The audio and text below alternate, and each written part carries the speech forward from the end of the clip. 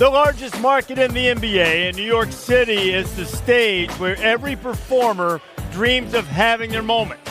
We'll have 60 people who will have their moment in Brooklyn tonight in the 2019 NBA Draft. And the players are dressed for success, some very subtle and classy, others making a little bit more of a statement. Sometimes Ja Morant, who knows where he's going, almost certainly headed to Memphis with the second pick, the fabulous point guard, dressed subtly and understated. RJ Barrett, a little more flash with the pink, making himself at home, certain that he is going to the New York Knicks with the third pick, but this has been called the Draft of Zion, and he is the guy who is going to revolutionize and rejuvenate basketball in New Orleans. There are Zion fans coming from his one season at Duke here in Barclays Center, and Maria Taylor spoke with Zion not long ago. All right, Zion, you made it to the green carpet. You're steps away from the green room. What are the thoughts that are going through your mind right now? Is this real? All those hours, sacrifices made, and to actually be here with this energy, time is going fast and slow at the same time, and I'm just very excited to be here. And the next big moment for you is obviously shaking the commissioner's hand. What will that moment mean to you? It'll mean everything because my family has sacrificed a lot for me, so I'm gonna be very happy for them. And I mean, a dream come true. Like, this is the day, you know, when little hoopers decide I want to go to the NBA. We dream of shaking the commissioner's hand with the hat, so I'm very excited. All right, pretend like I'm the commissioner. Show me how you're gonna shake it. You're gonna firm handshake. And just give him a nice smile. The Patton and Zion smile. It's coming up. Hey, that megawatt smile matches the suit and also matches the suit of LeBron James in 2003. I'm not willing to send LeBron off into the sunset yet, but figurative changing of the guard and perhaps the biggest star if Zion can live up on the floor to that great personality and charisma that he has displayed during his time in the spotlight at Duke. Welcome to the NBA Draft 2019 presented by State Farm. Now you see those hats. There's going to be some hat shuffling. Guys are going to be wearing hats when they have their name called, and they are not necessarily going to don that uniform once it comes time to play. Glad to have you with us in Brooklyn. I'm Reese Davis alongside Adrian Morjanowski, Chauncey Billups, and Jay Billis. We've got an elite cast to cover this. You know, Woj, 2014, last 5 years, we haven't had more draft day deals than we did then when 15 were completed or agreed to on draft day. Might be on our way here, including one between the Hawks and Pelicans to start things off. Well, that was the trade, really, that New Orleans number 4 overall pick was really what was going to dictate the top part of this draft. And Atlanta, who had 3 first-round picks, used 2 of them to move up. They go to number 4 now, and they are targeting Virginia's DeAndre Hunter at the top of the draft after the Knicks are expected to take RJ Barrett. And the Pelicans now have expanded this Lakers trade to even more first-round picks. And 2 years in a row now, Travis Schlenk, the Atlanta GM, went up, wanted Trae Young last year, targeted him, traded out for the Luka Doncic in the Luka Doncic deal, had a Rookie of the Year candidate in Trae Young, and DeAndre Hunter was the guy he wanted this year. They're putting together a really exceptional young core in Atlanta. And they're in position now to really impact this draft and have another pick in the lottery at number 10. All right, when we get to number 4, the Lakers will be making that pick. They had it originally, part of the Anthony Davis deal. It went to the Pelicans and now headed on to the Hawks. Another team that's been really active on draft day here, the Phoenix Suns and Minnesota Timberwolves made a deal. Yeah, Phoenix, earlier today we reported, moved T.J. Warren to Indiana along with the 32nd pick. They're trying to clear salary cap space for July, and then they moved out of the 6th spot. Gerson Rosas, the new president in Minnesota, he tried to get to number 4 when New Orleans couldn't get there at number 5 with Cleveland. He got there at number 6 for his pick at 11, and Dario Saric, and in Minnesota at number 6, they're in position to get a point guard, whether it's Darius Garland, if he makes it that far, or Kobe White, which may be more likely from Carolina. All right, that's and the Suns also were able to move T.J. Warren today too, right? Right, T.J. Warren to Indiana, and now Indiana has their pick at 18 and 32. Indiana's got a lot of cap space. Watch for them to target Ricky Rubio in free agency at the point guard spot. Are you going to be active on Twitter tonight? I might have a couple entries tonight. Have you gone down the thesaurus? Last year was gold, man. No, it's going to be. It might be a little more vanilla this year. Okay, all right. We're gonna let you go off and drop some Woj bombs. All right, okay? Thanks, guys. Adrian Marcinowski, nobody does it better, and he's been right on top of this news. He'll continue to be with us throughout our draft coverage tonight. Okay, we saw Zion Williamson in the white suit. We've seen these guys. It's been billed the draft of Zion, or at least the top 3. Do you see it that way tonight? Well, the top 3 have Zion Williamson superstar potential and then star potential for Ja Morant and R.J. Barrett. But that's not the end of this. So the idea that somehow this is a top-heavy draft and there's very little after that, I think is incorrect. I mean, on my best available list, I've got DeAndre Hunter of Virginia, number 4. There are some really good guards in this draft, but how many years have we had where there are gems further down in the draft? It happens every year. It is going to happen this year. The question is, who's going to find them? Is it Nickeil Alexander-Walker of Virginia Tech that probably is going to go in the teens, maybe in the early 20s? Is it going to be Rui Hachimura of Gonzaga, who I rank number 11, could be gone at number 10? Who knows? But we know that there's a lot of value, and this is way more than a 3-player draft, way more. The reigning NBA champions right now didn't have a lottery pick on their team. Nobody selected in their draft, respective drafts, higher than Kawhi Leonard at number 15. But historically, if you want to win a championship, you need lottery picks. Like my man Chauncey Billups right here 22 years ago was the number 3 overall pick, and by 2004 was the NBA Finals MVP. You didn't age. You aged a little bit from the draft to 04, but it stopped since 04. Hey, man, I appreciate that, but I have aged a little bit. I mean, I can just remember these guys right now, being in the green room with my family, people that meant so much to me, been dreaming of being drafted since and praying of being drafted since 10 years old. You get here, you're nervous, your palms are sweating, and your dream will be lived, that night. These guys, their dream will come true tonight. So happy and proud of them and their families. Life changes forever for all of these gentlemen behind us tonight. Why didn't you wear this suit on draft day? Well, my swag, like a banker in that one. My swag is up now. I mean, I've been through a lot. I didn't have really no money at the time. I'm doing all right now, man.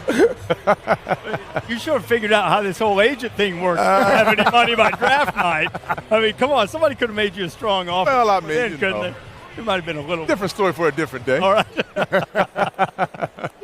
Zion Williamson is going to be the number 1 overall pick in the draft tonight by the New Orleans Pelicans. That is not a really deep secret. If you look at what the Pelicans are doing right now and the deal they made for Anthony Davis, 4 of their starting 5 players next year could be top 3 overall picks.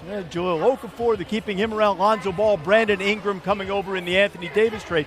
But I tell you, one of the things here that you look at with Zion Williamson is his ability to ingratiate himself to teammates no matter what their stature. You saw it at Duke over and over, and still Zion looms larger than life.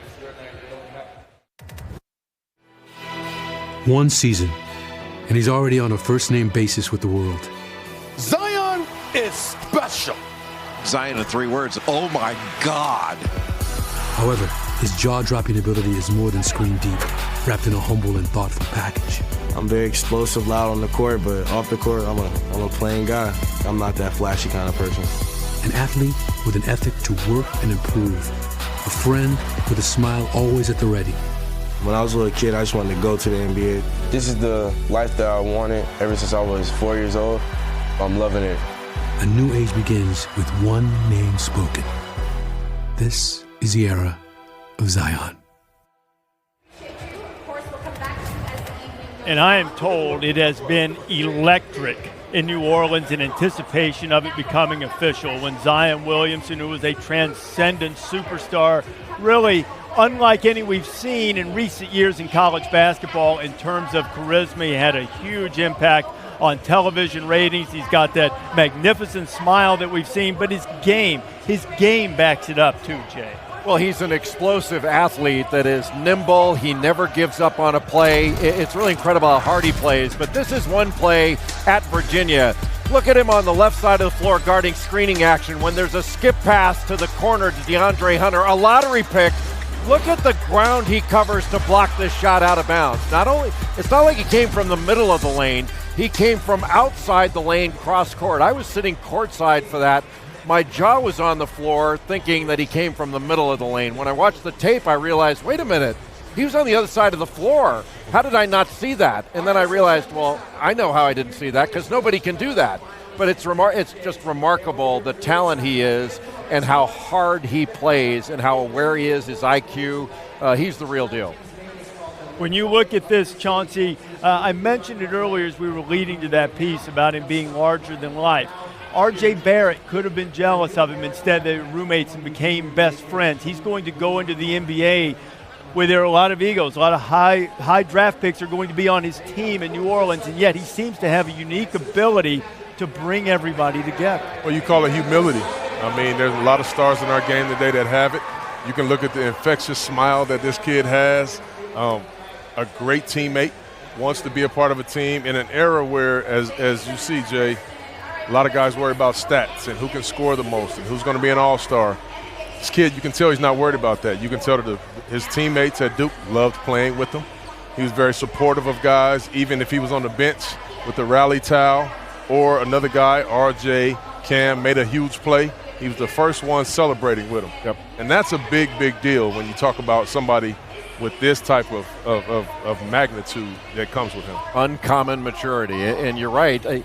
He said no a lot, and he could have been the spotlight on every cover, but he would say no because he didn't want to separate from his teammates. And at 18 years old, that's kind of hard to fathom. You could have that kind of perspective. Really impressive. You know, I remember a story from the college basketball season. They wanted him to do a piece about the Wendy's Wooden Award, which he ultimately won, and he said, I'll do it, but I'm going to talk about RJ instead. It's a really unselfish guy because R.J. Barrett, his teammate at Duke, came into last year as the number one ranked player. He was the guy who would be the presumptive number one overall pick tonight if you'd asked us a year ago. Instead, he's going to be number 3 to the New York Knicks. And Ja Morant is going to go second. Hey, I don't have a $100 bill on me, but do you guys know the last time 2 players, top 2 picks in the draft from the same state? 1981, Illinois, Mark Aguirre and Isaiah Thomas. Ja and Zion will be that tonight. Ja and RJ will be 2 and 3. Well, I think it's going to be a very emotional night. Soon your name will be called. It was a time where I didn't think I'd be in this position. My dad told me, write down your goals and achieve them one by one. And, that's just what we did.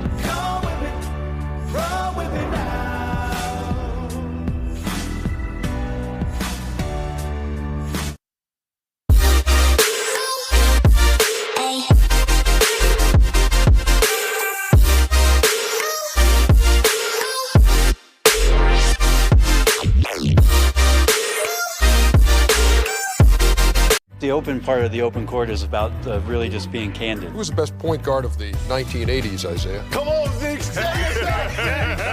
That's what open court's all about. Guys who have played the game at its highest level, just kind of sitting around and letting it rip. These guys have some of the best stories. And you'll never know where it's going to go. No offense, Brent. He was the first white guy. Why would I take offense to that? I hate it when you do that when you're looking at me. It's bananas. That's what makes it fun. Catch episode highlights at NBA.com/opencourt. Growing up as kids, boys see role models everywhere, showing them who they can be. Let's go. But for my daughter, it's different. She doesn't always get to see herself as a leader or a boss. Stay serious, stay focused. And the world doesn't always cheer her on when she speaks up Going down. or takes the lead. You're awesome. So it's on us to encourage her to be bold and show her she can be anything she wants to be. I think everyone walks around with something that you can't see. We all go through it. I don't care who you are. I don't care who you are, man. The best thing that I did was to come out and say, hey, look, I need some help. Never be ashamed of wanting to be a better you, period.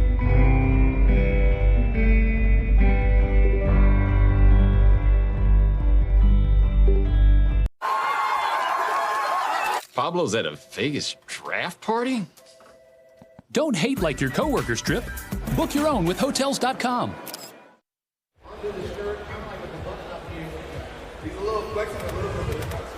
Back here in Barclays Center, there are the Duke roommates and teammates, Zion Williamson and R.J. Barrett. They will be the second pair of Duke teammates to go in the top three. Duke will be the first school to have that happen twice. Now, these two guys have not only been great teammates, top two guys in the ACC in scoring, but great friends as well.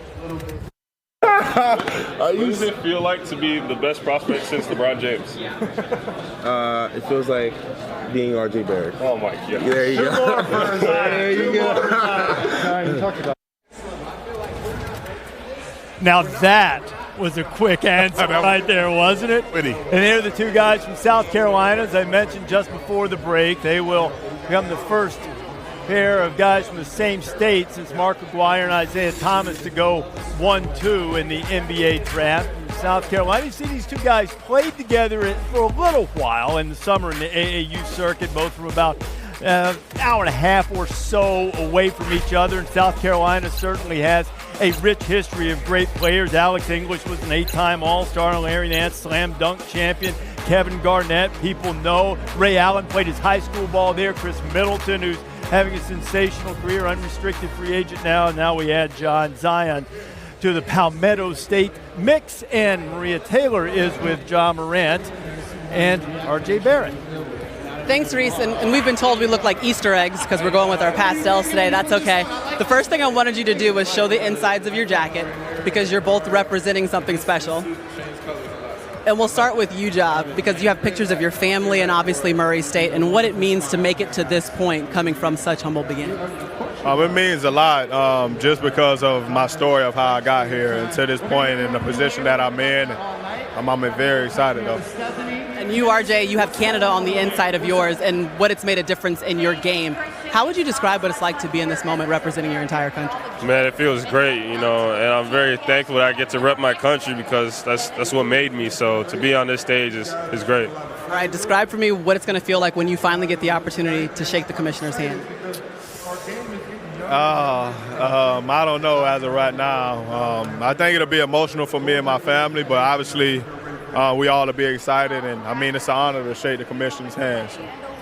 Just a lot of excitement, just worked hard for this your whole life, so I'm going to be really excited and I'm going to be really emotional. I'd be remiss if I didn't ask about Zion because you both played with him at different points in his career. One word to describe his game, you'd go with what?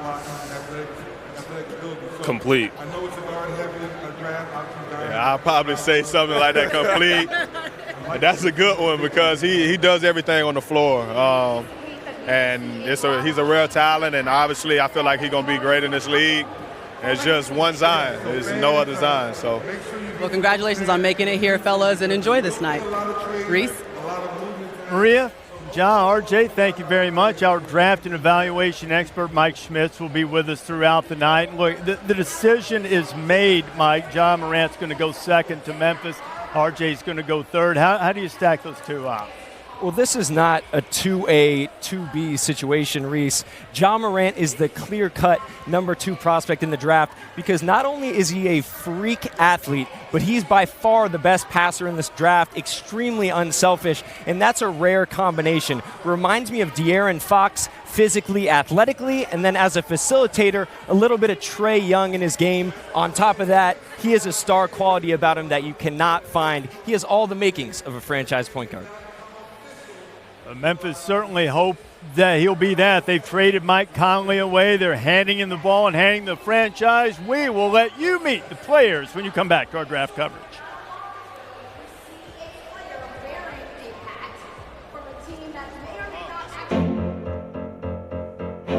Boston leads by 3 points with only a few seconds to go. And now it's up to Cousy, dribbling the ball and running out the remaining seconds in one of the great performances of his career. It's all over as the frenzied crowd rushes out on the floor. The Boston Celtics have won their 4th consecutive NBA championship, 110-107 over the gallant Los Angeles Lakers. Basketball's next generation of stars is about to get its bounce. With the Junior NBA Global Championship. What a sequence. It's the hottest basketball tournament of the year. With the best young players from around the world. The competition, fierce. The energy, fire. The game, next level. All for a chance at being named a global champion. Don't miss the Junior NBA Global Championship this August. When I look in the mirror, all I see is a superstar. I see a leader. I see unfinished product. I see myself as very versatile. Extremely competitive player. I just see what's to come. I see myself as the first Zion.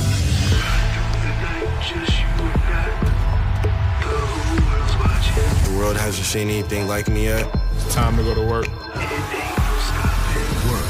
Get ready for the 2019 MGM Resort Summer League. Watch us on NBA TV.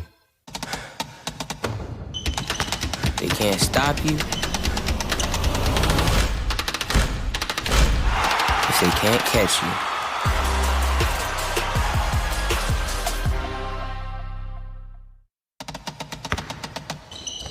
Whatever you do, don't count me out.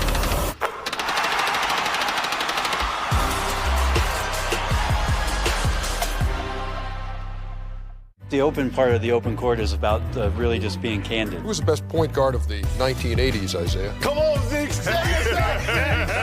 That's what open court's all about. Guys who have played the game at its highest level, just kind of sitting around and letting it rip. These guys have some of the best stories. And you'll never know where it's going to go. No offense, Brent. He was the first white guy. Why would I take offense to that? I hate it when you do that when you're looking at me. It's bananas. That's what makes it fun. Catch episode highlights at NBA.com/opencourt.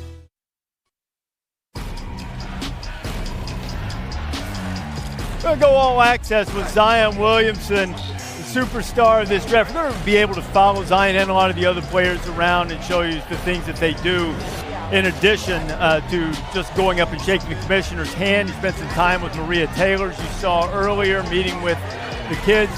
He just has a way to be able to make everyone feel important and welcome. It's almost a Magic Johnson-esque quality when you're around him. It is time now to meet those who have been invited here to the draft. It's time for NBA Draft 2019 presented by State Farm. The stage is set. Now, let's get ready to welcome this year's draft class to the NBA family. A 6'5" guard out of Virginia Tech, joined tonight by his mother and his uncle, Nikhil Alexander Walker.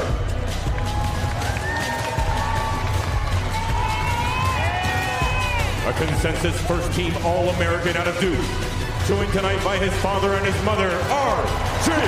Barrett.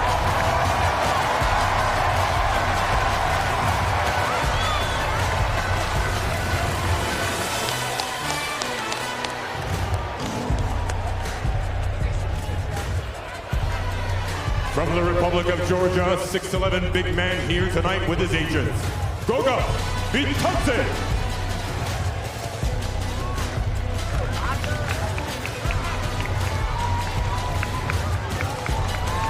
Out of the University of Oregon, a 7'2" center and son of NBA legend Manute Bol. Accompanied tonight by his close friend and by his mother. Give it up for Bol Bol.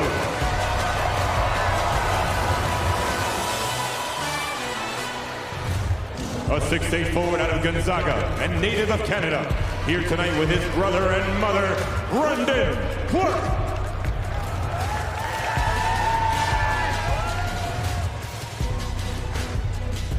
This 6'11" big man played college ball at Georgia and is accompanied tonight by his mother and his father, Nicholas Claxton.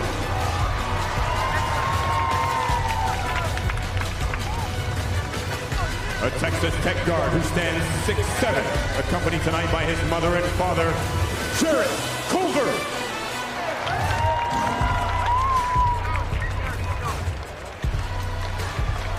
From France, a 6'9" forward originally born in Guyana, joined tonight by his mother and his sister, Sekou Doumbouya.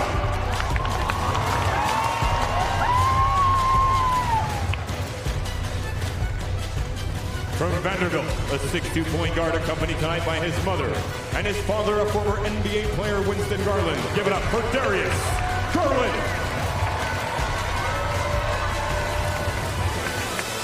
Originally from Japan, a 6'8" forward who played at Gonzaga, accompanied tonight by his brother and his uncle, Rui Hachimura.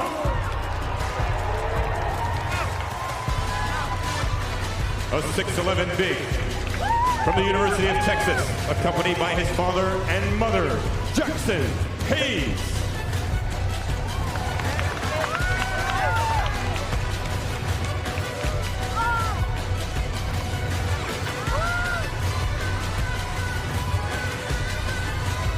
A 6'5" shooting guard. He played his college ball at Kentucky. Walking tonight with his two brothers, Tyler Hero.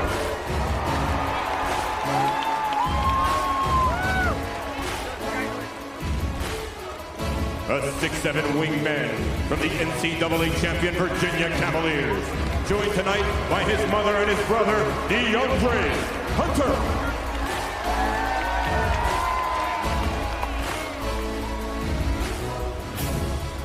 Former Kentucky Wildcat. He's a 6'6" forward tonight, walking with his father and his mother. He is Keldon Johnson.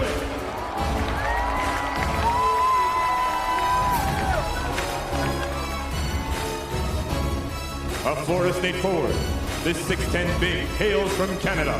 Joined tonight by his father and mother, Piondu Kamengeli.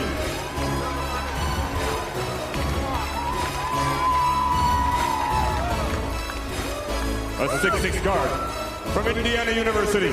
Joined tonight by his mother and his father, Romeo Langford.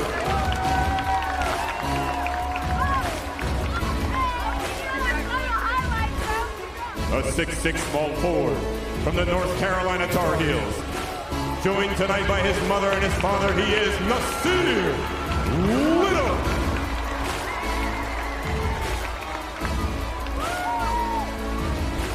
A 6'3" point guard out of Murray State. Joined tonight by his mother and his father, Ja Morant.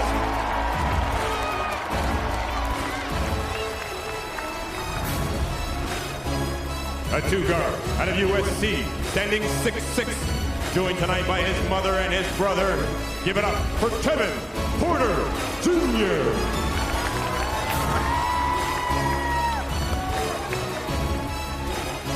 This former Blue Devil is a 6'8" guard, accompanied by his father and his mother, Cam Reddish.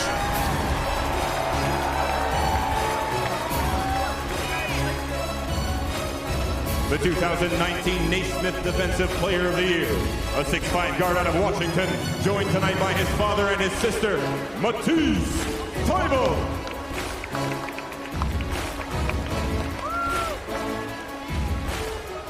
A 6'7" power forward from the Kentucky Wildcats, accompanied tonight by his father and his mother, P.J. Washington Jr.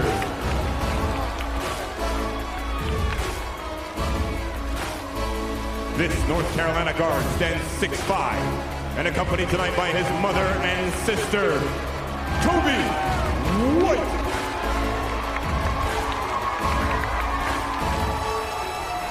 And the 2019 Naismith College Player of the Year, a 6'7" power forward from Duke, accompanied tonight by his mother and his stepfather, Zion Williamson.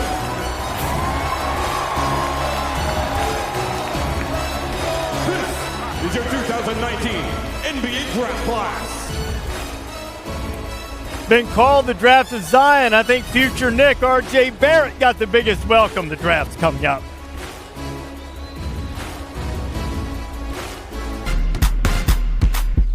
This game is our everything. This game is where we hold court, where we hold high our crossover queens. This game is for the future, for the culture, for the change makers. We don't just play this game. We celebrate it. Unapologetically. Undeniably. Us. Growing up as kids, boys see role models everywhere. showing them who they can be. Let's go. But for my daughter, it's different. She doesn't always get to see herself as a leader or a boss. Stay serious, stay focused. And the world doesn't always cheer her on when she speaks up. Going down. Or takes the lead. You're awesome. So it's on us to encourage her to be bold and show her she can be anything she wants to be. I think everyone walks around with something that you can't see. We all go through it. I don't care who you are. I don't care who you are, man. The best thing that I did was to come out and say, hey, look, I need some help. Never be ashamed of wanting to be a better you, period.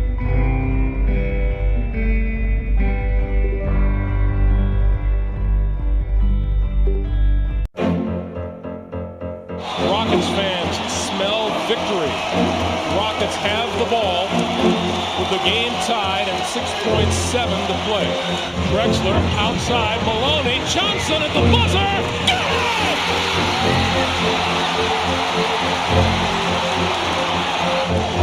Eddie Johnson hits at the buzzer to give the Rockets a 95-92 win over the Jazz.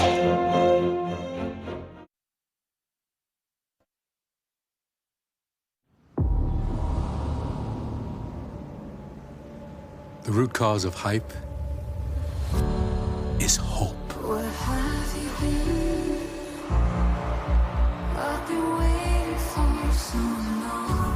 In the hearts of fans, in the best laid plans of teams believing that potential shown will be promise fulfilled.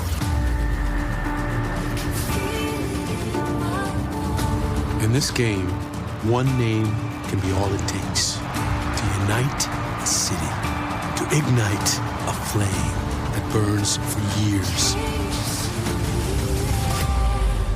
Turning a stretch of time into an era.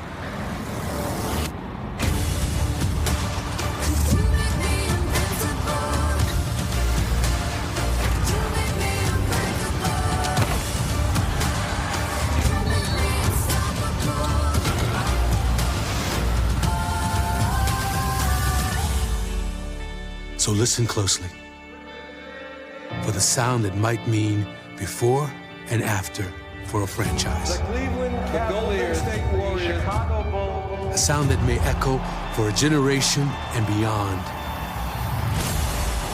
It could come at any time because within each man lives the chance to change fortunes. Build on a legacy or anchor a dynasty. One choice made. Countless spirits lifted. One name is spoken. And a new age begins.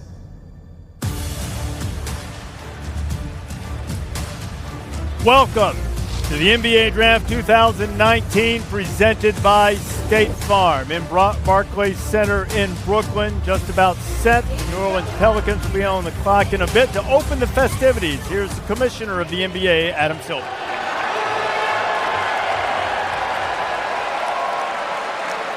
Good evening and welcome to the 2019 NBA Draft at Barclays Center, home of the Brooklyn Nets. To NBA fans here tonight and watching around the world, thank you. This season was full of excitement, drama, and historic performances. Congratulations to the Toronto Raptors for capturing their first NBA championship. They won with players from 6 countries. They won with a culture built on teamwork, discipline, and leadership. And they achieved 2 firsts in NBA history.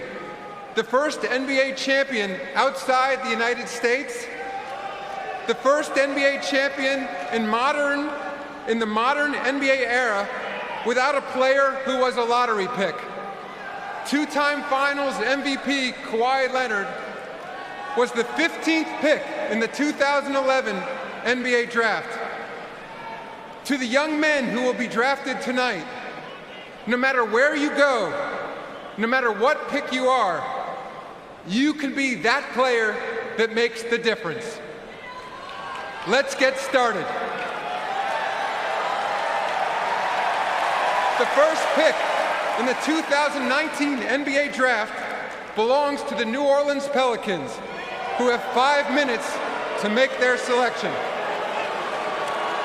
I don't think they're going to need all of that time. That 5 minutes started a long time ago. It started when they had just a 6% chance of winning the lottery, and they did. Zion Williamson, you can, even though he knows, he has to know, there's an anxiety, a certain nervousness that you feel. You know, this is the second time in New Orleans franchise history that they've had the #1 overall pick. They had it 7 years ago, and there's no question that they got it right, selecting Anthony Davis. Didn't work out long term. He's on his way to the Lakers, and now the next era is here with the Zion Williamson era, which will be official in a matter of moments. Anthony Davis will not be signing an extension, and he has requested a trade. The Pelicans have agreed to finally trade Anthony Davis to the Lakers. The #1 pick goes to the New Orleans Pelicans. Zion he's electrifying. It's going to revolutionize the city. I think we're going to be a dual sport city for the first time in a long time. Zion is a special player. He's coming to a special city. I don't try to live up to nobody's expectations. I'm not trying to be nobody. I'm just trying to be the first Zion. And I don't need improvement. Fell asleep, a man woke up superhuman. Crescent City is a unique place. They live life to the fullest. They've had a star-crossed history when it comes to basketball, but you hear the enthusiasm and optimism based on the arrival of that man in the coming days. Marty Smith is in New Orleans, where it is a Mardi Gras, if you were. I mean, Marty Smith at a Mardi Gras for Zion. What could possibly go wrong there? Reese, I will tell you, I have been from one side of this city to the other over the past couple of weeks here, and it is an absolute fever pitch. Several people here have told me that there has never been this level of anticipation for anyone to come to New Orleans and play basketball.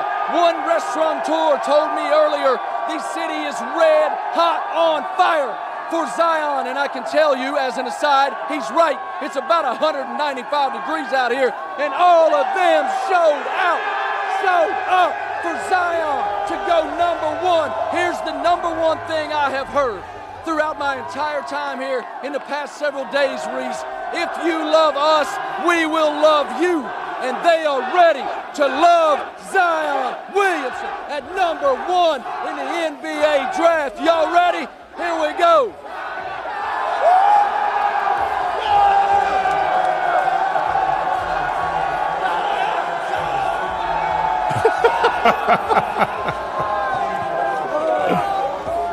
They may just take Marty all the way down to the river and drop him in there.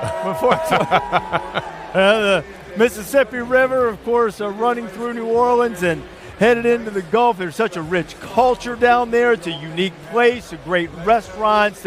The people are so proud of their city, and Zion Williamson, with the great enthusiasm and the personality that we've mentioned before, seems to be the kind of guy who could take even a small market and really energize it about basketball. Well, there's no question. He's a phenomenon. Wherever he goes, he's going to be the story. I mean, he raised the ratings in college basketball overall, and it's because of the kind of player that he is.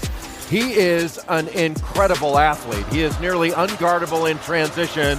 And, I mean, look at the block shots and the rebounds, the offense he generates off his defense, his finishing ability is jaw-dropping. And watch him here on the left side of the floor guarding a screening action. There's a skip pass, and he gets all the way to the other side of the floor to block a shot by a great athlete in DeAndre Hunter, and going to be a lottery pick, blocks it out of bounds.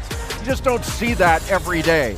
I mean, he literally out-jumped the Vertec machine, which measures vertical leap at Duke, 45 inches. So his finishing ability in transition is unmatched. He creates offense off his defense. His passing instincts are spectacular. His basketball IQ is terrific, but this may be the best part of him outside of his athleticism and his play. He is relentless with his work ethic. He never takes a play off. I haven't seen anybody play any harder. Maybe there are people that play just as hard, but nobody harder, Chauncey. This guy is so unique. I mean, I have his body type and even bigger, actually, than Charles Barkley, one of the greatest of all time Hall of Famers. His game at the moment is a bull in a china shop, a lot like Julius Randle. His game will continue to get better, as we know. And everybody knows how explosive Blake Griffin was when he came in the league. Zion's even more explosive. So you talk about his uniqueness, it's something like we've never seen before. Zion Williamson will be the 10th straight freshman selected #1 overall in the NBA draft. In New Orleans, they've been waiting on this second for a while. The pick is in, and here it is.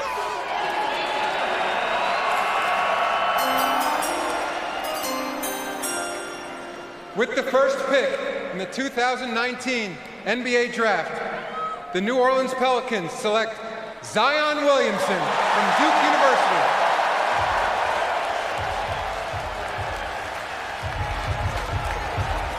The emotions evident for Zion as he becomes the third #1 overall pick from Duke. That ties Kentucky for the most in the common draft era. The Blue Devils previously taken #1 overall, Elton Brand and Kyrie Irving.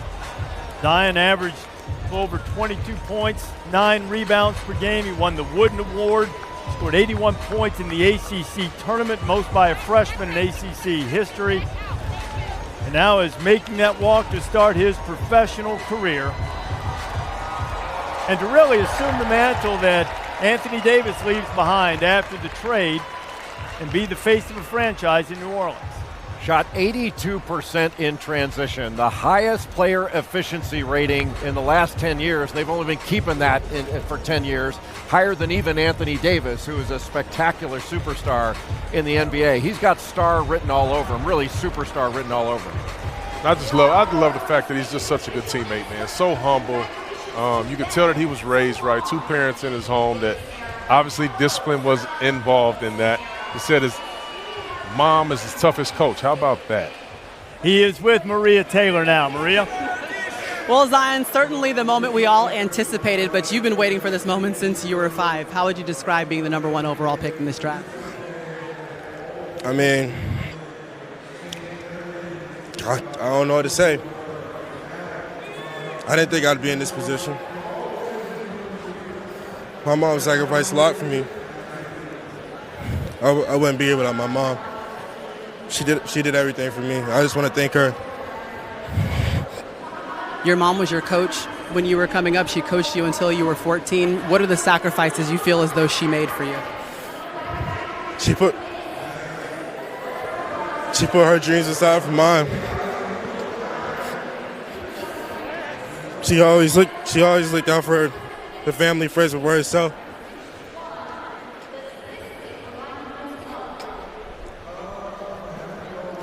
Mom, we can see that Zion visibly emotional, as are you. What are you feeling right now in this moment?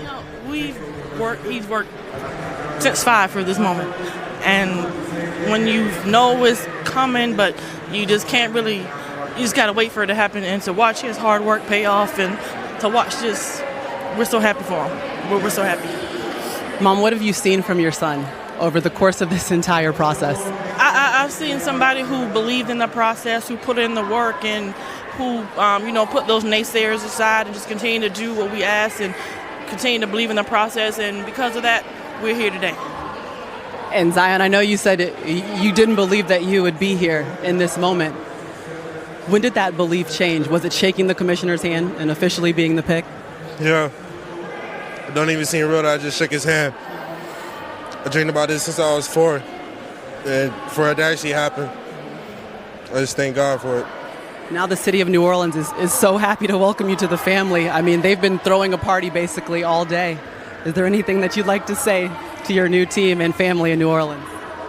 Let's dance. Let's dance. They're already dancing. Well, congratulations, Zion, Sharonda, Noah. The party continues. Thank you. So the day's just starting for Zion, and obviously the entire city of New Orleans, who's celebrating the media tour that he's about to embark on. We're going to have cameras following him the entire time. But guys, certainly a special moment for Zion to share with his mom, Sharonda, and also his brother Noah, that have meant so much to him along this journey. Maria, thank you. We'll see Zion's night draft. What a wide range of emotions. The magnitude of the moment for Zion Williamson. You saw the tears coming, and then some tears of jubilation perhaps in the midst of a city that knows how to throw a party like no other in New Orleans as they anticipate the arrival of their new superstar, a city known more as a football city than ever be saying in not the too distant future. Who that say they're going to beat them Pelicans with Zion and some of the other stars they're bringing in. Right? Got some other guys waiting now as Zion starts to make the rounds behind. His Duke teammate R.J. Barrett, who won the Jerry West Award as the best shooting guard, is in the green room. We anticipate that he will go third to the Knicks. The Memphis Grizzlies are on the clock. It appears to be a foregone conclusion that Ja Morant of Murray State will be headed to Memphis, just up the Mississippi River from New Orleans. Another small market team with a big-time star coming in to jumpstart their franchise again. Here's Adam Silver. With the second pick in the 2019 NBA Draft, the Memphis Grizzlies select Ja Morant from Murray State University.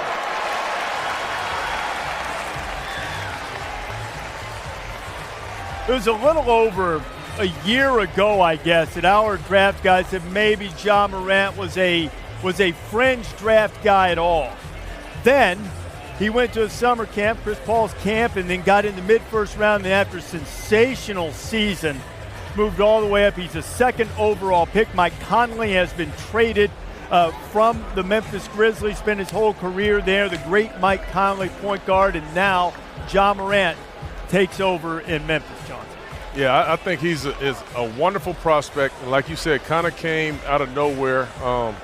I love those guys with chips on their shoulders, and he plays the game the right way, Jay. You know him a lot better than anybody. Well, he's the best passer in the draft, Chauncey. He's got creativity, delivery with either hand. He's an ambidextrous passer, averaged 10 assists per game. That led the nation. He's also really creative. He doesn't just see angles, he creates angles. Body control, he can split pick and rolls, and just a spectacular athlete. His body style is like De'Aaron Fox with his speed, his athleticism, and explosiveness like Russell Westbrook. I mean, when he played earlier this year against Alabama, I think everybody could see it. He put up 38 in Coleman Coliseum against the Crimson Tide, and it was over. An elite passer, the best in this draft, and I agree with Mike Schmitz. It's not close as far as passing is concerned. Right hand, left hand in transition with flair. When he creates those angles, he delivers it. Now he turns the ball over a bit. He led the nation in turnovers too, but he can fix that. I'd rather dial a guy down, but look at his stunning athleticism. This is absolutely ridiculous. And he can shoot it. Shoots 80% from the free throw line. This guy is the real deal. There was so many different guys that I wanted to compare him to. The guy that I'm going with is De'Aaron Fox, but he's much more explosive. Even though I know De'Aaron Fox is very explosive, this young kid, Ja Morant, got a lot of Derrick Rose, a lot of Dennis Smith Jr. in him, but De'Aaron Fox, pass first point guard, looks to get it done, makes players better. He's the guy that I went with for that player comp. He led the nation in assists. Assists became an official statistic in college basketball in 1983-84 season. He's the first guy to average 20 points and 10 assists since assists became an official stat, and he's with Maria.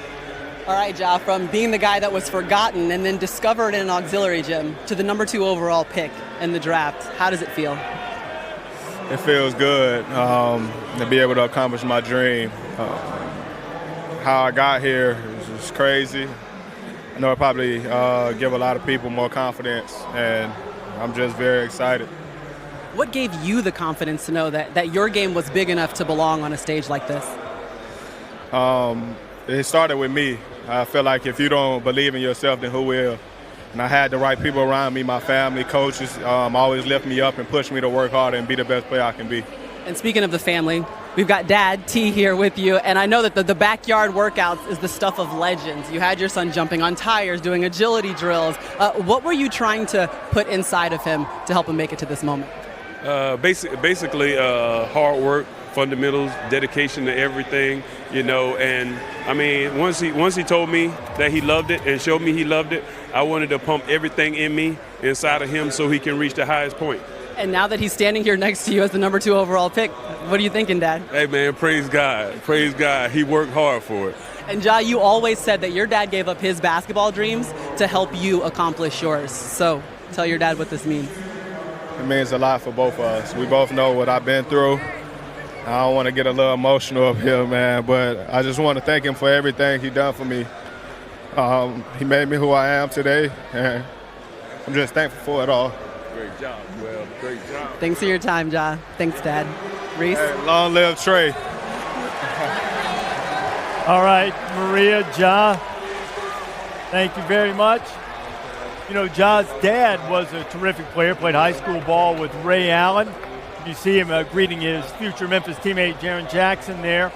Ja's dad was a terrific player. When his wife became pregnant with Ja, he sort of put his basketball dreams to the side, as Maria alluded to, and ended up helping his son accomplish this dream tonight and go on to be a point guard. And there is the legendary filmmaker and great Knicks fan Spike Lee, because the New York Knicks are on the clock. And look at that little grin from R.J. Barrett. Hey, look, let me tell you something. You get this dude, this is no consolation prize sitting at number 3. You got that right. He's not only really good, he's a ferocious competitor, and I think he's going to relish playing in New York. He has said it all throughout this process leading up to the draft that he wanted this. He wanted the big stage of New York. He's not afraid of the spotlight. And here's Adam Silver to announce it.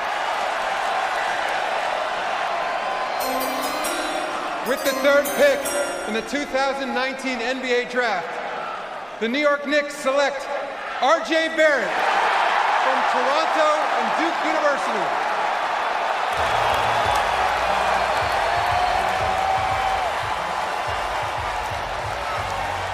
That's no Porzingis reaction from the draft, kids. No crying today. This is who they wanted. Number 1 player ranked going into his freshman year at Duke, led the ACC in scoring, had one of the great seasons in recent college basketball history in terms of scoring 860 points in his freshman year. That is 5th among freshmen all-time in Division I history. He really enjoyed the entire process at Duke. Said everybody needs that year of college to play Fortnite and go to Waffle House in the wee hours every time. Well, he's got an NBA body right now. He's 6'6", 6'7", with a 6'10" wingspan. Excellent in transition. Reminds you of James Harden with the way he gets to the rim. Very versatile. You mentioned he led the ACC in scoring with Zion Williamson on his team. But also he was in the top 10 in the ACC in rebounding and also assists. And his rebounding is really good on the defensive end especially, but get offensive rebounds. He can rip and run, take it the other way. He's got point guard skills, but his ability in transition and also to get to the free throw line, shoots a ton of free throws, but in the open court, Harden-esque. And he's got a terrific handle. He can take contact and finish through it. He works hard, he competes, and what I really like about him is he expects to be great. His shooting needs refinement, only shoots 31% from 3 and not a great free throw shooter, but I think he'll get that with work, Chauncey. Jay, my comp for him was the Chicago Bulls. That's right, the Chicago Bulls Jalen Rose, who was a relentless scorer, averaged 22 points a game. I think RJ is going to be a scorer in this league. He can get it done. He's a two-way player. But Jalen Rose is a guy that played a lot of different places, but in Chicago, he was a bucket getter. And RJ can be that. We've seen he can score. And to Jay's point about refining that shot a little bit, he's been working very hard with the trainer, Drew Hanlon. They've made some tweaks. They've moved his offhand a little bit. They've adjusted his shooting pockets. They hope that'll give him a little bit better vision. And now you see something we've alluded to a few times. Teammates selected in the top 3, Zion Williamson and R.J. Barrett, join this illustrious list, the second pair of Duke teammates to go in the top 3. And look at Zion. That's his old roommate getting picked 3rd overall. So Zion and R.J. now have their future NBA homes, and R.J. Barrett is with Maria Taylor. And he just got to see his former teammate cheering for him. But, R.J., you already have a jersey. You heard all the Knicks fans in here chanting your name, so they're ready for you. Tell me why you're ready to be a Knick. I've given this game all I got for a long time, and I'm just ready for this. And I want to embrace the city and embrace the team and everything, so I'm ready to go. Yeah, you said that you were built for this, and you wrote down at 12 all the goals that you had on a whiteboard. How have you made it to this moment? It's about working every day. You know, my parents, they took a lot of time out to make sure I was okay and make sure I'm good. So just about really working hard. And the Maple Mamba is what they're getting. That's the nickname. It's actually written inside of this jacket. Tell them what that means. It just means, just representing Canada and my Kobe mentality, just that competitive mentality. So, everything all together to get the Maple Mamba. I saw you getting a little emotional when you saw Dad start to walk up here.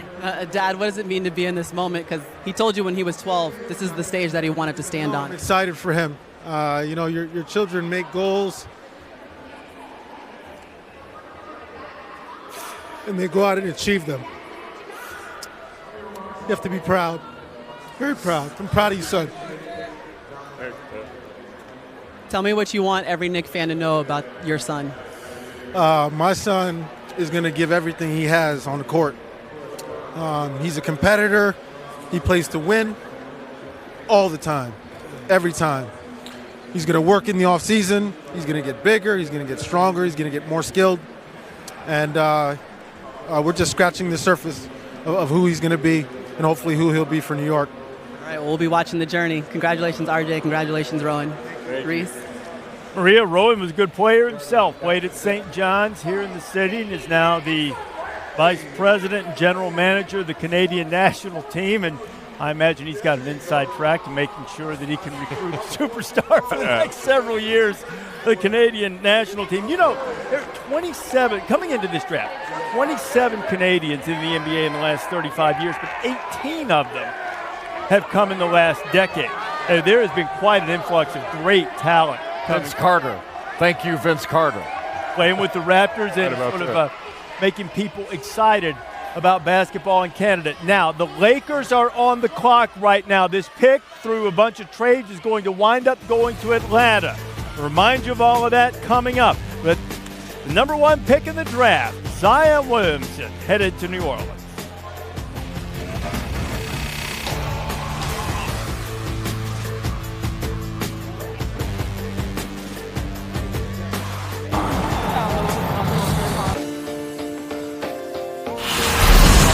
There's a nice shot, Tina Charles. Come to that realization, Jules, as Zowie being the baseline jumper. Brittany Boyd with the steal, goes up and in. To Odyssey Sims, who is trying to push. He gets all the way into the paint. Beautiful pass in to Fouls, who finishes easily. Daniel Robinson goes all the way.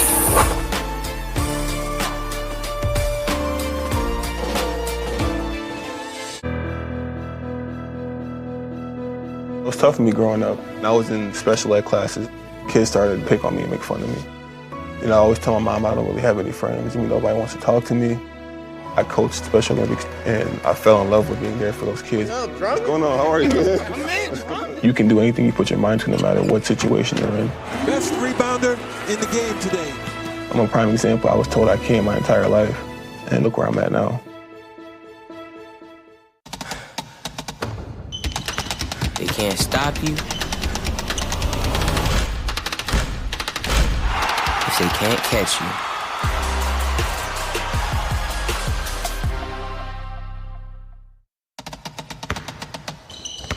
Whatever you do, don't count me out.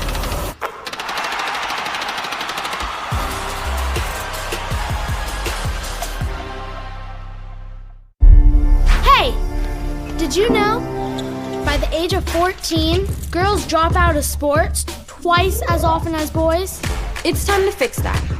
Because playing sports can boost confidence, build leadership skills, and create a positive self-image. Which can help us break down barriers and achieve goals. So what time is it? It's my time. It's my time. It's my time. Girls everywhere are ready. Come join us. NBA Draft 2019 is presented by State Farm. Talk to an agent today at 800-STATE-FARM. And in part by Toyota, let's go places. And Metro by T-Mobile. That's genius. Initially, the Lakers had hoped that they would win the lottery. They didn't wind up fourth. That was part of the Anthony Davis deal. And then with the New Orleans Pelicans having 2 picks in the top 4, they made a deal today that was broken by our Adrian Wojnarowski that eventually, you see what happened here, sent the pick to the Hawks. Now, the Lakers are going to make the choice, but this pick will eventually go to Atlanta. Well, with the 4th pick in the 2019 NBA Draft, the Los Angeles Lakers select DeAndre Hunter from the University of Virginia. The national champion Virginia Cavaliers, ACC Defensive Player of the Year. He was magnificent in the national championship game. See DeAndre, who grew up without his father, who passed away when he was 7, but DeAndre came and he was hurt in his first year that he played. He redshirted his first year at Virginia. 2018, broke his wrist in the ACC tournament. They ended up losing that game to UMBC, that 16-1 upset, and then came back this year and won the national championship. He hit clutch shot after clutch shot in the Final Four in the national semis and in the championship game. Yeah, 27 points in the title game going against Jared Culver of Texas Tech, who's going to be a lottery pick. But DeAndre Hunter is the best individual defender in this draft. He's got a 7'2" wingspan. He can guard 1 through 5. You'll remember Tony Bennett put him on Carson Edwards when Edwards was lighting up the Cavaliers in the NCAA tournament. And for a time, he did a really good job on him. He's versatile at both ends of the floor. He's got an excellent shooting touch, terrific form. He's got a turnaround jumper, shoots 44% from three-point range. And he is fundamentally sound and really easy to play with. He's got pull-up ability in the mid-range, very good in isolation, but this is what makes him special. He is an elite defender. Very good feet. Look, I'm not saying he's Kawhi Leonard. He's not.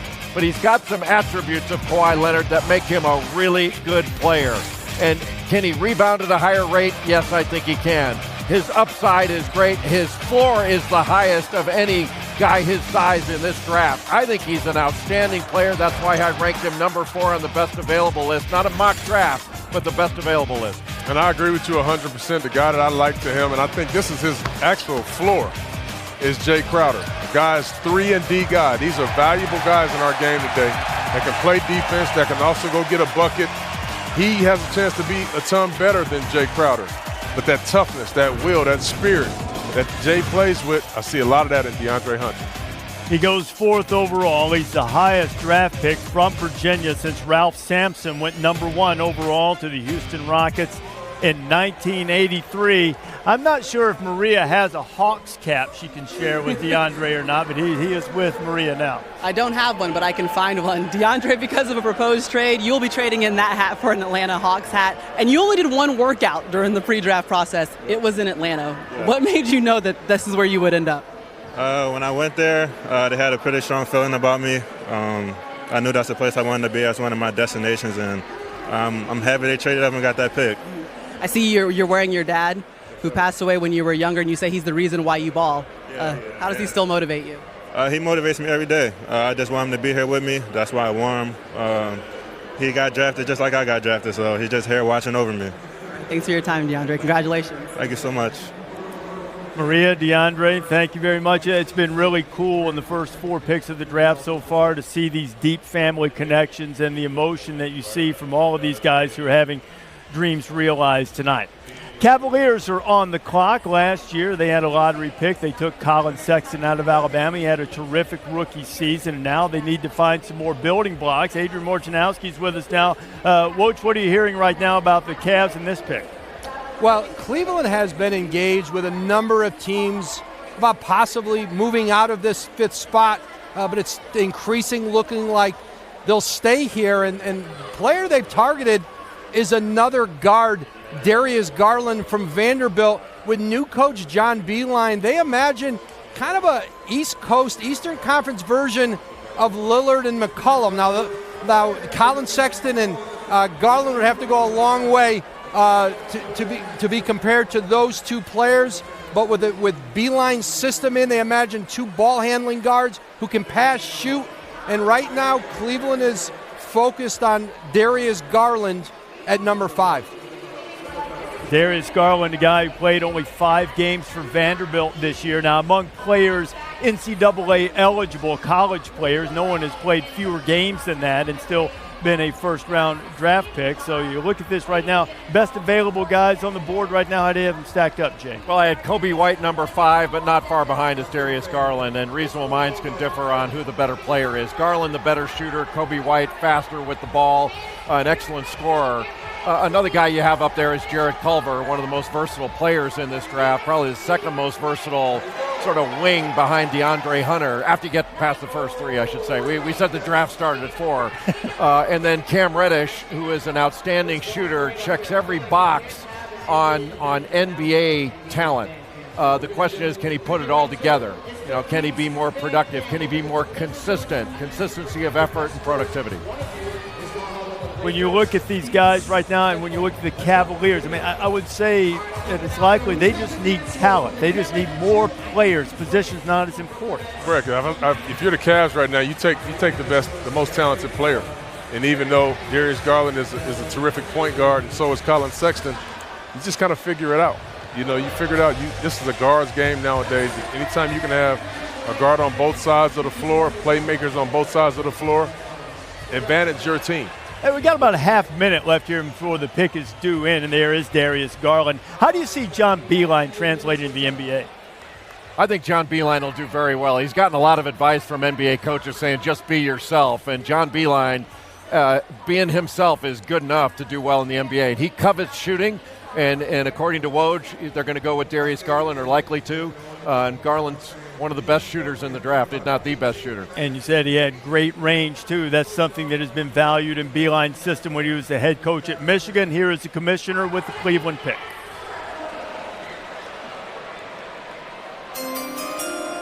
With the 5th pick in the 2019 NBA Draft, the Cleveland Cavaliers select Darius Garland from Vanderbilt University.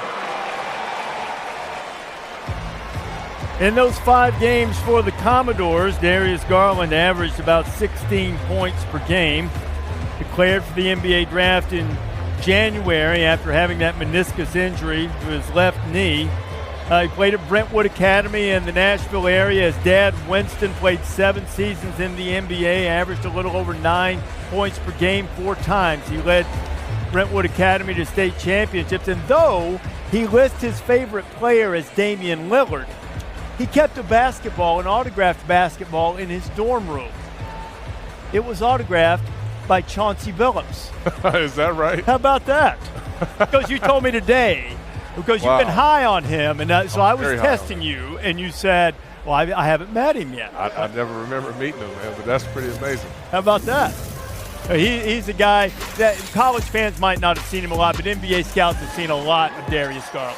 An absolutely beautiful shooting stroke. Both Paul Biancardi and Mike Schmitz ranked him as the #1 point guard out of last year's high school class. Reese, you mentioned he got injured, an MCL injury after 5 games, but he is an absolutely beautiful jump shooter, a tight, compact shooting stroke. He's the equivalent of Louis Oosthuizen with his golf swing, just fluid and perfect. He's got great range. He can shoot it off the dribble, shoot it off the catch, a quick release. You know, he's an elite point guard using ball screens to get shots, not necessarily as a pick-and-roll passer, but a creator for himself. He is truly elite. I think he's got to become a better defender, but he can certainly do that. One of the best point guards in the game right there. Here's my comp, Dame Lillard. To me, I think he's the second best point guard in the game behind Steph Curry. This kid definitely has that kind of skill, change of speed, big-time shot making. I mean, I think this kid is going to be an absolute stud in our game. By the way, those of you who like to play our draft game at home, if you had under 69 minutes before the first Louis Oosthuizen reference, you are a winner. Drink up. Prop bets are legal now. I think Louis Oosthuizen came before Wingspan, which is a big upset. Here's Maria. All right, Reese. Darius, you were only able to play 5 games at Vanderbilt, so a lot of people still don't know exactly who Darius Garland is on the court. Describe that player for me. Young point guard, playmaker, get his teammates involved, but like to score as well. So I just like to win. I'm a competitor. So I'm ready to get to Cleveland. And now you get to do that with Colin Sexton alongside him. And what would you say has been the hardest part of this process, knowing that you were coming off of an injury? Just to stay patient. That was my hardest part. But I may not overcome the adversity. I'm ready to go. All right, I see Dad lingering over there. So Winston played 7 years in the league. You got point guard running in your blood. Dad, what do you think about your son entering the league the same way that you did years ago? Awesome. I didn't quite hear your question, but what do you think about him finally getting in the league just like you? oh, man, are you kidding me, man? It's a dream come true. He's worked his tail off. Just extremely happy for him. That's been a goal of his for a long time, and it's awesome to see him reach it. Give him the advice that you would give him so that he has a long career in the league. Keep working as hard as he can, like he's always done. Be a class act in that locker room and handle his business. And, that's it. All right, father and son, they've both played in the NBA, or you're headed to the NBA following in Dad's footsteps. Reese? Maria, thank you very much. The Phoenix Suns officially are on the clock. That pick will eventually go to Minnesota. Of course, we've promised to take you backstage, show you what these guys are enjoying. The new toast of the town, R.J. Barrett, a little All Access.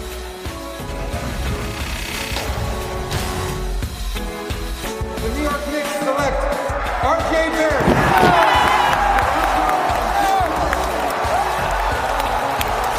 My son! You did it! I'm happy for him. That's my brother. He's ready. He's ready.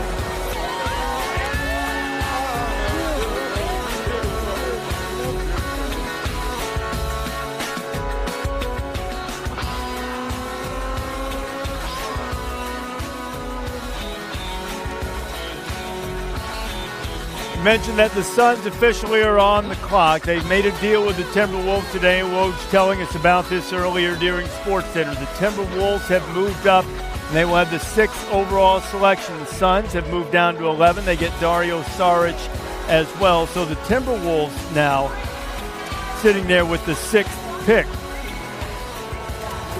What do they need? What do the Timberwolves need to do here in your judgment? Well, I think if you're the Timberwolves, you need to go get a point guard. I love Jeff Teague. I think he's really good. Who knows what's going to happen with Derrick Rose in free agency, but Jeff Teague has 1 year left on his deal. And if you can secure one of these young guards for the future to play with big Karl-Anthony Towns and Andrew Wiggins, then that's going to be a home run for you. It's not a point guard-rich draft, but if you want a point guard, Kobe White is where you go. Jarrett Culver is an option as the next best available player. But if it's point guard, it's got to be Kobe White. Kobe White could give them some scoring, and, of course, they're hoping that they could find the right mix. Like Andrew Wiggins' numbers were pretty good, but to get that immense potential out of him, they hope to find the right mix to be able to do that for him, too. Yeah, and that's the key. If you're the Timberwolves, you got to find a way to get more out of Andrew Wiggins. I know Kobe White is more of a scoring point guard. You maybe like to have a guy that's a facilitator. So maybe, again, Culver makes sense here because they need a starting 2 guard, in my opinion as well. There is Kobe White. Bill has said earlier, got good dance moves, best hair. Best hair in the draft. It's not close.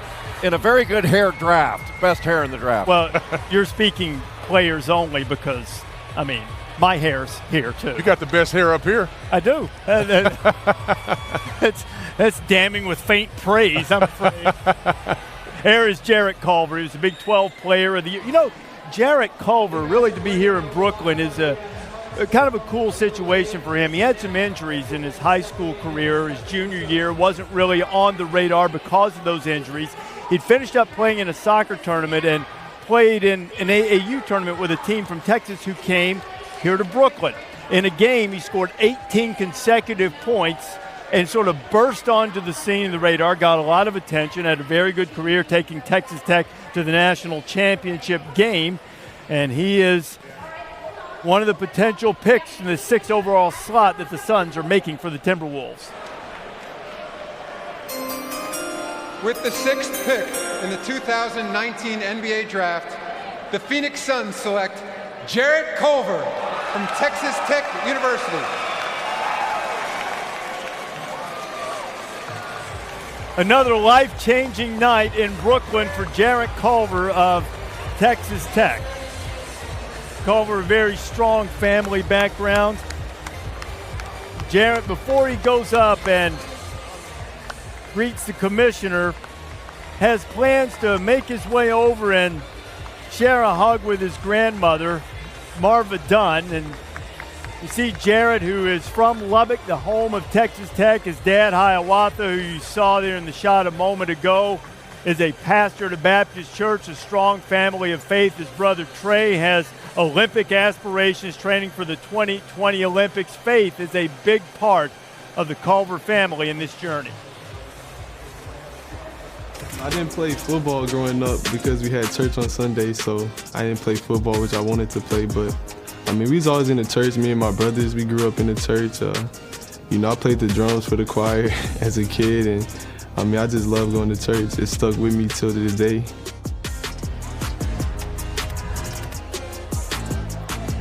And Jarrett, after saying hello to his grandmother, saying hello to Adam Silver, and wearing that Suns hat, but he will be headed to Minnesota. Jarrett Culver, the guy who's improved himself in the offensive end. He really has improved himself. He is a guy where the versatility is the lead story with Jarrett Culver. You know, he averaged 18 points, 6.5 rebounds, almost 4 assists, and 1.5 steals. He plays at both ends of the floor. An excellent defender with a very high basketball IQ on the defensive end. 6'10 wingspan, very good feet, and he can guard multiple spots. You know, you can switch him out on a point guard, and he can stay in front. He's got good hands, but he's a playmaker on offense as well. He's good with the ball, got a solid feel as a pick-and-roll ball handler, and he's a good passer. You know, he can be a creator. You can see him here turning defense into offense. The one issue, he's a bit of an inconsistent shooter. He needs to improve there. Very ironic that the Timberwolves take Jarrett Culver, because I think he's a very young Chicago Bulls Jimmy Butler. Does a lot of things very well, nothing great yet, but ironically they just lost Jimmy Butler last year. So they're replacing him. I think it's a very good selection by the Timberwolves. They get the younger model. Phoenix making this, as we've mentioned a couple of times, Phoenix and Minnesota making a deal today that will ultimately send Culver on his way to Minnesota, and Jarrett is with Maria. Well, Reese, Jarrett never worked out for Minnesota, but you met with him a couple of times. So being in this moment right now, I mean, what is it like for you? It's a dream. Just to get drafted and be in the NBA, it's a dream for me. And your story is going from an underrated, no-rated recruit to playing in a national championship game and now being a first-rounder. Describe the journey. It's just, I worked for it, and God gave me a talent, and I'm here, and I'm truly blessed to be in this position that I'm in. It's funny that we can hear the faith that's coming from your son. And here's the pastor that instilled it in him. Dad, your son said on Sundays it was all about church, and faith is what got him to this point. How would you describe his journey? Well, it's been a great journey. I'm just thankful for the whole process. We just told him wherever he end up playing, that's where God wants him to be. So the real question is, Jarrett's never left Lubbock because he stayed right there and went to Texas Tech. This is the first time leaving the family, and you can't go to Sunday dinners all the time, Jarrett. How you going to make it work? I don't know. I'm going to find a way to get grandma cooking. Okay. Dad, you going to be okay? Yes, I'm going to be okay. I'm going to be okay. All right, guys. Congratulations. Thank you. Veteran move by Maria, too, to hold on to that microphone. You can't give that up to anyone, but a preacher particularly knows what to do with the microphone if you give it up. Well done, Maria. Way to stay strong. Hold your position. The Bulls are on the clock now.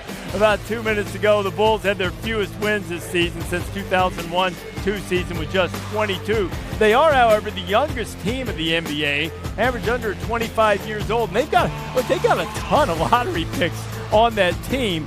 James Boylan's contract was extended.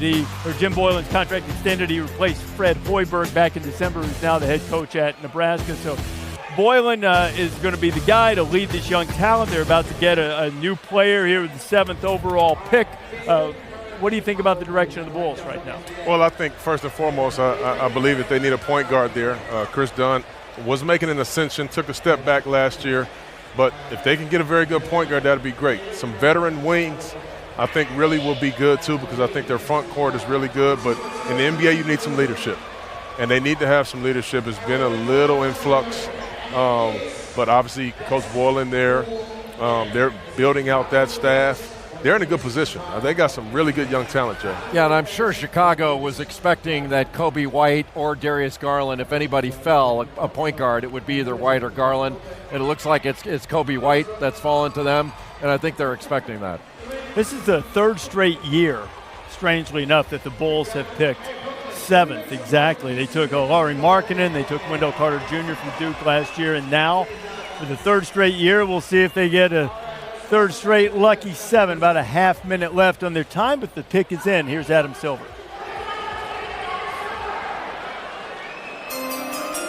With the 7th pick in the 2019 NBA Draft, the Chicago Bulls select Kobe White from the University of North Carolina.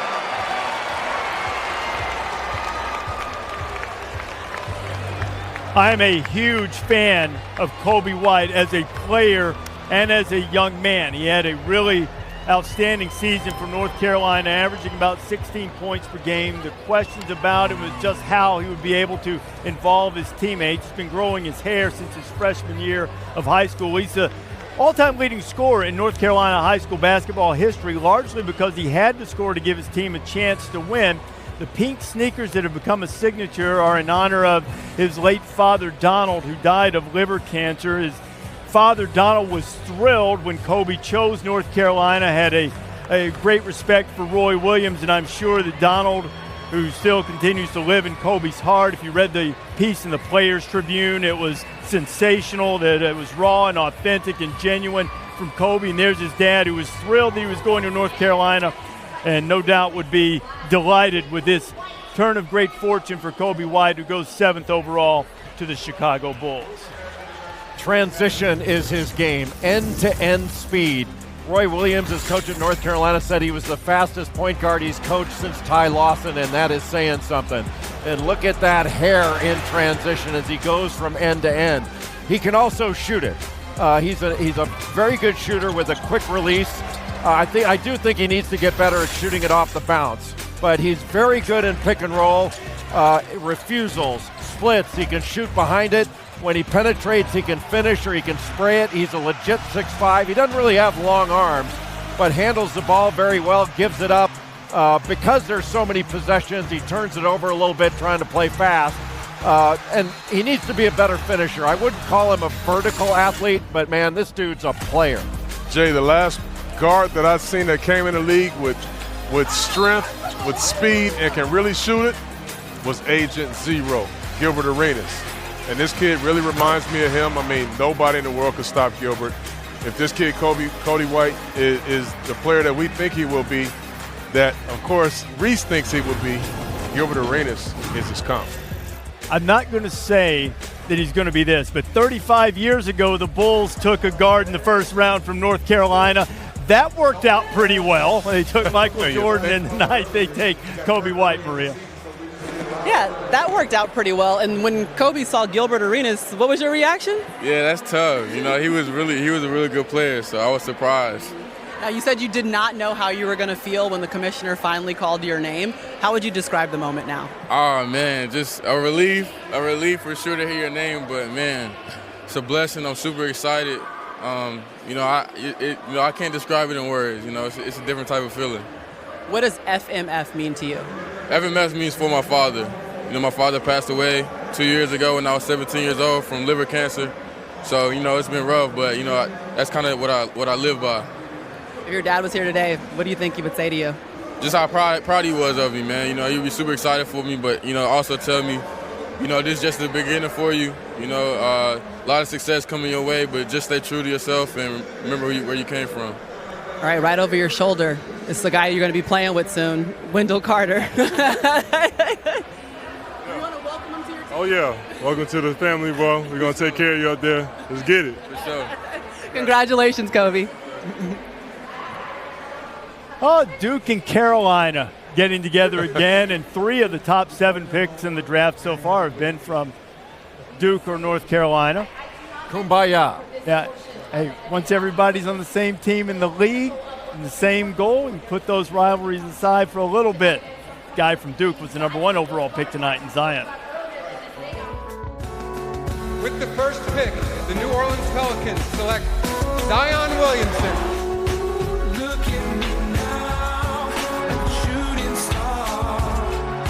I dreamed about this since I was 4. Welcome to the era of Zion. This game is our everything. This game is where we hold court, where we hold high our crossover queens. This game is for the future, for the culture, for the change makers. We don't just play this game, we celebrate it. Unapologetically, undeniably, us. Basketball's next generation of stars is about to get its bounce. With the Junior NBA Global Championship. It's the hottest basketball tournament of the year. With the best young players from around the world. The competition, fierce. The energy, fire. The game, next level. All for a chance at being named a global champion. Don't miss the Junior NBA Global Championship this August. Growing up as kids, boys see role models everywhere, showing them who they can be. Let's go. But for my daughter, it's different. She doesn't always get to see herself as a leader or a boss. Stay serious, stay focused. And the world doesn't always cheer her on when she speaks up. Going down. Or takes the lead. You're awesome. So it's on us to encourage her to be bold and show her she can be anything she wants to be. The open part of the open court is about really just being candid. Who was the best point guard of the 1980s, Isaiah? Come on, Zeke. That's what open court's all about. Guys who have played the game at its highest level, just kind of sitting around and letting it rip. These guys have some of the best stories. And you'll never know where it's going to go. No offense, Brett. He was the first white guy. Why would I take offense to that? I hate it when you do that when you're looking at me. It's bananas. That's what makes it fun. Catch episode highlights at NBA.com/opencourt. Welcome back to NBA Draft 2019, presented by State Farm, Barclays Center in Brooklyn. 7 picks have been made. The most recent one, Kobe White from North Carolina, going to the Chicago Bulls. The number 1 overall pick was Zion Williamson going to the Pelicans. He is backstage. Once you're picked and once you're handed a hat, your night is just beginning. And we're going to follow Zion backstage, media obligations, the meet and greets, all of the things that you'll have unique access to in our 2019 draft coverage. Now, the Hawks officially are on the clock, but they made a trade with the Pelicans earlier today. Of course, all these deals will be completed later on. The Hawks receive the draft rights of DeAndre Hunter, the number 4 pick, and in return, the Pelicans get the 8th and 17th pick, which is this one. So now the Hawks are on the clock making the pick, but this is a pick that will go to New Orleans and potentially be a teammate of Zion Williamson. With the 8th pick in the 2019 NBA Draft, the Atlanta Hawks select Jackson Hayes from the University of Texas. To call this guy a late bloomer is understating it. He didn't start at Cincinnati Moeller in high school until his senior year, but he was a force in his one season at Texas. His mom was a terrific player, Conference Player of the Year at Drake.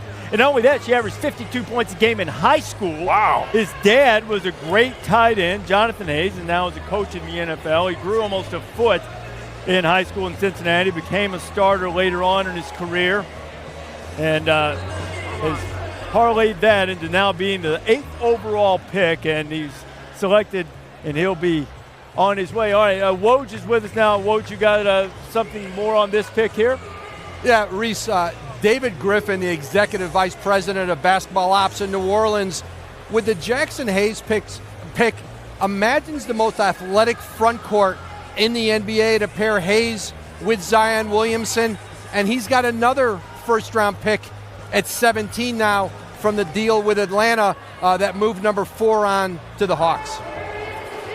All right, well, there's no question. It would be a great athleticism up front with this guy, Jay. Well, you mentioned a late bloomer, but he's a pogo stick jumper as an athlete. He's long-armed. He's got a 7'3" wingspan, big hands.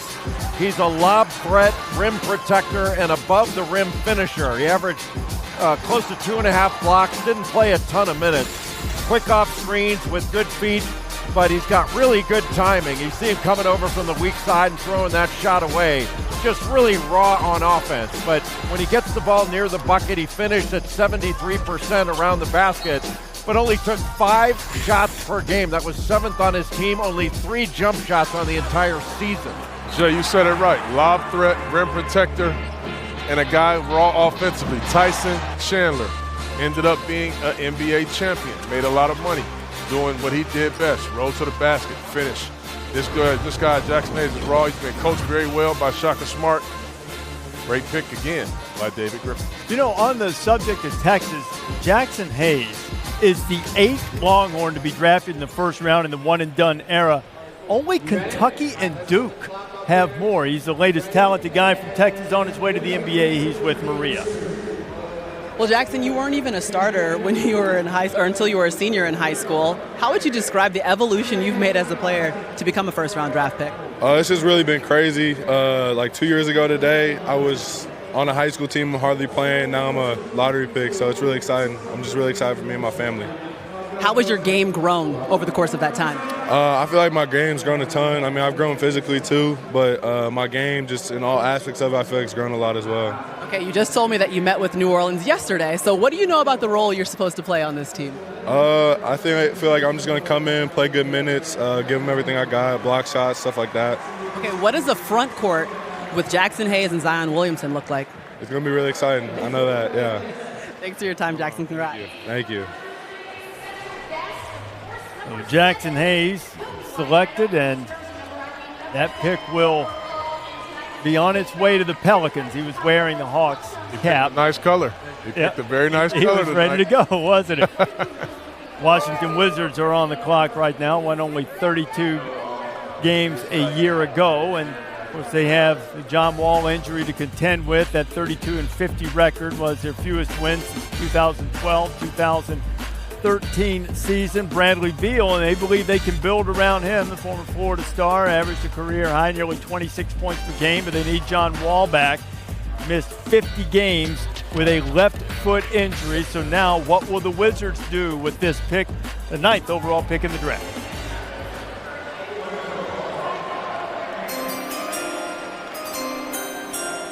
With the 9th pick in the 2019 NBA Draft, the Washington Wizards select Rui Hachimura from Toyama, Japan, and Gonzaga University. He's the second player from Japan to be drafted, and this is a huge deal culturally. There are 46 media members representing 23 outlets from Japan. That is more than any other country aside from the United States. His name means baseball base. His grandfather was a huge baseball fan. He came to Gonzaga, barely speaking English, acclimated himself quickly, but Mark Few told me this week he's such a polite guy that he was flabbergasted early on by the fact that sometimes his teammates would lie about fouls and the score in pickup games. Can you imagine that? Oh, wow. Can you imagine guys doing that? That's unbelievable. It really is. Boy, what a season he had. Averaged nearly 20 points per game. He's a very talented guy. He can do a lot of different things. He already has an endorsement deal that has been signed because of the excitement over his starting of his NBA career here in the United States. And those in Japan very excited about it. He won the Julius Erving Award as the top small forward in the country. As you look at what Rui can do.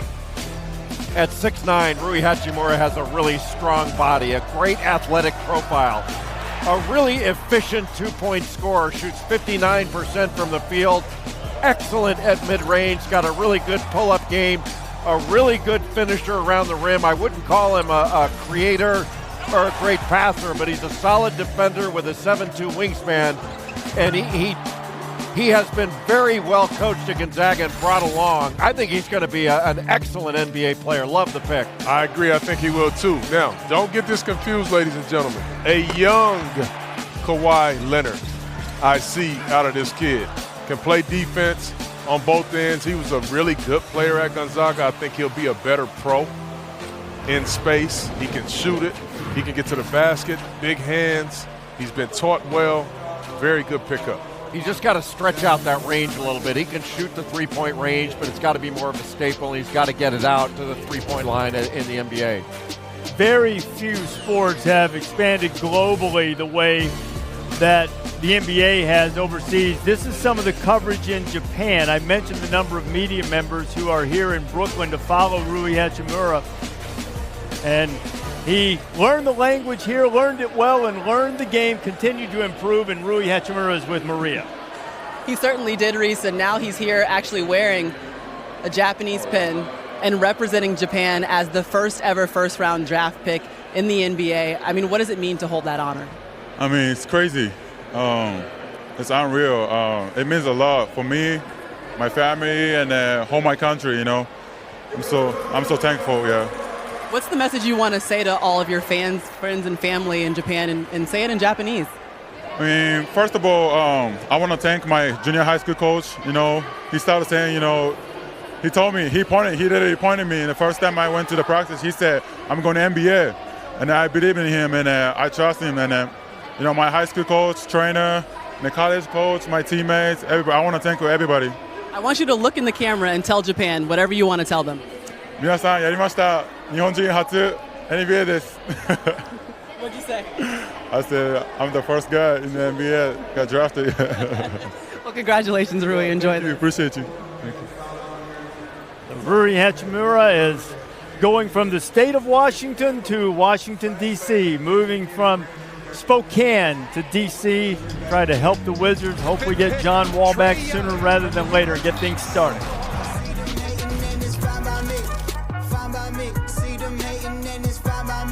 Trae Young, he's got the it factor, folks. Trae picks it up, puts it up, and it goes in. Trae Young just won the game.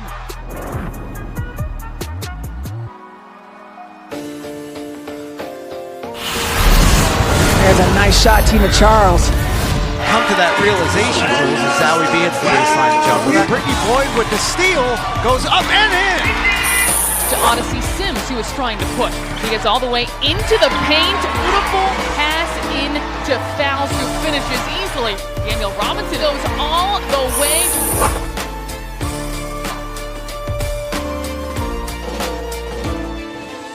I think everyone walks around with something that you can't see. We all go through it. I don't care who you are. I don't care who you are, man. The best thing that I did was to come out and say, hey, look, I need some help. Never be ashamed of wanting to be a better you, period.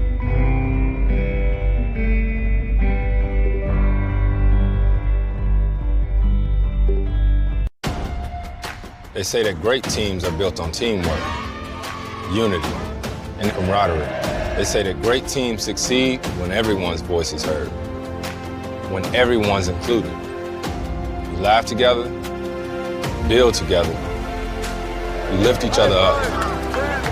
They say it takes a lot of hard work to be a great team. So we say, let's get to it.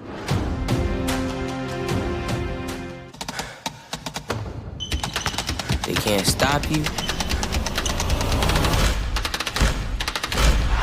If they can't catch you.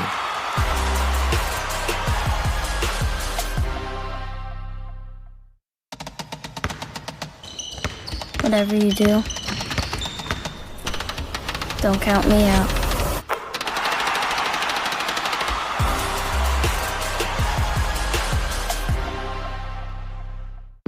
When I look in the mirror, all I see is a superstar. I see a leader. I see the unfinished product. I see myself as very versatile. I see an extremely competitive player. I just see what's to come. I see myself as the first Zion.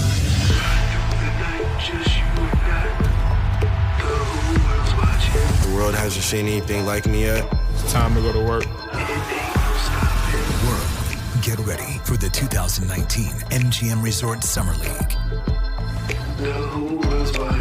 Watch us on NBA TV.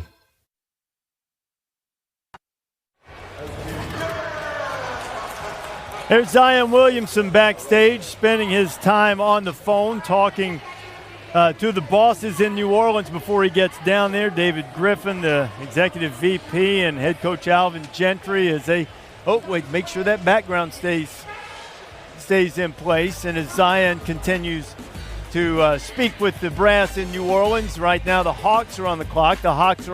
They've been active the last 2 years on draft day. They got Trae Young with the trade with the Mavericks last year. And this pick, Atlanta's already moved around a little bit so that they have DeAndre Hunter out of Virginia eventually once trades are completed in July. Let's go to the podium now and Adam Silver.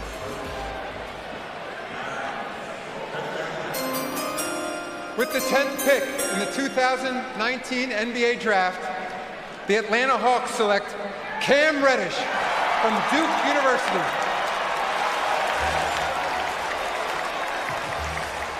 Third Blue Devil picked in the top 10 tonight. You see Cam Reddish, who had a bit of an up and down season for the Blue Devils. Those three guys selected in the top 10 from the Blue Devils. Just the second time that's happened in the common draft era. The back-to-back national champion Florida Gator teams had Al Horford, Corey Brewer, and Joakim Noah go in the top 10 of the draft, all coming from one school. And tonight, Zion Williamson, R.J. Barrett, and now Cam Reddish, all going in the top 10. And now Reddish is going to the Hawks. What do you think of the pick? I think Cam Reddish is a top 5 talent. I mean, he checks every box in the NBA. He's 6'9". He's got a wingspan of over 7 feet. He's got a beautiful shooting stroke. He's got NBA range as a shooter. His length and athleticism really help him as a defender. He gets steals. He gets deflections. Very good anticipation as a defender, but you know, he actually played a lot of guard in high school, so he's got a very good handle. He played off the ball, obviously, in college, playing alongside, Trae Jones and Zion Williamson, R.J. Barrett. But he had some great games. He also had some games where he was virtually disappeared. So consistency is the issue. Consistency of effort, consistency of production.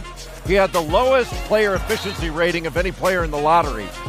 He's got to get more mature as a player, but he's only 18, 19 years old. He's got a long way to go in that regard, but so do a number of other players in this draft. He's got a ton of talent, though, and great upside. Big-time upside.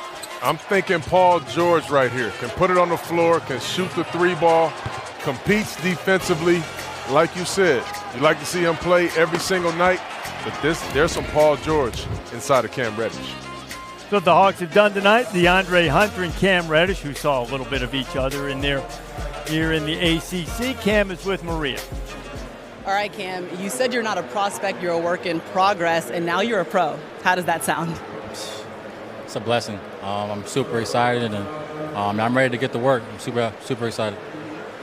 You couldn't really work out during the pre-draft process due to injury, so what can people expect from your game when they see you take the court in the NBA? Yeah, high character guy coming in. I'm going to bring a ton of energy, a great work ethic. I'm really just super excited. I can't wait to get there. Okay, this is the third Duke player to go in the top 10, so what do you want to say about your Duke brethren that are already back there? I love y'all. Thank y'all. Just can't wait to see y'all in a little bit. Thanks, Cam. Thank you.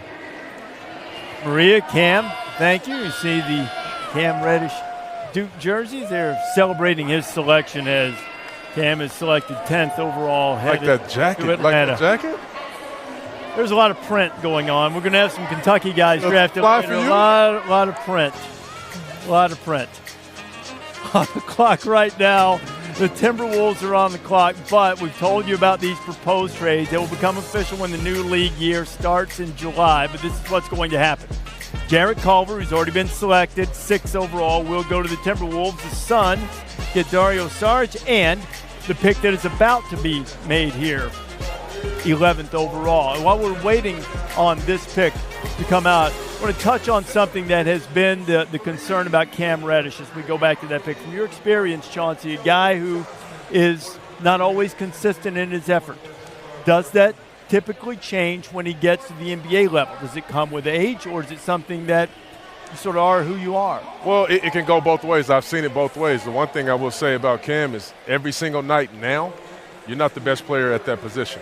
So you have to compete every single time. And you got guys, I'm talking about, really looking to take advantage of young rookies. So he's going to have to bring it to the table every single night, knowing I could get taken advantage of out here. This is the NBA. Yeah, I think he's a hard worker. I don't think he was assertive in games, and I don't think he understood yet how to be consistent in his productivity. So some games he'd be there, and look, I mean, it was a concern that a couple games that he didn't play. You know, he didn't play against Syracuse because he got sick right before the tip. He didn't play in the NCAA tournament against Virginia Tech because his knee was bothering him. Was that a concern? Yeah, it's a concern. But he's a teenager. And you know, I don't think any of these guys would want to be measured by what any of us want to be measured by some of the things that we didn't do when we were teenagers. He's legit from a talent standpoint. Yeah, you know, I think back to that big comeback that Duke had against Louisville. They were down 23 points with 9.5 minutes to go on the road against Louisville. And Reddish hit a lot of big shots, and people noticed that. But I called that game. And the reason that they were able to come back was because of a couple of plays that Cam Reddish made by getting on the floor after loose balls. And I agree with you. He's got a ton of talent. At times he flashed that type of effort that you need too. So right now Minnesota is on the clock. This pick is going to go to the Phoenix Suns, a result of the trade that we showed you a few minutes ago as we work our way to the back part of the lottery. Here's Adam Silver.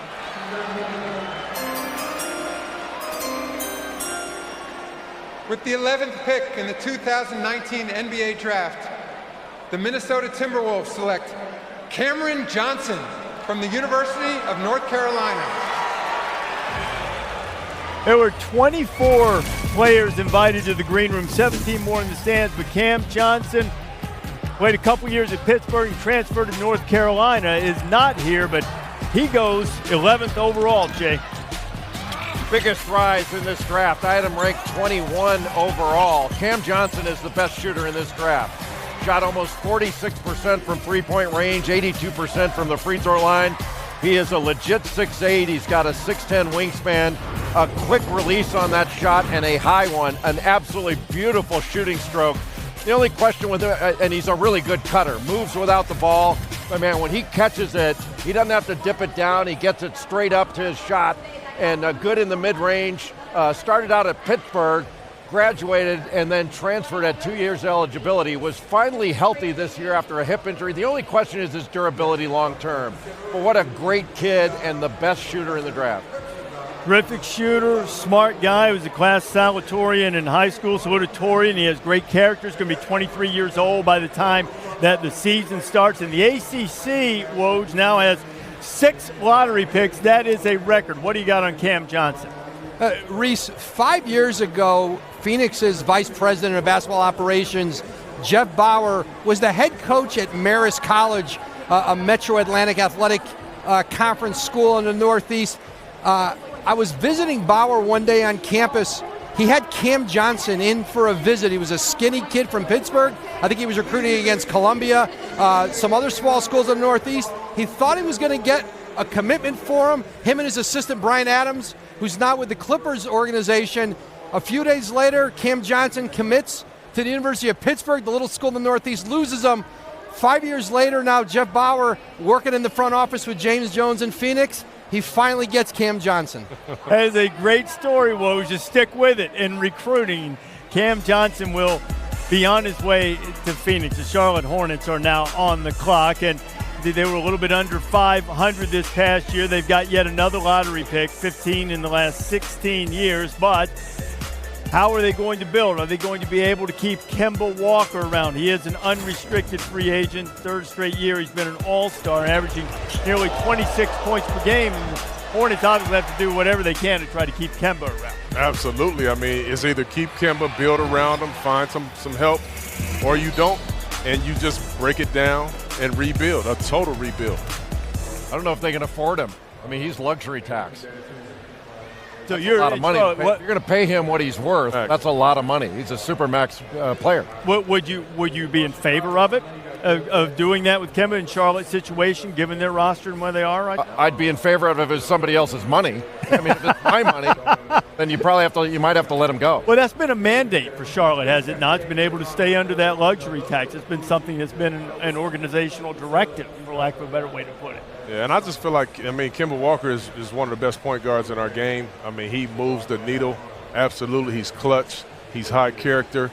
If you're going to give somebody a lot of money, he's a guy that deserves it. Well, he said all of the right things, that his first priority was to stay with the Hornets if he could.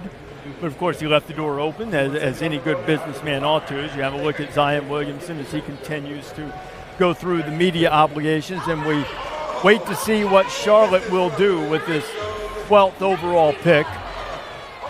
And Hornets are on the clock, and Zion's teammate R.J. Barrett. Willis Reed's jersey. Yeah, that was Willis Reed's jersey. That was number 19. Glad to see R.J.'s walking a little better through tunnel. Willis was in his famous walk back out to the court. Get used to those cameras, young fella. I don't think he's going to shy away from it at all. No, yeah. Not at all. He had a lot. They were like, I mean, look, I understand the NBA is a little bit of a different animal, but they were like the Beatles or whoever this past year in college basketball. Yeah. They had media around them descending on them really from the time the preseason. They had the All Access piece on ESPN Plus that was tremendous, and so they're used to a lot of it, and I think Cam's going to handle that, or RJ rather I should say, is going to handle that aspect of it just fine. As we wait on the Hornets here, the best available players, there's a North Carolina guy with the North Carolina guys in the front office right there sitting right on top of your board, Jay. Yeah, before the season started, actually at the end of last season, coming out of high school, Nasir Little was expected to be a top 5 player. And look, he had an up and down freshman year, but he is very, very talented and super athletic. So, look, he could be the next pick. He could drop down a little bit further. He's not a finished product. But there are a lot of ways. Once you get to this point in the draft, especially this year, there's an eye of the beholder aspect to this. And this is where you'd like to think you go with the best available player, but you may go with need right now too. We were talking with Bobby Marks about that thing this morning in our meeting. He said it depends on how you have the guys stacked up, just how close they are. Charlotte has made a decision, and Adam Silver's going to tell you what it is.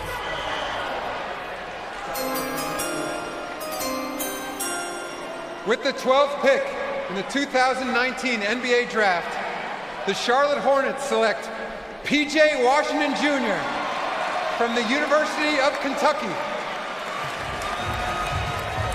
One of the most improved players over the course of the season for John Calipari, as he turns out yet another lottery pick as P.J. Washington goes 12th overall. Both of his parents, Sherry and Paul Jermaine Sr., played basketball at Middle Tennessee. Paul Sr. wore number 25 at MTSU, the same number that P.J. wore at Kentucky. You see him donning those Celtics jerseys back in the day. And Penny Hardaway, who's now the head coach at Memphis, had a terrific AAU program, was his AAU coach for 3 years, and now P.J. Washington takes the next step on his career after a couple of years playing for Calipari at Kentucky. I'm not sure there's a player in this draft, at least one that I can think of, that benefited more from coming back from for another year of college than P.J. Washington did. He was a totally different player this year for Kentucky. He's about 6'8", but he's got a 7'2" wingspan, very athletic, skilled, a skilled foreman.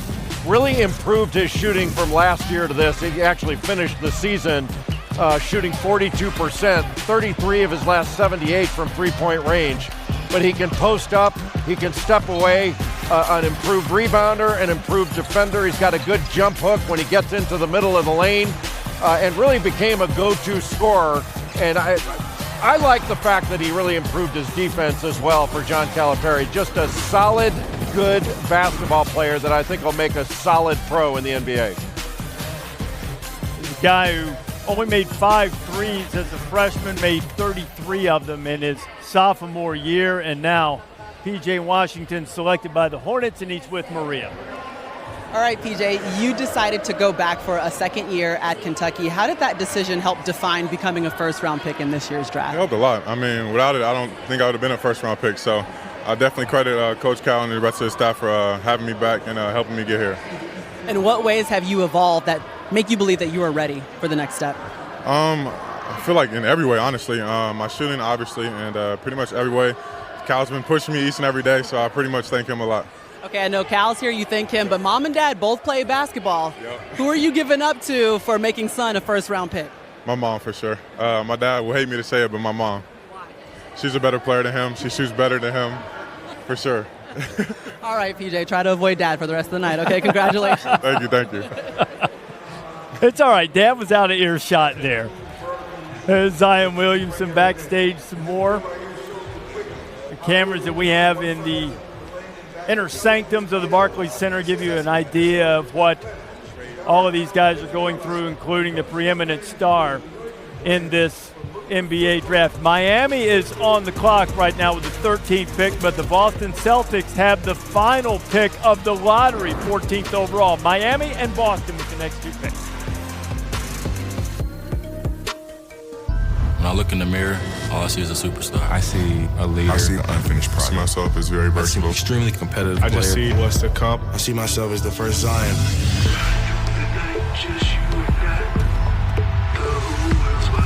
The world hasn't seen anything like me yet. It's time to go to work. Get ready for the 2019 MGM Resort Summer League. Watch us on NBA TV. Now the big story here tonight concerning Michael Jordan's physical conditions. Against Russell to the free throw line. Hangs in the air, jumper good. Tough shot. MJ, this will be the guttiest performance maybe all time. Back Michael, open three. Yes! They lead it. 38 points for the Kings. Stuck a dagger at him with a three. Classic performance by the blue-ribbon Michael Jordan. Growing up as kids, boys see role models everywhere, showing them who they can be. Let's go. But for my daughter, it's different. She doesn't always get to see herself as a leader or a boss. Stay serious, stay focused. And the world doesn't always cheer her on when she speaks up. Going down. Or takes the lead. You're awesome. So it's on us to encourage her to be bold and show her she can be anything she wants to be. I think everyone walks around with something that you can't see. We all go through it. I don't care who you are.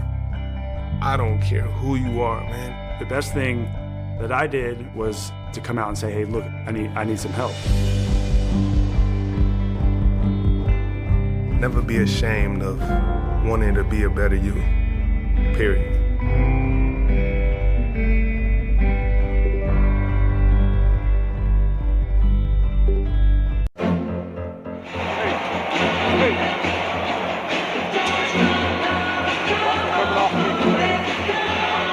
He comes off, I'll be ready.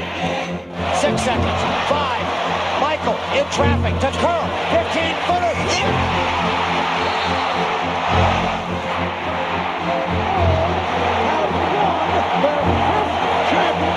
In the last 7 years.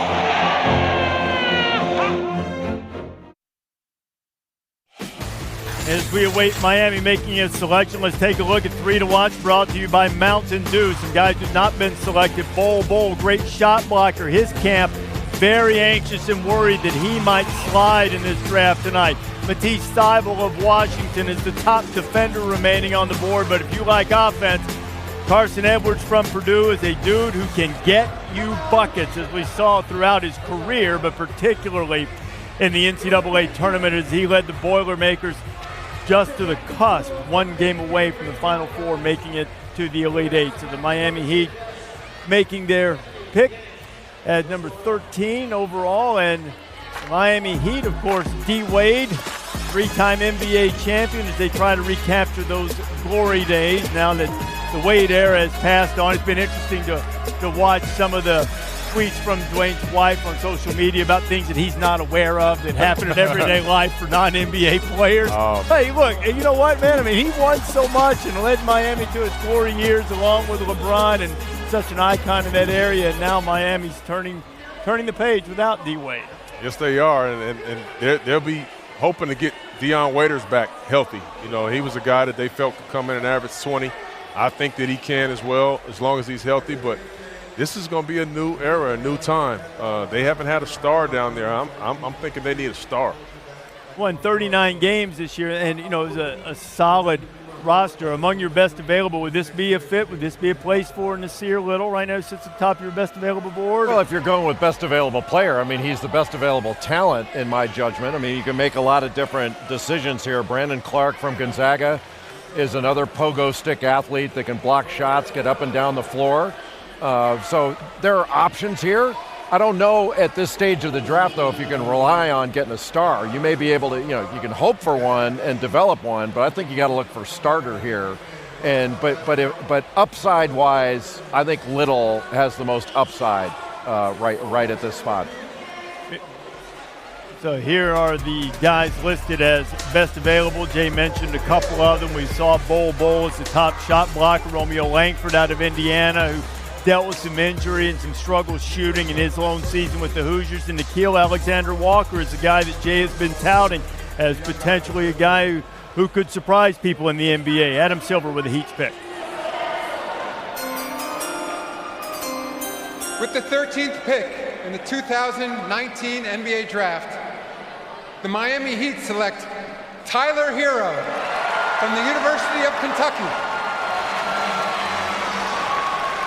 I'm going to tell you, when I saw Tyler Hero tonight, I thought that his suit would be the thing making the most noise. But the fact that he is a lottery pick, the kid from the state of Wisconsin, originally committed to the Badgers, decided instead to go play for John Calipari, who you see there. He goes back-to-back with Kentucky picks, a Kentucky guy who is his favorite player in Devin Booker, and now Boy Wonder, the nickname. And he is going to Miami a little bit higher than some people anticipated, but this guy can really shoot it. Kentucky was undefeated 19-0 when he scored 15 or more points this year. Confidence, swag, very highly skilled. I like it. And I like what he got. I like what he wore tonight. That is an interesting suit. I knew y'all the Von Trapp family is missing some curtains. Represent Milwaukee, man. Y'all stop it, man. Mill Willie. Is that what the sartorial splendor in Milwaukee? Mill Willie represent right there. Well, that play in Miami though, because that's where the guy. That's playing in Miami. He's got great size, travels, tremendous shooting ability, and he's a fearless guy who just got better as the season went along, Jay. Yeah, he can really shoot it. One of the best shooters in the draft. Shot 95% from the free throw line on the road.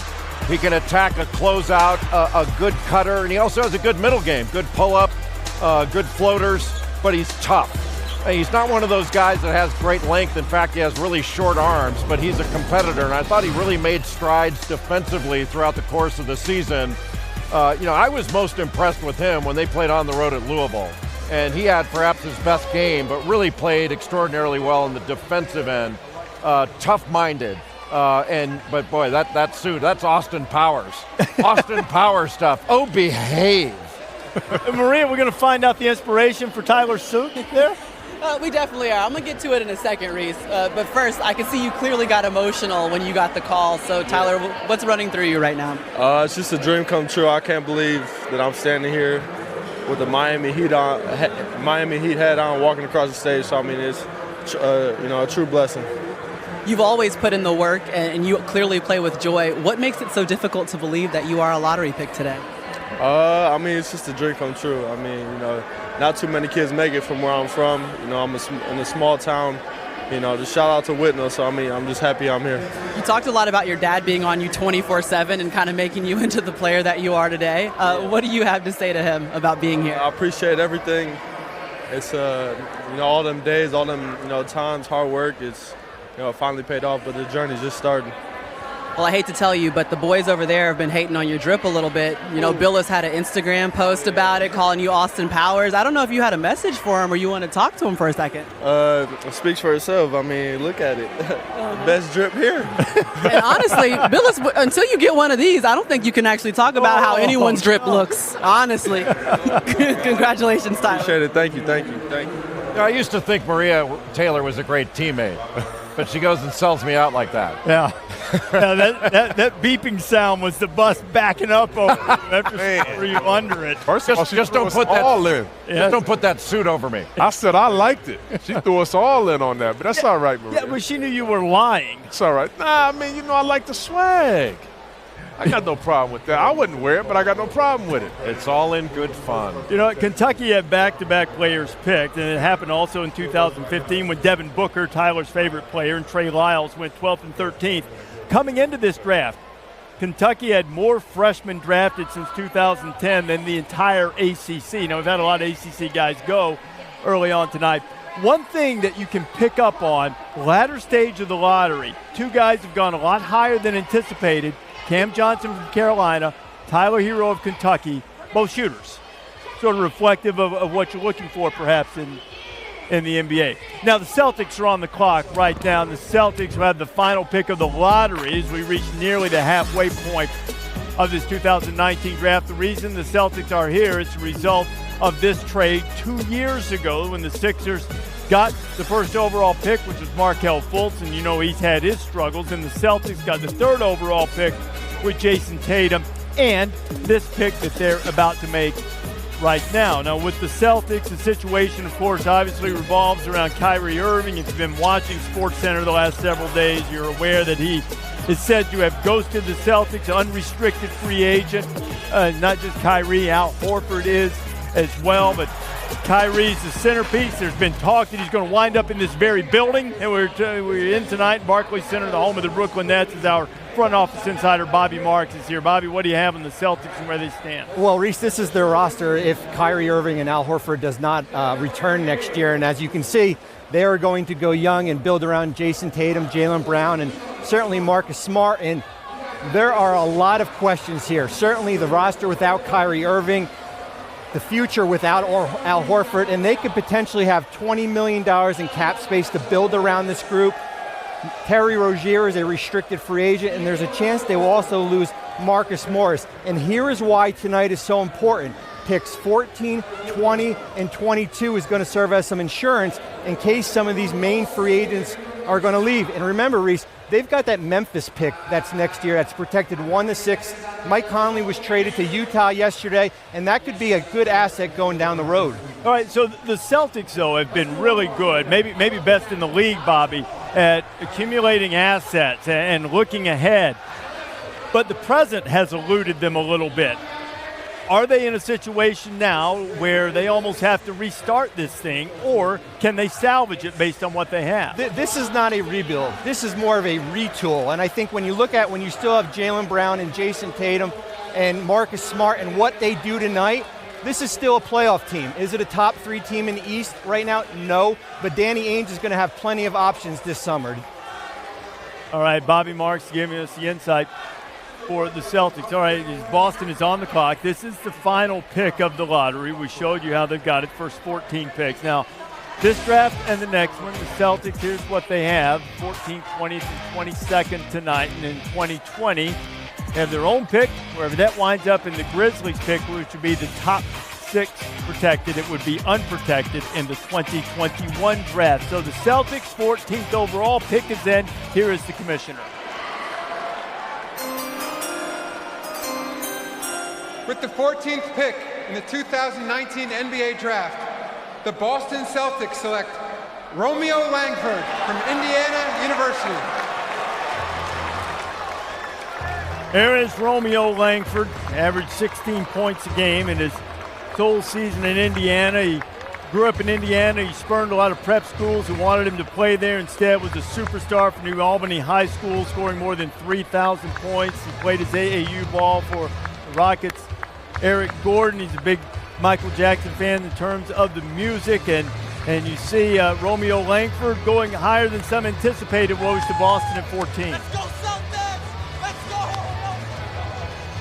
go! Eves, that Romeo Langford is going to show much better in the NBA than he did last year at Indiana. He played through that thumb injury throughout the season, and there were some concerns he might drop even further in this draft, but Boston really believes in his talent and his toughness. They gave great consideration to the injury he played with, and Langford may have dropped a few more spots if Boston didn't grab him here, but they did, and he'll get a chance to play for a coach who's got some Indiana roots himself, and Brad Stevens.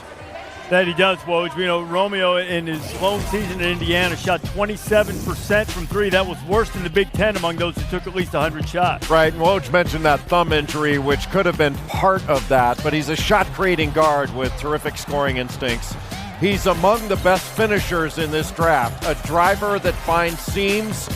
He draws fouls and plays through contact. He shot 194 free throws on the season, but Reese, you nailed it. You know, he's not a shooter. That 27% three-point shooting number, you know, that's got to be improved upon. But if he works on it, I think he's got the capability of improving that. Can he be a great shooter? I'm not saying that, but can he be a consistent good shooter? I think he's got that in him if he works at it. Romeo, wherefore art thou, Romeo, with Maria Taylor? Yes, he's right here, and Romeo just told me that he knew in his heart he could be a lottery pick. Describe the confidence that you have in your game, despite the fact that you had to miss so many due to injury last season. I mean, I know what I'm capable of doing.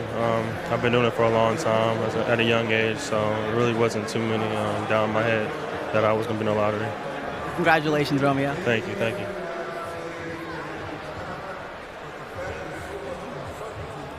All right, Maria and Romeo, the lottery has come to an end. Pistons on the clock with the 15th pick, the midway point of the first round. You know, Zion Williamson was the first guy born in the 2000s to be drafted into the NBA. Top 5 guys have all grown up old so fast.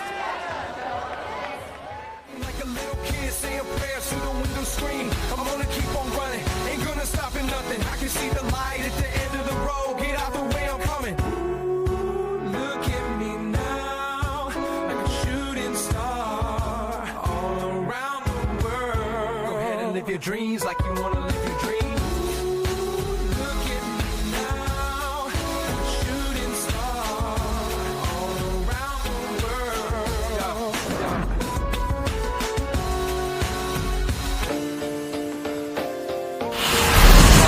There's a nice shot, Tina Charles.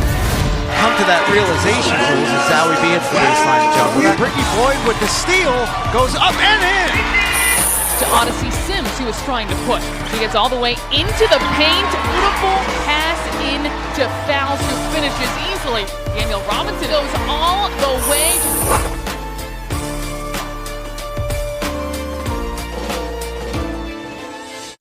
When I look in the mirror, all I see is a superstar. I see a leader. I see unfinished product. I see myself as very versatile. Extremely competitive I player. just see what's to come. I see myself as the first Zion.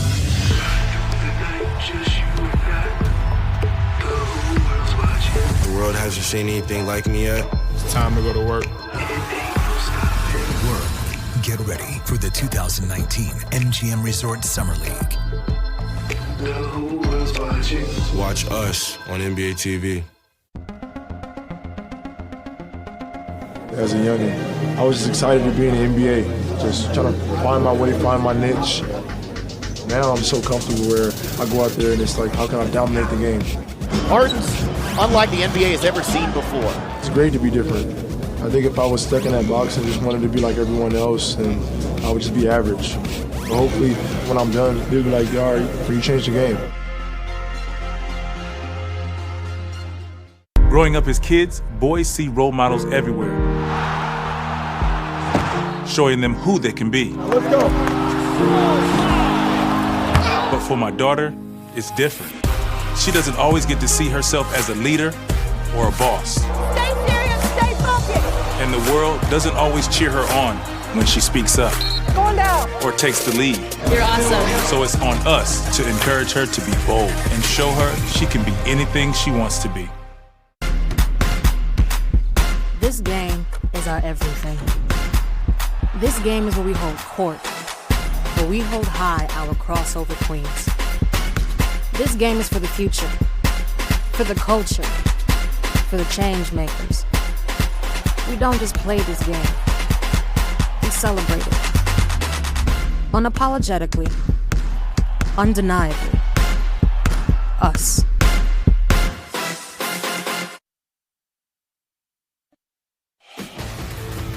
Pistons are on the clock with the 15th pick. You're watching the NBA Draft 2019 presented by State Farm from Barclays Center in Brooklyn. The lottery just wrapped up with the Celtics taking Romeo Langford. Now we are out of the lottery. That does not mean that you can't find a terrific player. Drew Holiday now with the Pelicans, was 17th overall by the Sixers. Eric Bledsoe went 18th. How about Kawhi Leonard? I think that turned out okay. 15th overall, which is where we are right now.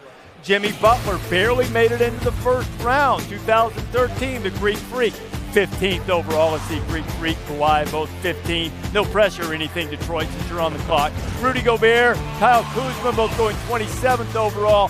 Nets making that pick for the Lakers. Kuzma, of course, has gotten his career off to a sensational start out of that 27th pick. The Raptors are the champions, and they are the first team not to have a lottery pick on their championship team. Pascal Siakam's the only guy they even drafted themselves, with Kawhi being the top pick. Now Detroit, can you match Kawhi? With the 15th pick in the 2019 NBA Draft, the Detroit Pistons select Sekou Doumbouya from Orléans, France. There is Sekou Doumbouya, and I can't help but think of our great friend Stuart Scott, who I'm sure would love calling his highlights if he had the opportunity, wouldn't he? As Sekou is going to the Detroit Pistons, a highly regarded guy who was born in Guinea. He is the youngest player eligible for the draft. He's 18. He was born 2 days before Christmas in 2000. He started playing just 6 years ago. He turned pro at the age of 15. Moved to France with his mom and his 3 siblings when he was 1 year old, and now he is an NBA player selected by the Detroit Pistons. Mike Schmitz is our talent scout and evaluator, draft expert extraordinaire. What are the Pistons getting in Sekou, Mike? Getting a top 10 talent here with Sekou Doumbouya, 6'9", 7-foot wingspan. Physically really reminds me of Pascal Siakam. Now, he doesn't quite have that same motor, but in terms of a Swiss Army knife style of forward, can guard multiple positions, can get up and down in transition, and there's a lot to like about his upside. This is a kid that we've known quite a bit about since he was 15 years old. Really broke out on the FIBA circuit with the under-18 European Championship national team, and really playing well next to Frank Ntilikina. Had a tremendous showing there, led the team in scoring, and then from there has really emerged. Had a tremendous season with Limoges in France this past season. He played great in France Pro A, played great in the Euro Cup, and this is a guy with high upside. He's an NBA caliber athlete. He's improved as a perimeter shooter. There's a ton to like here, and I was down at his pro day in Dallas, and this team, the Detroit Pistons, was heavily represented. Dwayne Casey was there, Ed Stefanski was there, so this is clearly a prospect that they like you said, Reese, moved from Guinea as an adolescent and has come a long way. So Sekou Doumbouya, this is a big swing. I like his game quite a bit. And the Pistons hope that he will be highly productive in that 15th spot, which has been productive with a couple of others. As we've mentioned, Sekou is with Maria. Sekou's first trip to an NBA arena was with Basketball Without Borders, and now you're going to play in every NBA arena. What does it mean to officially be considered a pro here in America? It's just amazing. I feel blessed. I want to thank everybody, my family, everybody, my agents. I'm just happy to be here. Okay, you've only been playing basketball for 6 years. How do you become good enough to be drafted in the first round of the NBA draft? What? How did you become good enough to be drafted in the first round? I don't know. Yeah, 6 years. Just work. A lot of work in the gym, a lot of sacrifice, and that's it. Thanks for your time, Sekou. Congratulations. Thank you. Maria, if you define international players, meaning the players who didn't play college basketball in the United States, Sekou is the first international player selected this year. It's the latest, the first international guy, meaning not playing college ball in the U.S., has been drafted since Giannis Antetokounmpo in 2013, who also went 15th overall. So now the Orlando Magic on the clock, and the Magic, they've seen some improvement already. They made their first playoff appearance since 2012 as Orlando tries to find another piece. Nikola Vucevic is an unrestricted free agent. And now this is the guy that I'm sure they would love to find a way to keep around if they can, Chauncey. Absolutely. Vooch is ascended as one of the better big men in our game. Inside, outside, he knocks down threes. He's vocal on the back line of that defense. Absolutely find a way to keep him. There were a couple of games over 500 this year. They've had Aaron Gordon, who's really improved himself, a guy who started to come into his own as the Magic are selecting 16 overall. Any surprises as we've turned the corner going into the second half of the first round? We've had a couple of surprises. Anybody still on the board do you think the Magic would be wise to grab, Jay? Well, the biggest surprise has been the rise of Cameron Johnson of North Carolina. I think most draft analysts had him ranked in the 20s as the best shooter in the draft, but to rise up that high, and couldn't happen to a better kid. Dropping, maybe not even dropping, but Nasir Little I thought would be around the lottery, top 10. But hasn't been drafted yet. A player who only averaged 18, 19 minutes per game, but is still super athletic and has a very high ceiling. So the pick is in now for the Magic. Will it be Nasir Little? Will it be someone else? Adam Silver have the selection for Orlando.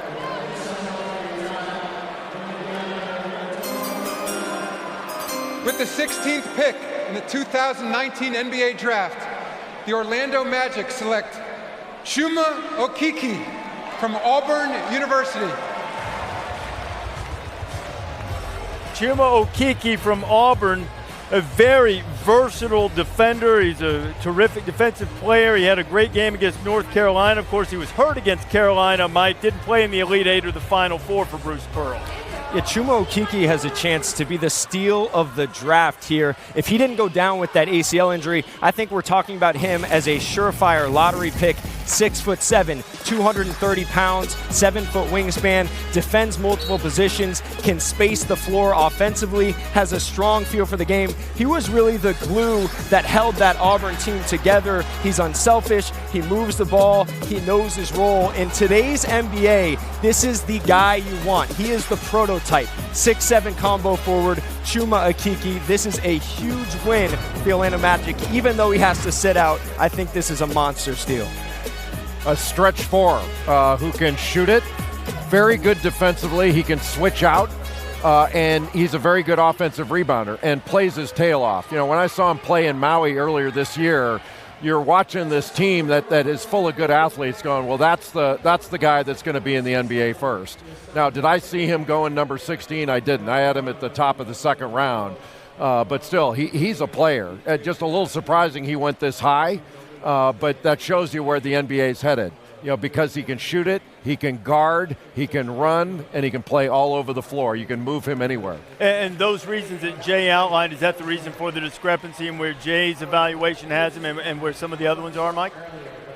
He is an analytics darling in a lot of ways. On Kevin Pelton's board, ESPN's.com's, the genius of the numbers, Kevin Pelton had him ranked number 2. So this is a guy that analytics models really liked and basketball people clearly liked in terms of his versatility, in terms of his ability to shoot the ball and his feel for the game. So the ACL injury probably dropped him a little bit. We thought it was going to drop him further, but with modern medicine nowadays, I think he'll be back in no time. And this is a guy who's really going to help the Orlando Magic at the next level. Let's see how long it takes him to get back. I mean, I think Auburn was a little bit surprised that they were able to play at such a high level even without him, given his importance there. What about the difficulty of, and I'm sure you've observed this, of guys coming into the NBA and not only adjusting to the raised level, but also having to come back from an injury? Yeah, that's very tough. I mean, but at the end of the day, your dream is coming true. You're getting drafted. You're not going back to college. You're going to the NBA, and I have to give a lot of credit, obviously, to Jeff Weltman and John Hammond down in Orlando for comprising so much good young talent. I mean, they got a guy, Markelle Fultz, down there, number 1 pick, who will be coming back, obviously, hopefully from injury. Mo Bamba, we've seen in this green room last year, be coming back from injury. I mean, they've done a terrific job of getting some really good young talent down there. And Nasir Little continues to wait as right now the Brooklyn Nets are on the clock, but the pick is going to end up going to New Orleans via Atlanta in one of the proposed trades. So that's why you don't quite feel the energy in the building necessarily. Brandon Clark played at Gonzaga, Had a terrific year this year for Mark Few, teaming with Rui Hachimura. Those two guys both tremendous prospects for the NBA. Both super athletic, but as we talked about before, what's been valued to this point? It's been shooting. And neither one of them are shooters, at least not yet.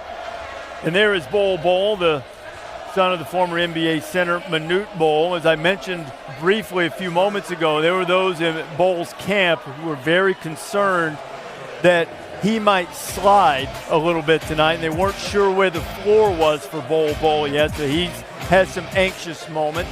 Now, right now, as we told you, Brooklyn is on the clock, but this is part of that big monster trade with the Hawks and the Pelicans. The Hawks gave the draft rights to DeAndre Hunter, who was the 4th pick. Solomon Hill on the move, and the Pelicans, the draft rights to Jackson Hayes out of Texas. They get this first-round pick, 17th overall, so New Orleans is going to wind up with this pick and this player, and there's also a pick coming up in the 2nd round as well as we await for this selection to be made, one that will eventually wind up in New Orleans as Zion is backstage. A couple of Pelicans there. Jackson Hayes and D-Wade, we showed you him a little bit earlier as the Miami Heat changing the chapter in the post-D-Wade era. He says, on Zion, it's not just a game, it's a way of life, as he offers his congratulations to the new face of the New Orleans Pelicans, who we've been following around all night and greeting a new teammate. They've got a lot of high draft picks in New Orleans right now, with 2 guys in the top 8 tonight. We've mentioned Lonzo Ball and Brandon Ingram, who will be part of that trade. And I'm sure most of you are familiar, but the reason teams are making picks for other teams is because these trades can't be finalized until everything is set from a business aspect. That comes at earliest on July 6th. Free agency opens in July as well. So that's the reason why teams are making picks for other teams. In this case, Brooklyn on the clock, making a pick that will go to New Orleans for those 2 guys you saw a moment ago.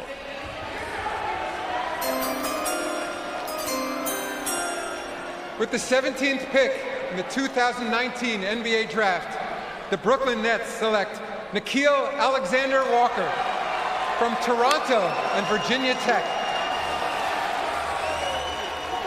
More of that great talent coming from Canada and coming into the NBA. Nickeil Alexander-Walker, a cousin of the Clippers' Shai Gilgeous-Alexander.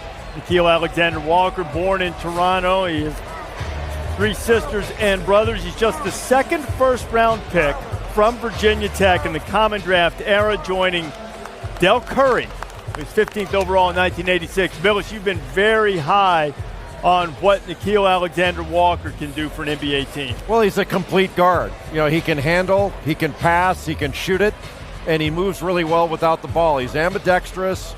He's got good size for a guard. He's got a 6'9" wingspan. He reminds me a little bit of Lou Williams when Williams came into the NBA out of high school.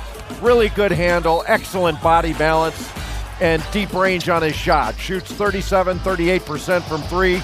Good passer, but also a good defender with his length, and he's pretty athletic. He's not an explosive athlete or one with just amazing burst, but he gets out in passing lanes. He can stay in front, and that really is the only question with him, is his lack of explosion or lack of that super athletic burst. And he is a good athlete. You know, is that going to be a problem? I don't think it will, because he's so skilled and he plays at both ends of the floor. And Maria has Nickeil right now. I prayed a lot on it. He did. We were just wondering whether or not Nickeil expected to be here in this moment, and you said you did, and you prayed about it. What would you say it actually means, though, to shake the commissioner's hand? Just to do what Shai got to do and what I dreamt of, and we talked about when we were kids. The first time I touched a basketball, that's all I wanted to do. I used to cry. My mom told me that this could possibly never happen, and for God to make it happen is a blessing. All right, you brought up Shai, and Shai brought himself up on the stage. I know that this goes all the way back to playing on Fisher-Price hoops. What does it mean, Shai, to see Nickeil getting drafted just as you did a year ago? Yeah, it's a blessing, obviously. But we worked for it our whole life, and we knew since we were as early as I can remember that we'd both make it, and we're here today, and we still have more to prove. It doesn't stop here for us, and we're ready for the challenge. All Right, so you both have gotten over another hump, but who used to win most of the one-on-one games back at home in Canada? I did. I'm not gonna let him answer that one. We're not gonna let him answer that one. I'll say him because it's his day. I was gonna say it's Nikhil's day. You did that. Congratulations. Last year it was Shea's day.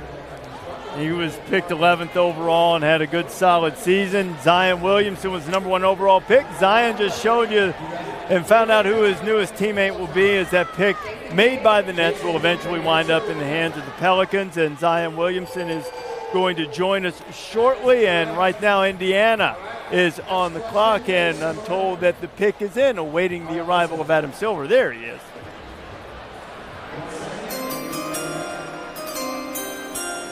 With the 18th pick in the 2019 NBA Draft, the Indiana Pacers select Goga Bitadze from Tbilisi, Georgia. Goga Bitadze, the big man, the first center in 13 years to win the EuroLeague Rising Stars Award. Is selected 18th overall, going to the Indiana Pacers. Here's what Goga has on his resume. His dad was a pro. Zaza Pachulia was his basketball idol. Zaza. Mike Schmitz is with us now. Mike, what are the Pacers getting here in Goga?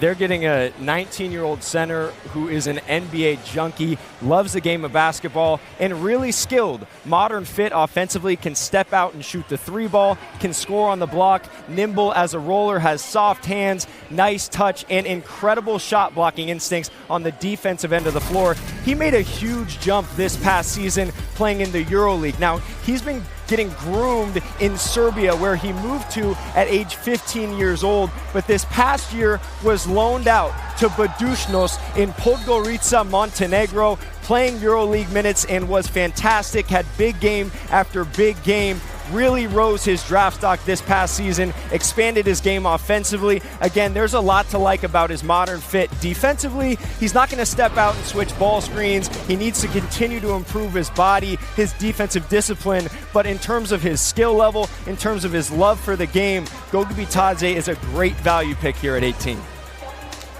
All right, Mike, so Goga on his way to Indiana. The Spurs are on the clock with the 19th overall pick, and we are pleased to be joined by the number 1 overall pick in the draft, Zion Williamson, who's going to New Orleans. It's been a little bit of a whirlwind. Did you realize what you were in for after you got picked and everything that was in front of you then? No, I wasn't aware of it. I got picked, and I was able to make it past shaking the commissioner's hand without shedding a tear, but when Maria Taylor started interviewing me and my mom was there, the emotions just hit me. I thought it was a great moment. I mean, it showed, I think the way that you play with such passion, the way you live your life, the way you've been able to pull so many people together. How can you bring that type of communal feel and team feel to New Orleans when you get there? I'm just going to let them know that I'm going to give them everything I got. I'm going to try to turn it around with the help of teammates, because I understand that Rome wasn't built in a day. And I also understand that I'm a rookie and I have a lot to learn and go through. So I just need them to know they're getting a player that's going to give them everything he got. First of all, I should have worn my glasses because he's blinding me with the ice. I see what you're doing, young fella. First of all, congratulations, man. Been a big fan. I'll ask you this because I remember sitting in that chair looking forward to playing against some of my heroes. Who are some of the players that you look forward to playing against the most? My answer is probably going to be a little different. I think I'm looking forward to playing against everybody because I feel like if I'm looking to try to be the best, I feel like I have to earn everybody's respect. I like it. It's probably hard to relate to what you're going through for anybody else, but what's this experience been like, start to finish, to this point of going through the draft process? It's been a lot of interviews. There's a lot of questions about how I'm going to feel about getting drafted. People telling me where I'm going to go, but it's been a great process though. The NBA, they made it as smooth as possible, and I mean it was a dream come true to hear my name called. We mentioned it earlier, your season at Duke, you guys had cameras and attention everywhere. Your every move was analyzed and dissected, and then tonight, after you had your name called, We've had all access with Zion Williamson throughout. Here's the moment. Hey, I would like to know, you knew your name was going to be called, but in that moment, when you hear the commissioners actually say it, what kind of rush did you get? Almost like my heart just stopped, like skipped a few beats. Like I was taught that nothing's short until it happens. So when I finally heard my name called, like it didn't even feel real. I feel like I didn't think I'd be in this situation. I never thought in a million years I'd hear my name called number one. So for me to go number one, it just didn't feel real. How often have you been to New Orleans in your life? I've been one time. One time? What was your initial impression? It's a nice small town. The city is very welcoming. Just walking on the street, the people were, welcoming me into the city, even before I got drafted. And, Coach Gentry's, he's a down-to-earth coach, and I'm excited to play for him. Have you seen how welcoming they want to be? Have you seen any of the video from tonight when they're celebrating? I haven't touched my phone. Oh, you've got a treat coming your way. They are eager for you to get there, my friend, Yes, indeed. Young fella, remain humble, work your behind off, and every single thing you ever dreamed about, you'll get it. Good luck, man. Thank you. No doubt. No doubt. You're gonna be the face of a franchise. Some believe that you'll be the face of the league for this upcoming generation. Changing of the guard with the suit choice tonight, it does look a lot like the one that LeBron wore. You see this? Did you know this? Look at that. Wow. That's nice. It's clean. I like it. It's a good look. Yes, indeed. Zion, we wish you all the luck in the world, my friend. Such a great representative for the game, great representative for Duke this year, and you will be for the Pelicans in the NBA too. Wish you all the success in the world. Yeah, thanks for having me. A great Zion Williamson joining us here. The Spurs, 19th overall. Adam Silver has the pick. With the 19th pick in the 2019 NBA Draft, the San Antonio Spurs select Luka Samanic from Zagreb, Croatia. It took a little while to get started with the players who did not play college basketball in the United States, with Sekou Doumbouya being the first at 15th and the latest since Giannis Antetokounmpo a few years ago. But now we've had a little bit of run with 3 going from 15 to 19, 3 among the last 5, with the Spurs, who have a great history with international players, taking Luka Samanic, Mike. Yes, 6'11", Croatian forward. This is a kid who's been on the radar since he was 15 years old, spent 2 seasons with Barcelona before transferring over to Ljubljana in Slovenia, spent a lot of time around him over the years, and he is a big-time talent. He can stretch it out to 3, he can put the ball on the deck, he's really improved in terms of his toughness, he can switch defensively, and he was the winner of the NBA Draft Combine. He played in day 1, which is rare for an international prospect, went for 13 points, 7 rebounds in 9 minutes, and then shut it down with the idea that he would hear his name called in the first round. That's what we're seeing here. Luka Samanic, perfect fit in the modern NBA. Mike, did you know that Luka Samanic loved breakdancing as a kid? He was a high-level breakdancer, actually. Even before playing basketball, his dad was a basketball coach, but he was into breakdancing. I don't know. I don't get it. Well, I mean, then again, weren't we all? I think all of us were into. Yeah, basketball worked out for him, clearly. So. And breakdancing could still work out for you, or us, maybe. I don't know. Mike Schmitz can't get anything past him on any of the prospects, particularly the international guys. Our Mountain Dew 3 to watch as we take a look at these 3. Keep an eye on Bol, the top shot blocker remaining on the board, continues to slide a little bit. Matisse Thybulle, the top defender out of Washington, is in the green room and waiting, as is Bol. And Carson Edwards, who had a sensational scoring season for Purdue. Celtics are on the clock. The newest Nick, R.J. Barrett, joins us on the set after this.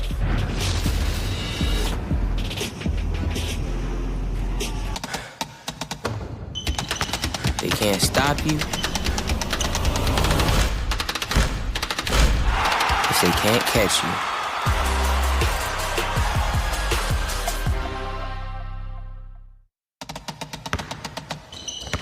Whatever you do, don't count me out.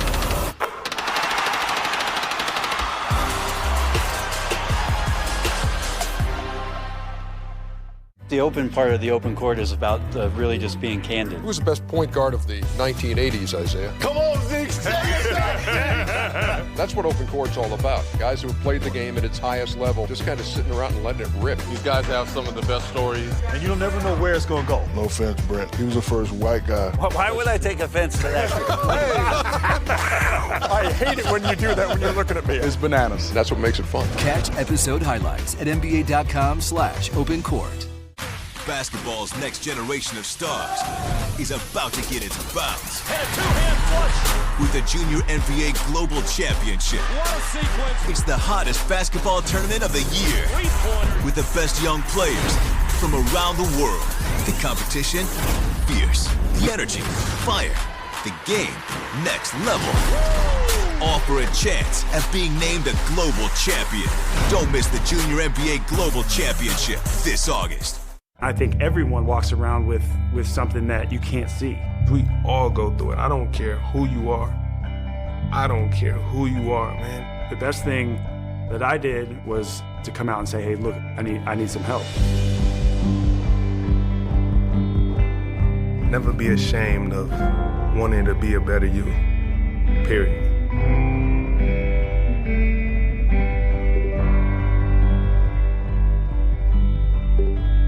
Growing up as kids, boys see role models everywhere, showing them who they can be. Let's go. But for my daughter, it's different. She doesn't always get to see herself as a leader or a boss. Stay serious, stay focused. And the world doesn't always cheer her on when she speaks up Going down. or takes the lead. You're awesome. So it's on us to encourage her to be bold and show her she can be anything she wants to be.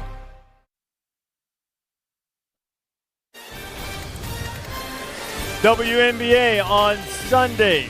Wayne Odell down the Mystics in Atlanta to take on the Dream. It's at 1 o'clock Eastern Time on ESPN and also on the ESPN app. We are at pick number 20 in the first round. The Boston Celtics are on the clock right now. Before the pick comes in, let's check with Woj right now. Woj, could this pick be on the move? Reese, Boston is going to be selecting for the Sixers here. Matisse Thybulle from the University of Washington, a wing player. Philadelphia will send the Celtics number 24 and 33 in this draft for Thybulle. Okay, Woj, and we'll get the pick right now as Boston and Philadelphia, longtime rivals, now working together again as they have on draft night in the past. Here's the Commissioner, Adam Silver. With the 20th pick in the 2019 NBA Draft, the Boston Celtics select Matisse Thybulle from the University of Washington. A great defender, the Naismith Defensive Player of the Year. Mike Hopkins, the head coach at Washington, former Syracuse assistant, said he's never had anybody in that zone better than him. He was named after Andre Matisse, the artist. His dad saw a Matisse exhibit when he was backpacking through Europe. He moved to Australia as a kid, lived there for 7 years. His mother, Elizabeth, passed away from cancer when he was a senior in high school, and she remains an inspiration to Matisse. She passed away when I was 17. Something I'm so grateful for is I was able to have a mom that was that special. And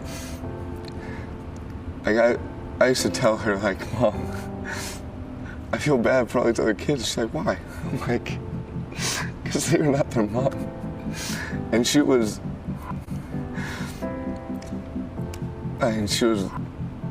perfect. I hate to use the word perfect, but like, I can't find a better way to describe her. Like, she did it all.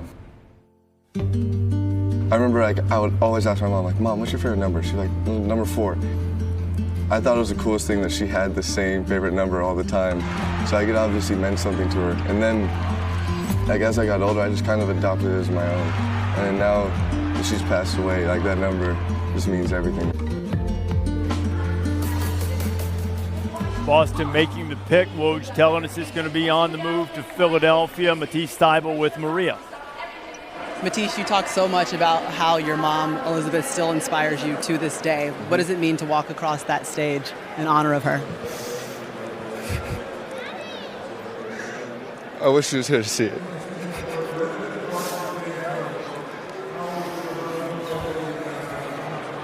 You said that she's sacrificed, and she was one of the reasons why you wanted to play basketball at the highest level. What is it about her life that inspires you going forward, that will continue to inspire you in the league? The way she fought for everything, like even until the end when she was getting sick, like she never let anything stop her from doing what she wanted to do. And like you saw that from when she became a doctor, and it was just a trend throughout her whole life. So I just try to be like that as much as I can. And your dad says you're basically a spitting image of her personality. How does that shine through in you? I just try to, I mean, my mom was a doctor. She took care of people, so I try to give back as much as I can. And I feel like basketball has given me an amazing stage to be able to do that. And now being in the NBA, I think I'll have even more of a stage to do that now. So, yeah, it's certainly the biggest stage. What are you most looking forward to at the next level? Just to have this platform, be able to continue my career in basketball, play the game I love, and just represent my family. Well, congratulations. Thank you so much. An emotional moment there, Jay, on the floor when the Sixers wind up with Thibault. He's been a tremendous defender. Well, he's a disruptor, 6'5", but his arms go forever. They are never ending. He gets deflections. He gets out in passing lanes. As a wing, he's a shot blocker. He averages about 2.5 blocks per game, 3.5 steals. Shoots 80% from the free throw line, but he's able to contain ball handlers. Even though they played zone, I think he is one of the best defenders in this draft, and maybe the best perimeter defender as a wing. Just a terrific young man, as you can see. Not known as an offensive player, but as a defender. I mean, this guy, his nickname was the Disruptor. Mike Hopkins, who is at Syracuse, now the head coach at Washington, gave him that nickname. And defensively, he's a savant. So Matisse Thybulle, part of a deal between Boston and Philadelphia, and now the Oklahoma City Thunder on the clock as Matisse gets ready to start his career in Philadelphia. Adrian Wojnarowski's back with us now with the Thunder on the clock. What do you have, Woj? Reese, Oklahoma City has traded number 21 to Memphis. Memphis will move from 23 to 21. OKC goes to 23. Oklahoma City will also get a future second-round pick from Memphis in this deal. At the top of Memphis's draft board here at 21, I'm told, Gonzaga's Brandon Clark. So Rui Hachimura go with Oklahoma City, if that is the guy that they settle on, with him being on top of the draft board. It will be the first time in this great run that Mark Hughes had at Gonzaga that the Zags have had two guys picked in the first round of the same draft. Yeah, and Brandon Clark has made incredible strides. He transferred into Gonzaga from San Jose State, and he came in strictly as an athlete. But he really blossomed into a player at Gonzaga. They did a great job of working with him and developing his game. But, I mean, obviously what stands out about him is he's not a good athlete. He's a ridiculous athlete, world class in his ability to get off the floor, block shots, amazing timing. But has really worked on his skill level to become more of a complete player.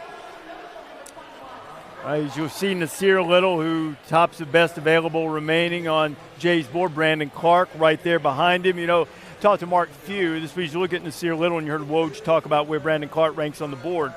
Talking to Few about Clark, he said during the year he sat out after transferring from San Jose State. He would have him out there as they prepared, as you look at Mark Few there on scout, and he had to pull him out of scout a couple of times and said, hey, give us a look here. The team we're playing tonight doesn't have somebody that can block every one of our shots like you're doing right now. He's a great competitor, and as Jay mentioned, he is a guy who will be 23 years old before his first NBA game. He's an experienced guy, and if that is indeed the pick at number 21 with Oklahoma City, sending that one to Memphis. which would then send Brandon Clark there, if that is who they end up picking. You can change your mind on that. Just because he's the top of board doesn't necessarily mean that'll be who you wind up with. Yeah, you can. I just think there's room for somebody like Brandon Clark on everybody's team. He's going to do all the little things. He's an ultra athlete, as Jay said. He's willing to play defense. He's willing to pick up the scraps. I mean, he's going to fit in just fine wherever he goes, even though we think it's coming up next. Yeah, it's coming up next. Oklahoma City is on the clock. The pick, as Woj has told us, is going to Memphis. Now, I mentioned early in our draft coverage in the last 5 years, 2014, we had 15 draft day moves. That's the most in the last 5 years. Got to get the researchers down here hiding behind me on that, because I got to think we're getting close to that number now, because there's been a lot of shuffling so far. And as a result, still sitting down in the green room. We've had 16? What now? Oh, just 6. That seems like a lot more. Seems like a lot more. All right. He told us 6. There is Brandon Clark. Will he be the one selected 21st overall with the latest moves? Let's go to Adam Silver now on the stage.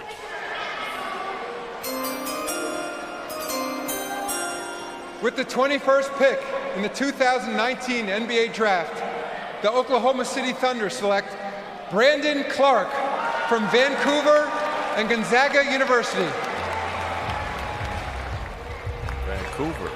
Yet another very nice Canadian prospect coming in. They expected that would be a record number of players hailing from Canada that would be selected in this draft. As Jay told you a minute ago, he transferred from San Jose State. His mom owns a yoga studio, so Brandon probably keeps himself in Namaste pretty easily. Yeah, he's going to be able to afford the complete package of yoga classes now. He can go as long as he wants. He's just a freak athlete and a versatile defender that can switch off and guard really 1 through 4. Gonzaga did a good job of fixing his shot mechanics, where he's a much better shooter now than he was when he arrived. But a big-time shot blocker. 3rd in the NCAA, over 3.2 blocks per game, and an excellent finisher. 69% from the field, but shot 80% at the rim, and really it was over the rim. A lob threat, tip dunks, you name it. But Reese, you mentioned it, his shot blocking makes him special. Look, at wiping this away from Zion Williamson off a drive. And it's not just how high he gets up, it's how quick he gets up. It really drives to spin, but a really good player, Chauncey. And you alluded to it. Talk about how quick he gets up. I compare him to the Matrix, Sean Marion. Unbelievable second jump, very good defender. One of these kind of guys on every team would be helpful, like I said. So Brandon Clark out of Gonzaga just drafted a 36-point game against Baylor in the round of 32. Best performance by a Zag in an NCAA tournament game ever, and now he gets a moment with Maria. Well, Brandon, you went from under-recruited to spending half of your time in San Jose State and then Gonzaga. What kind of persistence was required to make it to a first-round pick? Wow. It was just so much, really. It was just so much work and just so much trust in myself and my teammates and my coaches that I've had. So I'm just really grateful for all that stuff that happened to me. All right, you described your game as vicious. What does that mean at the next level? Yeah, vicious just means I would say lots of things, really. Just on the court, I just play with lots of fire, really. I'm just always trying to make plays happen that are crazy. So yeah. All right, well, congratulations. Make those plays at the next level. I will. Thank you so much. Maria, Brandon, thank you very much. Boston Celtics on the clock right now, the 22nd pick in the first round, and we are pleased to be joined by first-round pick of the New York Knicks, who I think you got the best welcome of anybody here when you were introduced tonight. R.J. Barrett out of Duke. Everyone knew you were going to go to the Knicks. What was that moment like when the commissioner called your name and it became official? Man, that was a moment like any other. I don't even know how to explain it. I was so overwhelmed, overcome with emotions. I feel like 19 years I've been working so hard and it all came out. You see, you've already met some Knicks luminaries, I understand. Walt Clyde Frazier, Spike Lee's been bouncing around here somewhere. There's a picture of you and Walt. Your suit not quite as flashy as his. I like yours better, just to be honest, but that's that's a signature for Clyde. You've said you wanted this. You want to embrace New York. Why? Because New York is the Mecca. You know, you see Madison Square Garden is always packed every single game, and that's what I love to play in. You know, I love to play in intensity and play for the crowd and get everybody excited and excitement, and I also want to win. So to go there, I feel like I want to be one of the players to try to turn the program around, turn the franchise around, and see where we can take it. RJ, you had a really beautiful moment with your dad right after you got drafted. And your dad, I know, has been a huge influence on you. He's a player at St. John's, and he's been really influential in Canadian basketball for a long time. What would you say that you learned most from your dad? Work ethic. My dad is a very hard-working man, more than anybody will ever know, and I just appreciate that a lot. I'll say this, RJ. One, you know, you're very lucky to be playing here in New York. I played here just for a little bit. People probably don't even remember that. I remember. But I tell you what, Scott Perry, I know him very well. I'm so lucky to have you. Coach Fizz, another one of my friends. Very, very lucky to have you, man. You're going to love those guys. My only question is this. You've been waiting for a long time to be in the NBA, right? What are you most looking forward to about playing in this league? Not only this city, but just in this league. Just playing. Like, I love to play the game of basketball. So, and I always love to be challenged. So to play the game I love on the biggest stage finally, it's like everything's going together. I can't ask for more. I love it. I was talking to your workout guy, Drew Hanlon, this week about some of the things that you guys have done. Where do you think you've made the most area of growth from the end of a sensational season at Duke to what you're preparing for to go into the NBA? You know, just being a shot maker, making different and, you know, difficult shots, tougher shots, and it's definitely expanded my range out to the three-point line so I can be a threat on every level. We know the importance that your father has played in your life, but your godfather, Steve Nash, has also played a huge role. As we have a look, we see this great hug between you and your father, who played at St. John's and runs Canadian national team now as the GM. But Steve's not here tonight. He's got a little something going on. Yes. To the draft. Yes, he does. You know, he's back there taking care of his family business. But you know, my godfather plays a huge role. He's been there since before I was born, and definitely lately he came to a lot of my workouts, you know, this summer in LA, just, you know, giving me a lot of confidence, and I appreciate him. Oh, what kind of things do you talk to him about that might be unique? Yeah, I mean, everything. You know, it's not even just basketball, it's just about life. So he really helps me on how to, you know, come into the NBA, how to be, you know, how to live in this life. You've got a ton of fans, but the guy we're about to see might be your new #1 fan. There he is. Oh, man. That was amazing meeting Spike Lee. Really? Was that the first time you met him? That's the first time I met him. And there's my boy. 2 of the top 3 picks in the draft, roommates, great friends at Duke, had a sensational season together, and now each starting your NBA careers. RJ, all the luck in the world, man. Thank you for having me. Appreciate everything. Congrats, Barrett. From Duke, and now the New York Knicks, the 3rd overall pick in the draft, the highest pick that the Knicks have had since they took Patrick Ewing, and if it works out that well, every Knicks fan will be thrilled. Celtics are on the clock. See some guys who are waiting in the green room.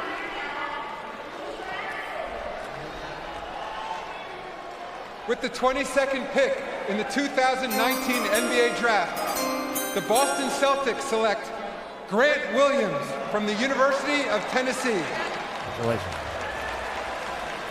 Grant Williams from Tennessee, who reshaped his body, led the Vols to great success this year. Grant Williams goes in the first round.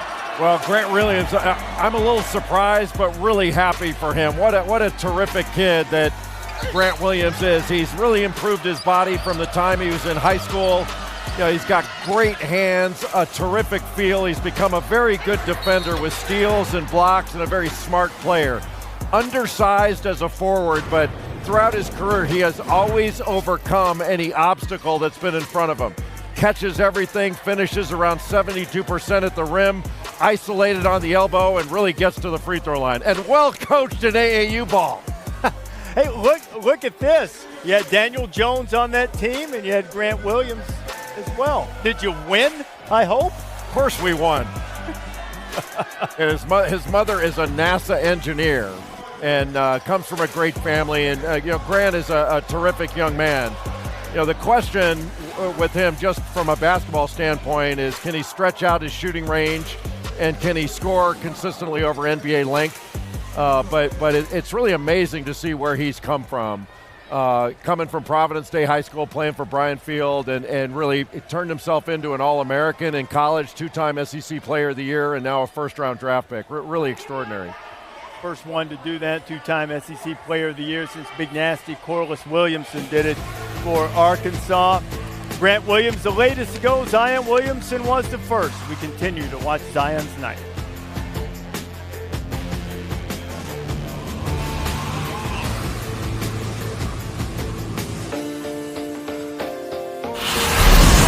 There's a nice shot, Tina Charles. Come to that realization, Jules, as Zowie B hits the baseline jumper. Brittany Boyd with the steal, goes up and in. To Odyssey Sims, who is trying to push. He gets all the way into the paint. Beautiful pass in to Fouls, who finishes easily. Daniel Robinson goes all the way.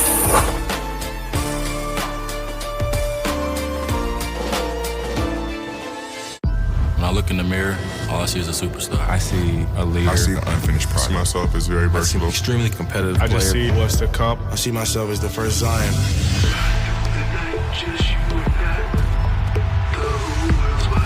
The world hasn't seen anything like me yet. It's time to go to work. Get ready for the 2019 MGM Resort Summer League. Watch us on NBA TV.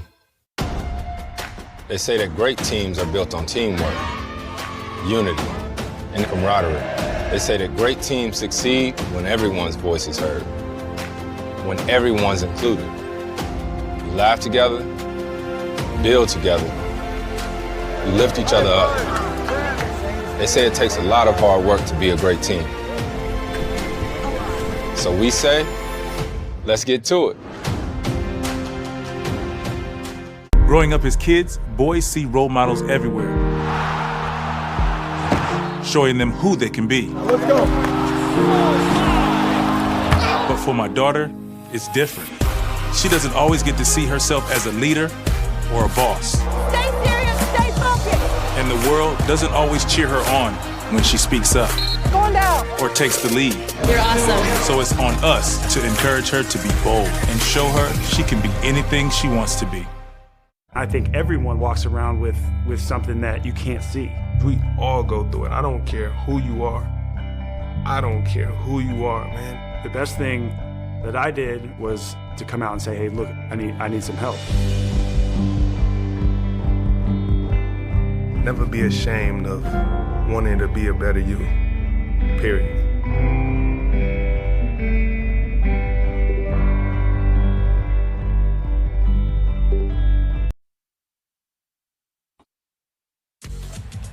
Take a look at 3 to watch, brought to you by Mountain Dew. There are specialists still out there, including Bol out of Oregon, the top shot blocker. We told you that his camp was afraid they would slide. Carson Edwards, a great scorer from Purdue, a little undersized, and the national champion, Ty Jerome, who's the top playmaker. He is not here. There are other guys still sitting in the green room, including Nasir Little, top on your best available. What do you think's going on with Nasir Little and teams not taking him to this point? I don't know what's going on with Little. Now, Bol I get, because there were a lot of questions about his motor, how hard he would play, his durability. He only weighs like 208 pounds at over 7 feet, even though he's really, really skilled. So you can understand that one. I don't get the Little, look, I still think he should be drafted in the first round. And the fact that he was invited here indicates that everybody thought he'd be drafted in the first round. You don't want to have a guy sitting here into the second round. Not that that's any great shakes anyway, but he's a top 10 talent, I believe. Well, it's one of the things. We had 24 players invited to the green room tonight, 17 more, at least 17 that we were made aware of right before the start of the draft tonight, who were in the stands waiting to see if they'll hear their name called in the first or second round. There is Bol.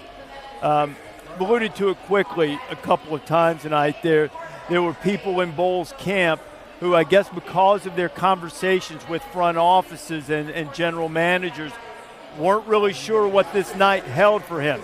Keldon Johnson out of Kentucky, seen a couple of his teammates already drafted. back-to-back with P.J. Washington and Tyler Hero already being drafted, and Keldon Johnson is still waiting to see if his name will be called. There's Nick Claxton from Georgia. And Nick Claxton is a guy who really improved himself. If you follow Tom Crean, the coach at Georgia, on Twitter for the last several days, he's been putting out various things that Nick has improved greatly, including improving his squat by 235 pounds from the time he arrived at the University of Georgia, and now waiting to see if he will go with his name being called in the first round. Okay, the Utah Jazz will make the pick. This pick is going to wind up in Oklahoma City. Here's Adam Silver.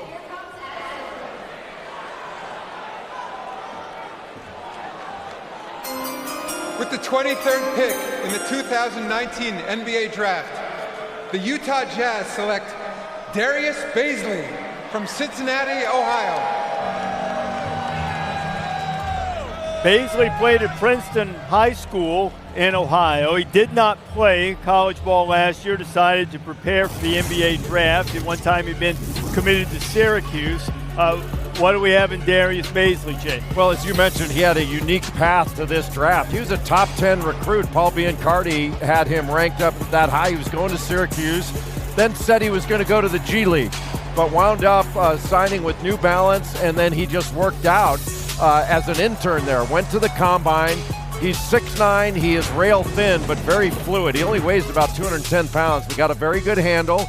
He can attack the rim, good athleticism, good vision. He's got good passing instincts, and he runs in transition. So he's got some potential, and that's what he's being drafted upon, is his potential. You see the New Balance internship that Jay mentioned. His agent, Rich Paul, arranged this for him. It was a multi-year deal, a $1 million endorsement deal that would come Darius' way regardless of what happened. Now he's been drafted 23rd overall. Jazz selected him. That pick will wind up in the hands of Oklahoma City. Another trade that happened earlier tonight. You saw the Sixers are on the clock, but they are selecting for Boston in that 24th overall pick. We'll see who Philly selects for their old rival when you come back.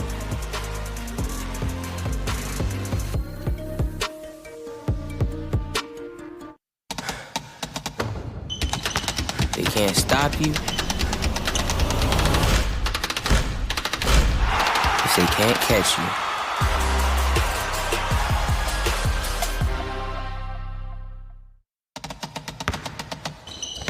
Whatever you do,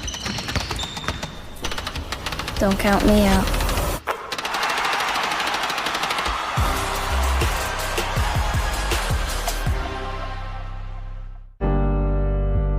I still feel like I'm dreaming sometimes. Early on, a lot of people just didn't think that I belonged in this league. I definitely wanted to prove them wrong, but for the most part, I drove myself. The all-time leading scorer in Charlotte Hornets history. Trying to run it up even more, make it to where nobody can catch me. The Queen City has a new king. This game is our everything.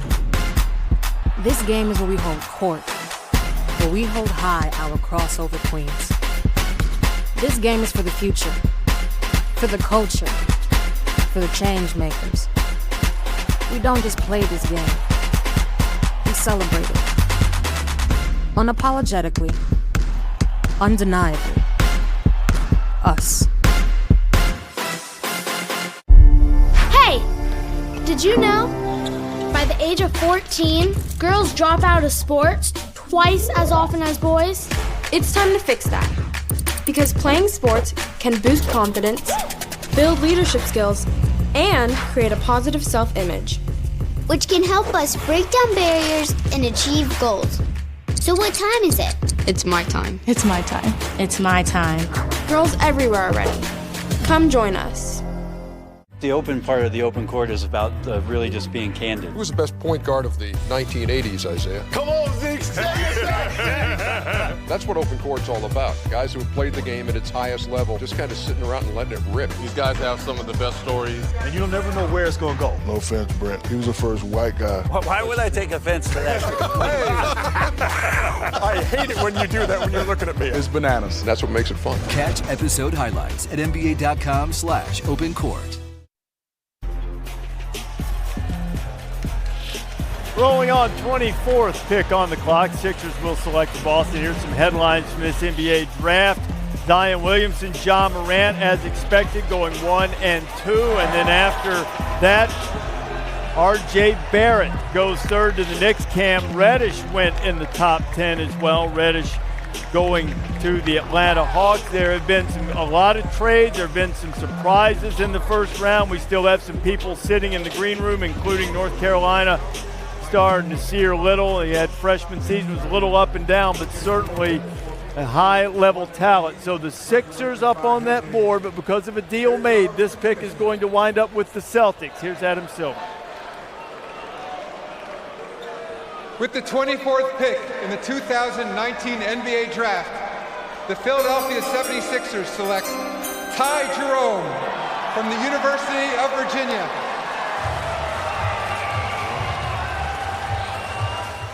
So Ty Jerome selected by the Sixers for the Celtics. So Woj, what do you have on this?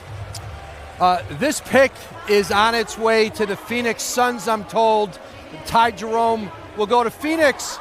And the player that we've been talking about dropping in this draft, the University of North Carolina's Nasir Little, is at the top of the Portland Trailblazers draft board at number 25. Well, Portland is up next, so Nasir's wait might well be over in a matter of moments. But as Woj just told us, that pick at 24, Ty Jerome of the national champion Cavaliers, on his way to the Suns. And here is Jerome, who is a terrific playmaking guard. Yeah, outside of Ja Morant, I think the best pick-and-roll passer in this draft. He led the ACC in assists at 5.5 per game. He's also got a 3.3 to 1 assist-turnover ratio. That was best in the country. He shoots it from deep, and he makes creative shots near the bucket. Puts it off the glass, can launch it up high, got a floater. He just knows how to play. He's a high IQ basketball player, and he really competes. A gamer that never backs down. I would not call him a wow athlete at all. He finished down at near the bottom in all the athletic testing at the combine, but he's so smart on defense, getting steals. The kid is just a gamer. I really like him as a player. You know, they had a ritual at Virginia when they finished their pregame shoot. He and DeAndre Hunter, who was the 4th overall pick tonight, they would throw these wild passes to each other behind the three-point line, just whip it all over the place. And the last pass every time was Jerome to DeAndre Hunter in the corner for a three, which turned out to be the exact pass and shot that ended up winning them the national championship in the end of regulation and overtime against Texas Tech. So Ty Jerome, we believe, on his way to the Suns as soon as everything finishes up with all of these trades. The keys to success, the best available players remaining. You heard Woj say that the Trailblazers, who are on the clock with a 25th overall pick, have Nasir Little at the top of their best available remaining board. That's exactly where Jay Billis has it. Yeah, and if they wind up taking Nasir Little, whoever gets him now is getting a steal, because he's a top 10 talent. Bull, who has been dropping, that's a little more understandable based on sort of what's happened with him in the last year.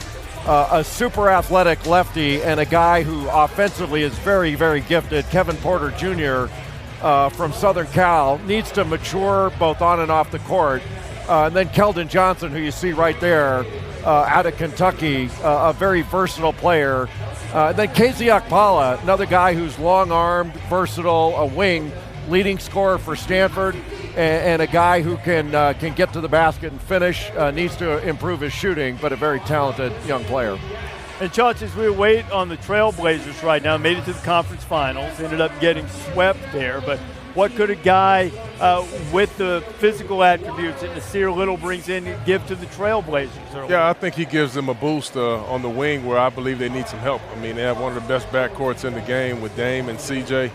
I always felt like they needed a wing that can kind of go get his own and score the basketball similar to Kevin Porter Jr.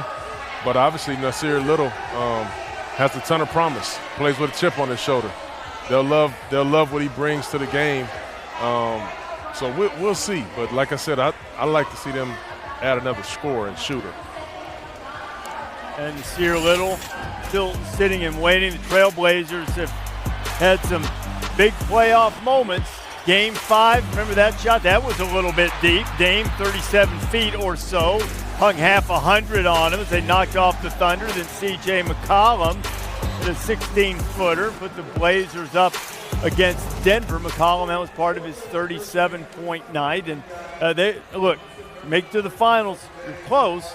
But now the door's open with the injuries that the Warriors have, and the teams like the Trailblazers, like the Jazz, who added Mike Conley Jr., now hoping to take advantage of this opportunity. You're absolutely right. The door is open. I mean, the NBA is back to what it used to be. You don't need 4 All-Stars to be able to win a championship like the dynasty of the Warriors. Hey, you know, I don't know if I necessarily want to direct right now for Nelly, our director, but I'm looking over your shoulder right now, and R.J. Barrett is going up through the crowd, and he's like the Pied Piper. People are just following. That's right. Up. All of the Knicks fans are there he goes. You see the little pink right there in the middle? That's RJ. And there's like a horde of fans following him out. He said he wanted New York. He's going to get it, right? Right. He's going to get it. That's for sure.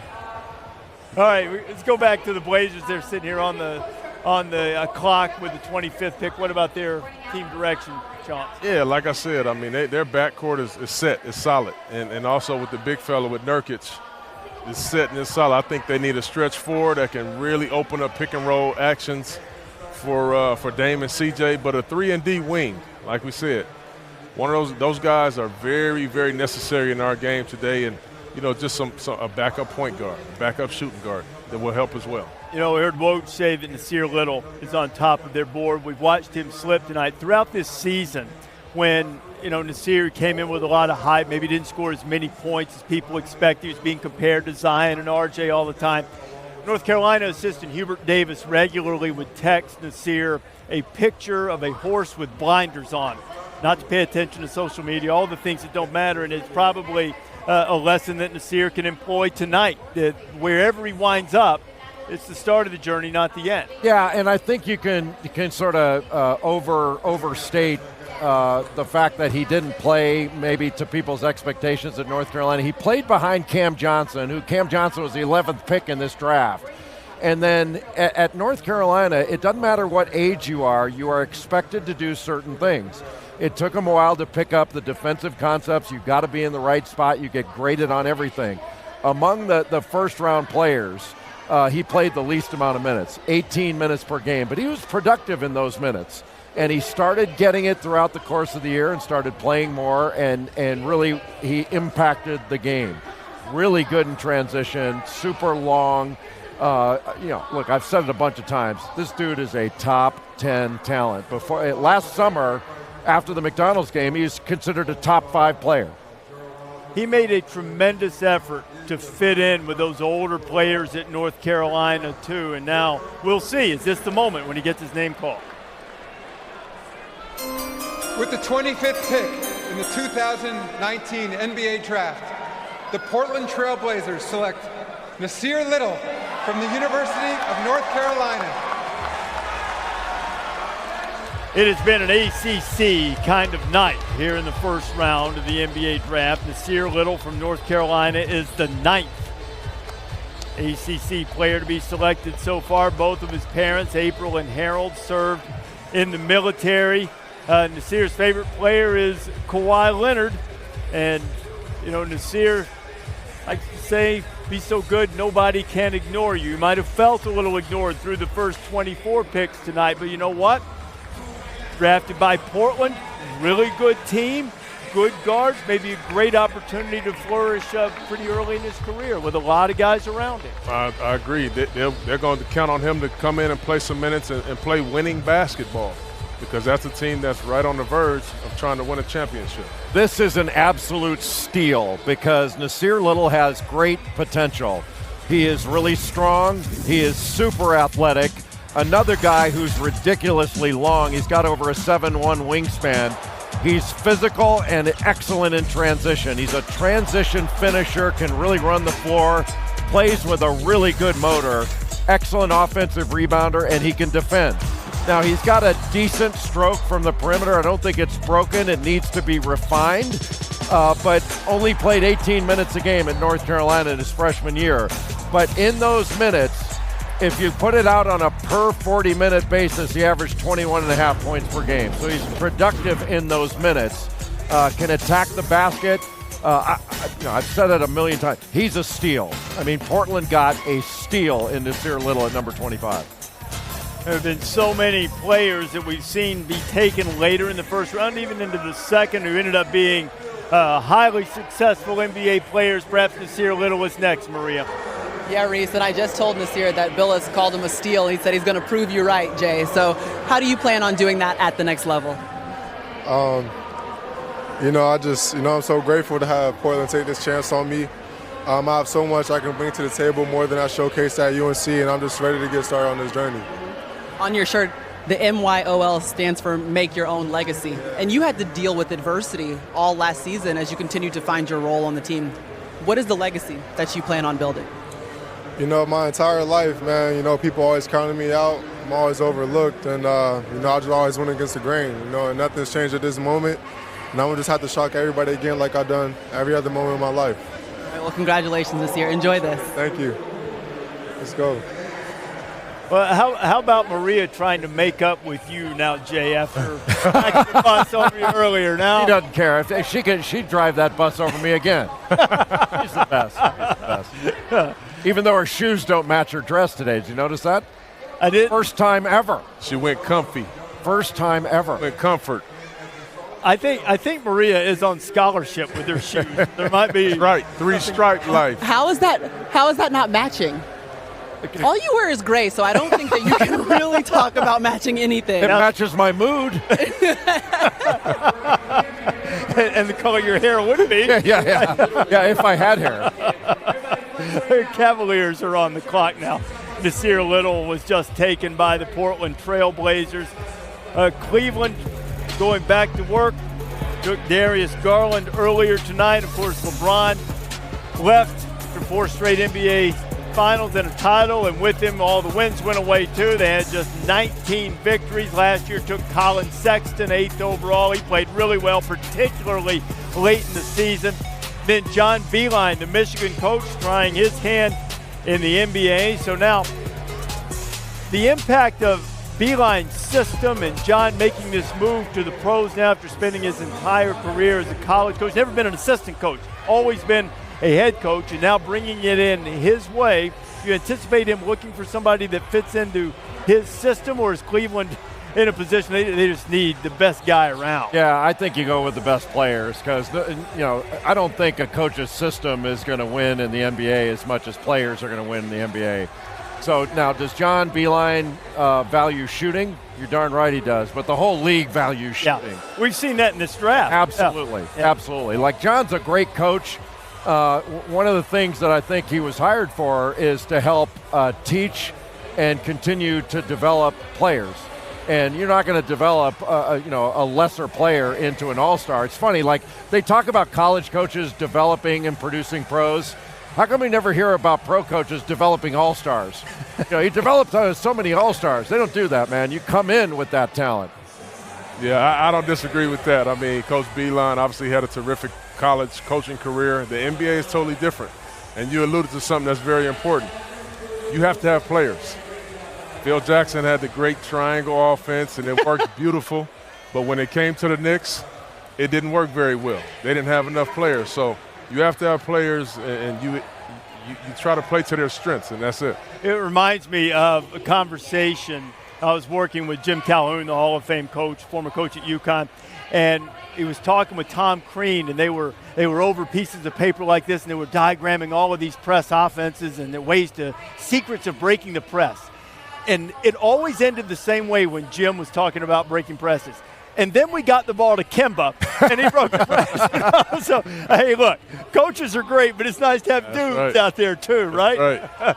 Let's see if Cleveland, who they have. They got a dude earlier, Darius Garland, who didn't play much at Vanderbilt because of injury, but a highly regarded prospect. We've seen a couple of shots of Colin Sexton tonight.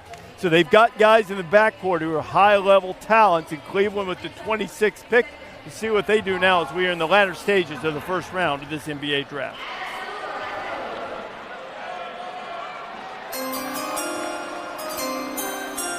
With the 26th pick in the 2019 NBA draft, the Cleveland Cavaliers select Dylan Windler from Belmont University. Did someone say value shooting? And Billis, you were talking about this yesterday. You were a guy, you firmly believe that he's a first-round guy. Well, I had him ranked in the 20s all year. I mean, a lefty, incredibly efficient shooter, an elite shooting stroke. He's very sound, moves without the ball, and a great cutter. Shot 87% on his cuts this year. Great IQ, a creative finisher around the basket. He reminds me a little bit of Gordon Hayward with the way he plays, but shoots it like Kyle Korver, except he's a lefty. He is automatic with his feet set and an excellent rebounder. 11 rebounds per game. That was 10th in the NCAA. And how about this golf stroke? He's a trick shot. He said if he weren't a basketball player, he'd be a golfer. He's got all these trick shots in his bag, too. Man, I'm just trying to hit it regular, huh? Trick shots. Wow. Pretty high level golfer as well. How does he compare to Louis Oosthuizen? Billis? I'm sorry? Louis Oosthuizen, how does he compare there? You brought him up earlier. No? No. Louis Oosthuizen that's the Garland, Darius Garland. Yeah. Now he's a teammate. Don't be messing with my Louis Oosthuizen. Stay in your lane, Reese Davis.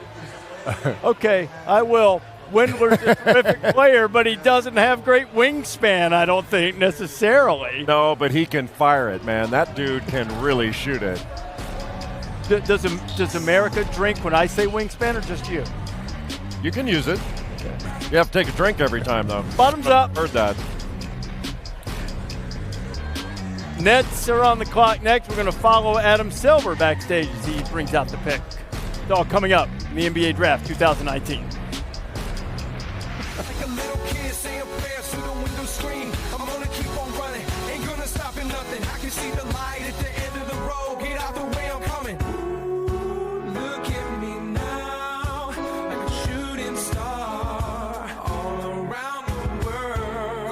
Your dreams like you want to live your dreams. Look at me now, I'm a shooting star all around the world.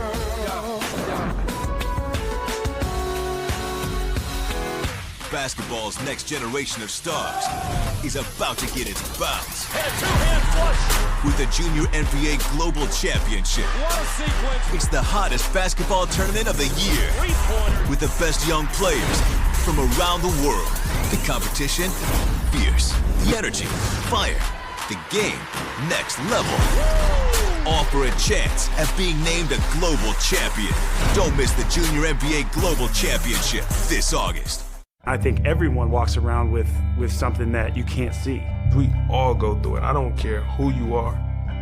I don't care who you are, man. The best thing that I did was to come out and say, hey, look, I need some help. Never be ashamed of wanting to be a better you, period.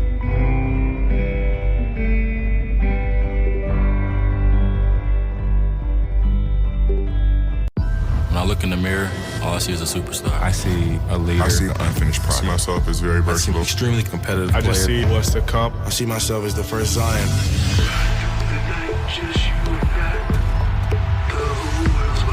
The world hasn't seen anything like me yet. It's time to go to work. Work Get ready for the 2019 MGM Resort Summer League.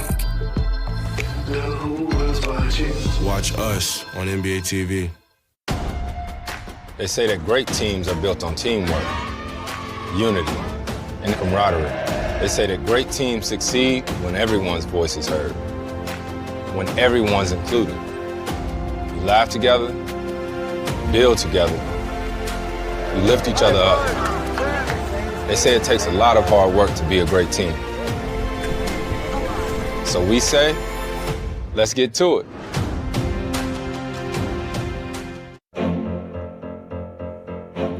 Gundy called the play a triangle. That usually means something for Ewing. Out in Houston. Houston ducks under. Got it! With 8 tenths left.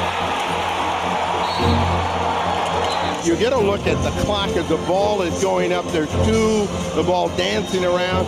Comes down. This time Allen Houston is legit. He is the hero on a tough day. He seals the deal with 8 tenths of a second left.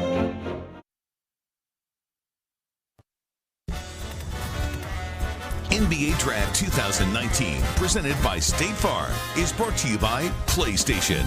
Greatness awaits. And Toyota. Let's go places.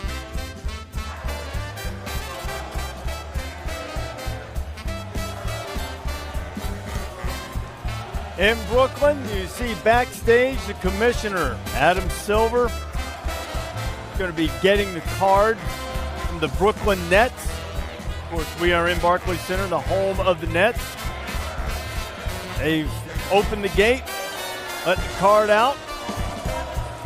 This is the process being followed. Everybody must wear their credential and keep it visible at all times, even if you are taking the card to Commissioner Silver. You navigate your way through the dark hallways. Brendan is the man bringing the card. We didn't lose Brendan in the dark, I hope. Brooklyn fans have been waiting.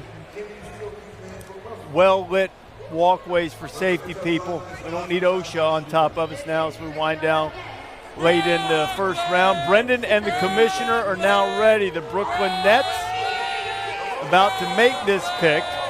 Commissioner Adam Silver has the card, and here he comes into the light.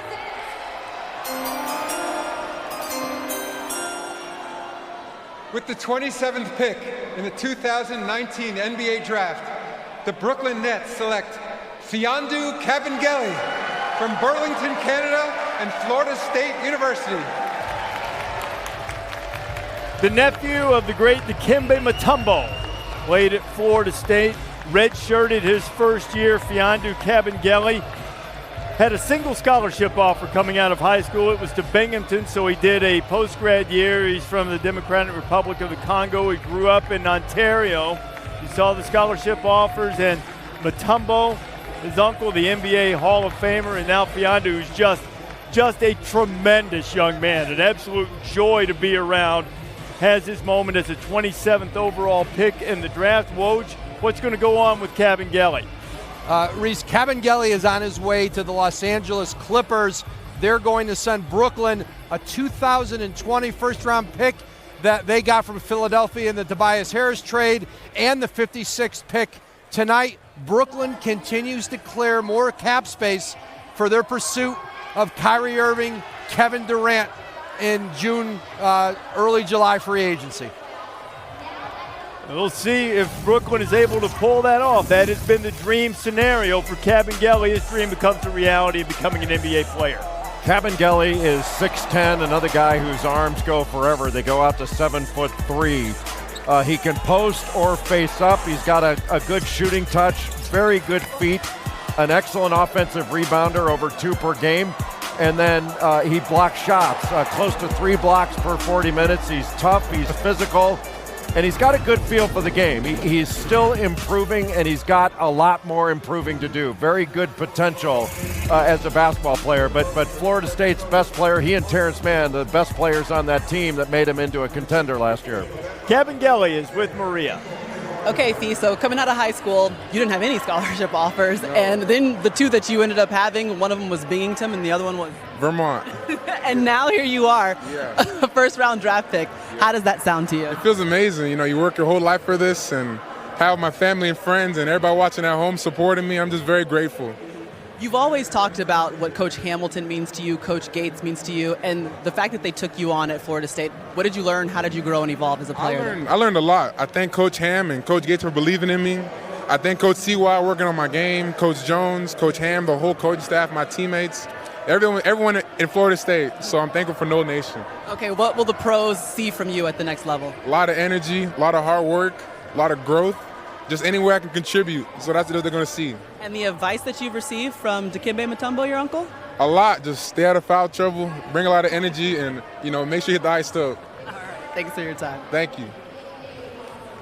Maria, he'll get that hard work after that redshirt season at Florida State when he was getting himself in great shape. He not only did the team workout, he followed it up by doing the P90X and Insanity programs. He's gotten himself in great shape and got a great opportunity. The Warriors are on the clock. What an offseason it's going to be for them. We'll see what happens when you come back.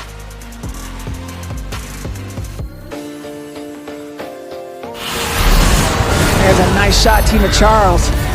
Come to that realization, Jules, as Zowie B hits the baseline jumper. Brittany Boyd with the steal, goes up and in.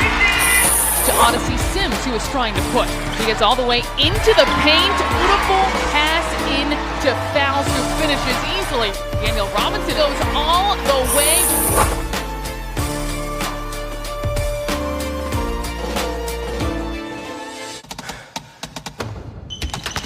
They can't stop you.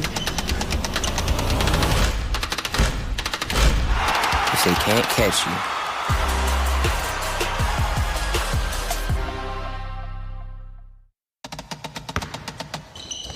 Whatever you do, don't count me out.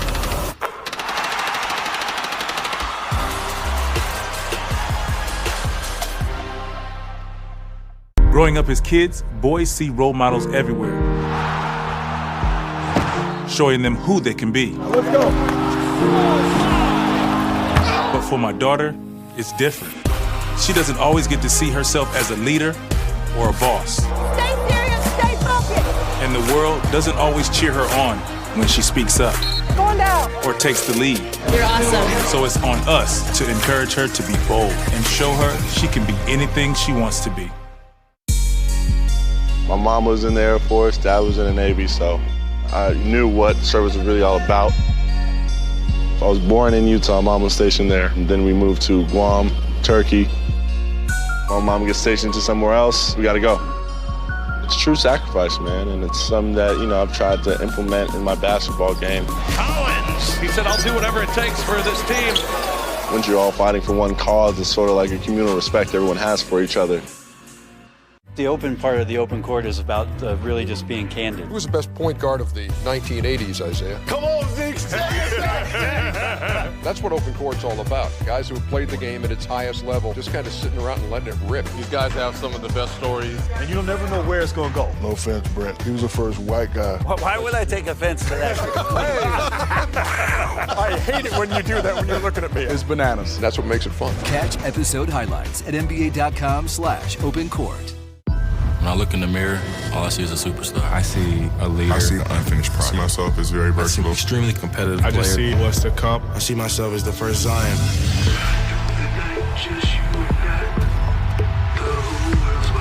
The world hasn't seen anything like me yet. It's time to go to work.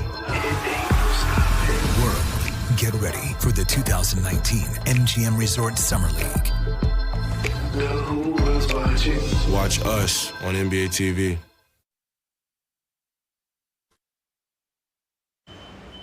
Welcome to the 2019 NBA Finals. Pascal Siakam with a 32-point game.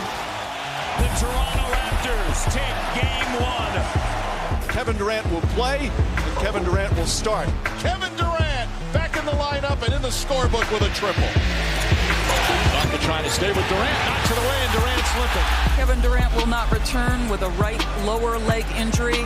The drama, the tension, the incredible play. 10 seconds to go. They go to Kawhi. Into the corner, Lowry for the championship. No! And the Warriors' three-peat dream is still alive. Just try to come out and match that emotion. Klay Thompson in the zone, running the floor on a foul. Thompson bends his left knee. That knee injury will keep him out. An NBA championship on the line. The Curry puts up a three. Won't go. We the North are now we the champions. Golden State had to watch Toronto lift that championship trophy. The Warriors having to deal with an offseason of uncertainty and injury, but here's their first-round pick. With the 28th pick in the 2019 NBA Draft, the Golden State Warriors select Jordan Poole from the University of Michigan. Jordan Poole was not among the green room invitees, but one of the players in the crowd here at Barclays Center, the former Michigan star who in the 2018 tournament had that great game-winning three-pointer to beat Houston in the round of 32 to take John Beilein's team at the time to the Sweet 16. Well, Jordan Poole is a shooter. He is a very smooth ball handler and skilled. He has all kinds of moves. He's got quick burst. He can change direction. But what makes him special is his shooting ability. 83% is a free throw shooter. He had 12 games where he had 3 or more threes this season. So he can really space the floor, but just skilled across the board. Still a young player that has a lot of growth in him. And obviously Golden State values his shooting very much. And yet again, Chauncey, we see shooting valued in this draft. Big time, and particularly with this team. You know, Klay Thompson will be down all next season due to that injury.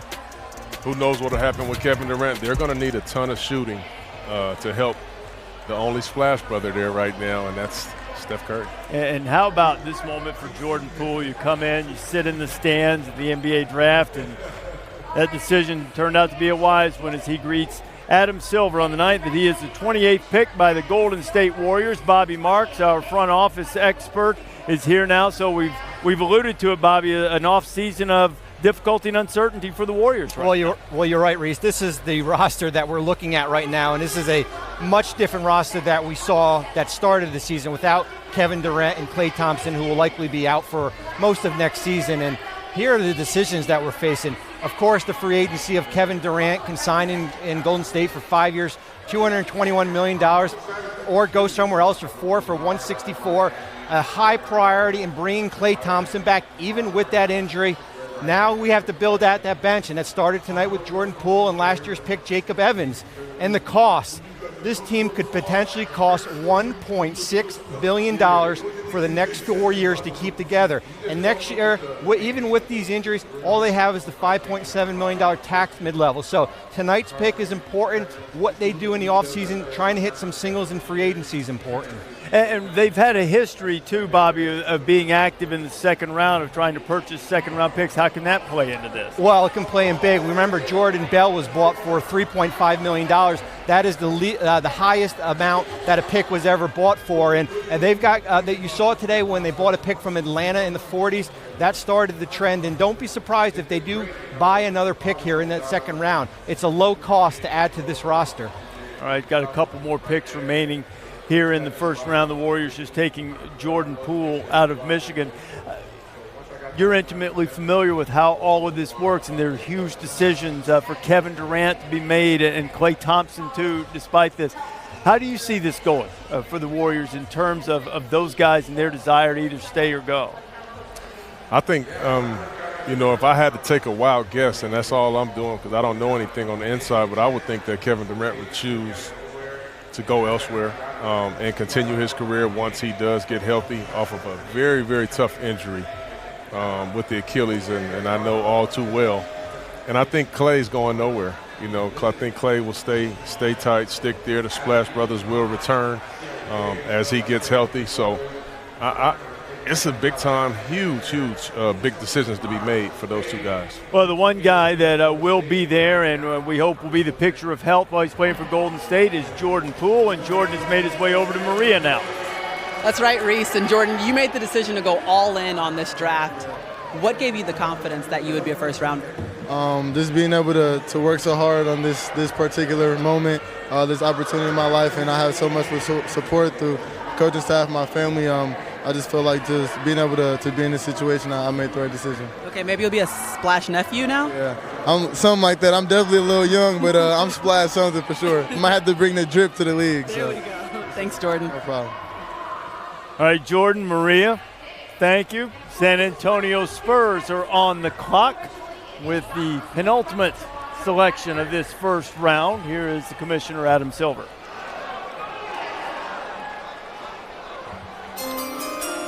With the 29th pick in the 2019 NBA Draft, the San Antonio Spurs select Keldon Johnson from the University of Kentucky. Suddenly very young San Antonio Spurs team as Keldon is making a quick wardrobe change. This is the 6th draft. At least 3 Kentucky players have been selected in the first round. That's the most of any program. Tyler Hero, P.J. Washington both going earlier. And now Keldon, perhaps symbolic, moving out of the Kentucky blue and into the white. His brother Caleb played at Georgetown, finishing up 2019. He likes to fish and bowl and apparently have an extra sport coat on him from time to time. And his favorite player is overdressed Russell Westbrook. And you see the relief from Keldon Johnson as he hears his name called in the first round.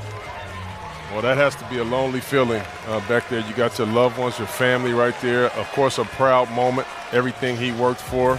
He's going to an awesome, awesome organization who are known to make Hall of Famers out of late first-round picks and second-round picks.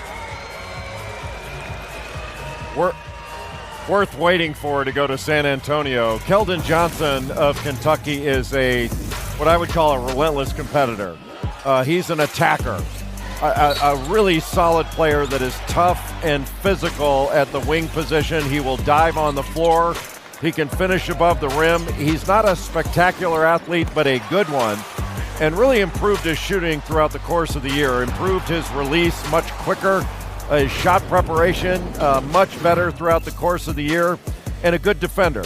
A very good defensive rebounder. He had 17 rebounds in a game against Auburn throughout the year, but got better throughout the year as a defender, but not impactful as a defender with steals and blocks, but stays in front and works really hard. A good, solid pick here at the end of the first round for San Antonio. CATS, Cats. 3 of them drafted, as I mentioned. Have 3 guys drafted for the 6th time. That's the most any program has had among first-rounders. Keldon Johnson with Maria. I think it's the first time we've ever seen a wardrobe change at an NBA draft. What does that signify for you? I just want to go with the all white. I mean, it's just I'm at a fresh new start, and I'm ready to get down and grind.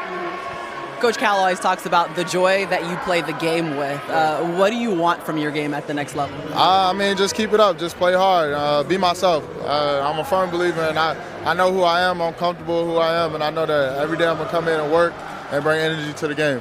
You also talk about your parents and how hard they work for you, your siblings that are sitting over there at the table with you. What's the message that you have for them on this night? I mean, I'm just going to keep working. I mean, it's only the beginning. I feel like my parents have made a lot of sacrifices for me, my family, to be in the situation that we are today. And I mean, I couldn't thank my parents enough. I mean, I'm just blessed to be a part of the NBA.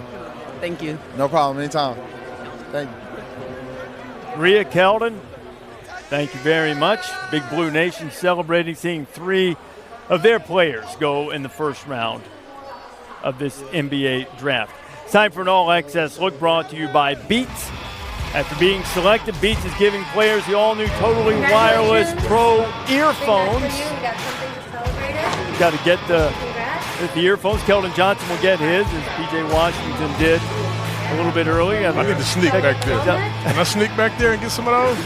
Oh, you're 3rd overall pick. Rui Hachimura giving a good look. Zion appears to like his. Ringing endorsement for the Power Beats Pro earphones. 1 more pick left in the first round. Milwaukee will make it for Detroit. Basketball's next generation of stars is about to get its bounce. With the Junior NBA Global Championship. It's the hottest basketball tournament of the year. With the best young players from around the world. The competition, fierce. The energy, fire. the game next level. All for a chance at being named a global champion. Don't miss the Junior NBA Global Championship this August. I think everyone walks around with something that you can't see. We all go through it. I don't care who you are.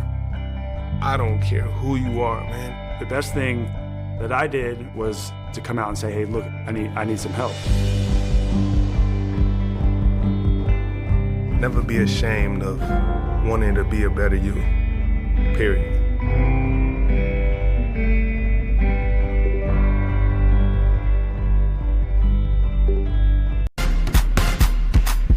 This game is our everything. This game is where we hold court, where we hold high our crossover queens. This game is for the future, for the culture, for the change makers. We don't just play this game, we celebrate it. Unapologetically, undeniably, us. The open part of the open court is about really just being candid. Who was the best point guard of the 1980s, Isaiah? Come on, Zeke.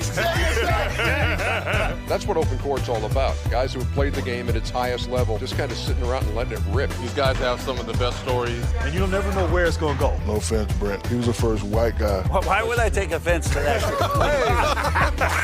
I hate it when you do that when you're looking at me. It's bananas. And that's what makes it fun. Catch episode highlights at NBA.com/opencourt. Growing up as kids, boys see role models everywhere,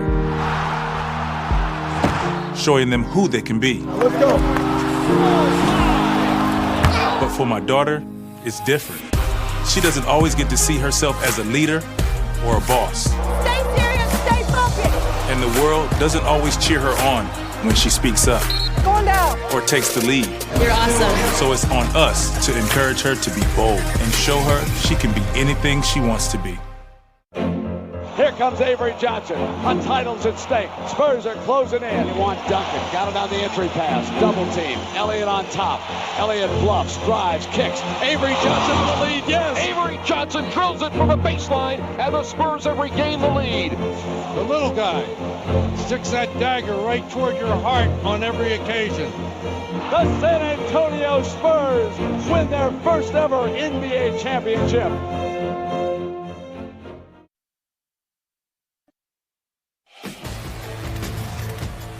Will it be the Greek Freak or the Beard? Will it be Luka or Trey? All that debate's going to end up on Monday. The 2019 NBA Awards presented by Kia, hosted by Shaquille O'Neal. Monday, June 24th, 9 Eastern. Our good friends at TNT will have that for you. And you can see all of the rising stars in the MGM Resorts NBA Summer League. You can watch all the games on the various ESPN networks and platforms and NBA TV starting July 6th. You can experience it live by visiting NBAtickets.com today. Goga Bitadze, the big center, the Georgian, shaking hands with Adam Silver, going to the Indiana Pacers and visiting with Maria. Yeah, Reese, and he's wearing his country's flag on his tie, so you're representing Georgia. And I know that you love the NBA, you study it. What does it mean to be a part of it? And this means a lot to me. You know, this is my dream, really, and dream come true. And it means the world to me, really. This is my dream. So I'm right now like shocked, really. I can't really realize that I'm in the NBA right now, and also I represent my country, which I love, show my love for the country, and I'm really proud I'm from Georgia. I know one of your mentors is Zaza Pachulia, so what has he told you about playing in this league? That it's really hard to get in the NBA, but it's really even harder to stay in the NBA. So that was one of his quotes. I mean, yeah, that's what he told me, and I'm just gonna try and stay there. All right, well, good luck at the next level. Thank you, thanks a lot. Let that one Georgian talking to another one. Maria Taylor from the state of Georgia, Goga from the country of Georgia. Bucks on the clock. I'm told by Woj this is going to Cleveland. Here's Adam Silver. With the 30th pick in the 2019 NBA Draft, the Milwaukee Bucks select Kevin Porter Jr. from the University of Southern California. Kevin Porter Jr. has been waiting a long time. This was the Bucks pick that was originally going to Detroit, and I'm told now going to Cleveland. That would give Cleveland on the night Darius Garland, Dylan Windler, and Kevin Porter Jr. He grew up in Seattle, didn't play a lot at USC this past year. He had some injuries, also had some personal conduct issues as well. His favorite player was James Harden, and of course, wears number 4 to honor his father, Kevin Porter Sr., who was shot and killed. He insists on being called Kevin Porter Jr. because he wants to carry his father's memory with him as well. In terms of a player, Cleveland is getting him eventually. What are they getting with Kevin Porter Jr.? Well, they're getting an uber-talented left-hander who has the ability to create shots. He's a scorer. He can get his own. He can do it off the bounce. He just glides in transition. A 41% three-point shooter. He only played about 22 minutes a game. That was 7th on the roster at USC. But he's got a step-back move, hesitation, and he's got the potential to be a really good defender. The question is maturity. He needs to grow up on and off the floor. He's been wildly inconsistent. Here is Commissioner Adam Silver at the end of the first round. That marks the end of the first round. The second round will be conducted by Deputy Commissioner and Brooklyn native Mark Tatum. To the fans here tonight and watching around the world, thank you very much.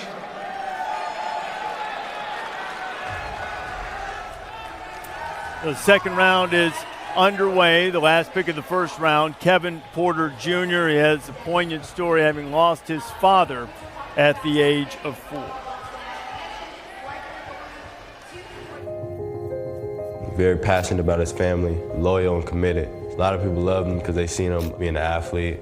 Then there's another side where, streets, where I grew up, people know him for that. It was a fight. He was trying to break it up, and in the mix of him trying to break it up, he got shot multiple times. That night, I just told him that their dad wasn't coming home. She never really told me, but I could see it. Everybody in Seattle was hurt because my dad was known by a lot of people. I'm a junior, so when they hear the junior, they know that's his boy. So he insists on keeping the name Junior attached to his name. You wore the number 4 because you were 4 when your father was shot and killed. And show everyone exactly what you put on the interior of your jacket. I did all this for him. I got my necklace for him. Everything how I got here. He been here since day one. Even though physically he wasn't here with me, I know he's here, right here. So you said that you have 2 legacies to fulfill. One is his. Definitely. How do you plan on doing that at the next level? Just be great. Do everything I can for the community.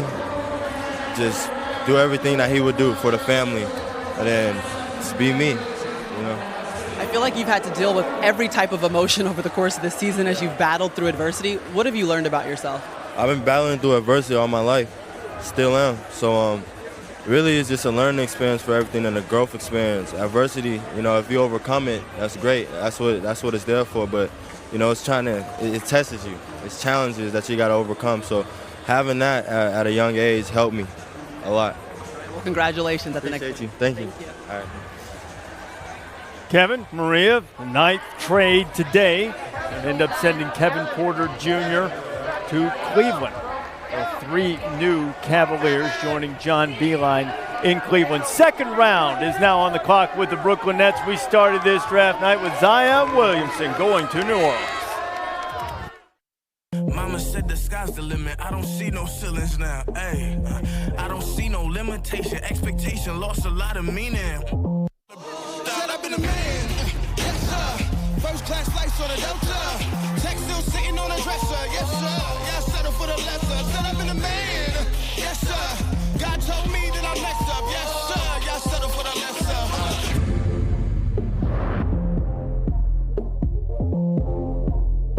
When I look in the mirror, all I see is a superstar. I see a leader. I see unfinished product. I see myself as very versatile. I see extremely competitive player. I just see what's to come. I see myself as the first Zion.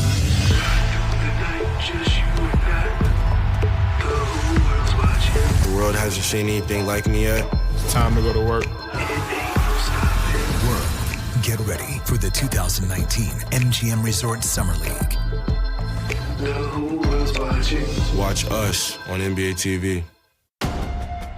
They say that great teams are built on teamwork, unity, and camaraderie. They say that great teams succeed when everyone's voice is heard, when everyone's included. We laugh together, build together, we lift each other up. They say it takes a lot of hard work to be a great team. So we say, let's get to it.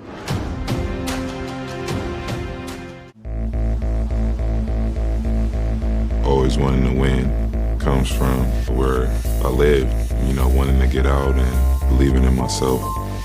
If you watch me from year one to now, you'll see the work ethic and how I develop as a player. Kawhi Leonard, stolen by Kawhi. The best two-way player in the game. It's about proving that I can be a great player, want to be on the all-time list. Growing up as kids, boys see role models everywhere, showing them who they can be. Let's go. But for my daughter, it's different. She doesn't always get to see herself as a leader or a boss. Stay serious, stay focused. And the world doesn't always cheer her on when she speaks up Going down. or takes the lead. You're awesome. So it's on us to encourage her to be bold and show her she can be anything she wants to be. This game is our everything. This game is where we hold court, where we hold high our crossover queens. This game is for the future, for the culture, for the change makers. We don't just play this game, we celebrate it. Unapologetically, undeniably, us. The open part of the open court is about really just being candid. Who was the best point guard of the 1980s, Isaiah? Come on, Zeke. That's what open court's all about. Guys who have played the game at its highest level, just kind of sitting around and letting it rip. These guys have some of the best stories. And you'll never know where it's going to go. No offense, Brent. He was the first white guy. Why would I take offense to that? I hate it when you do that when you're looking at me. It's bananas. That's what makes it fun. Catch episode highlights at NBA.com/opencourt.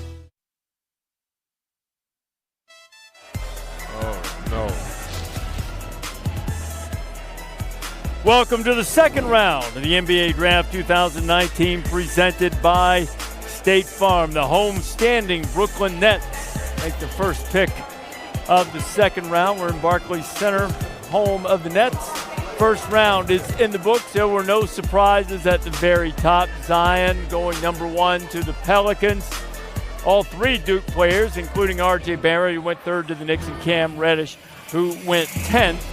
Go in the top 10. Ja Morant goes to the Grizzlies. Couple of guys slipped. Nasir Little might have wound up in a really good spot, going 25th to Portland, but a little bit lower than the North Carolina player anticipated. Bol from Oregon still waits. He is one of those invited to the green room. He and Nick Claxton from Georgia still waiting to hear their name called.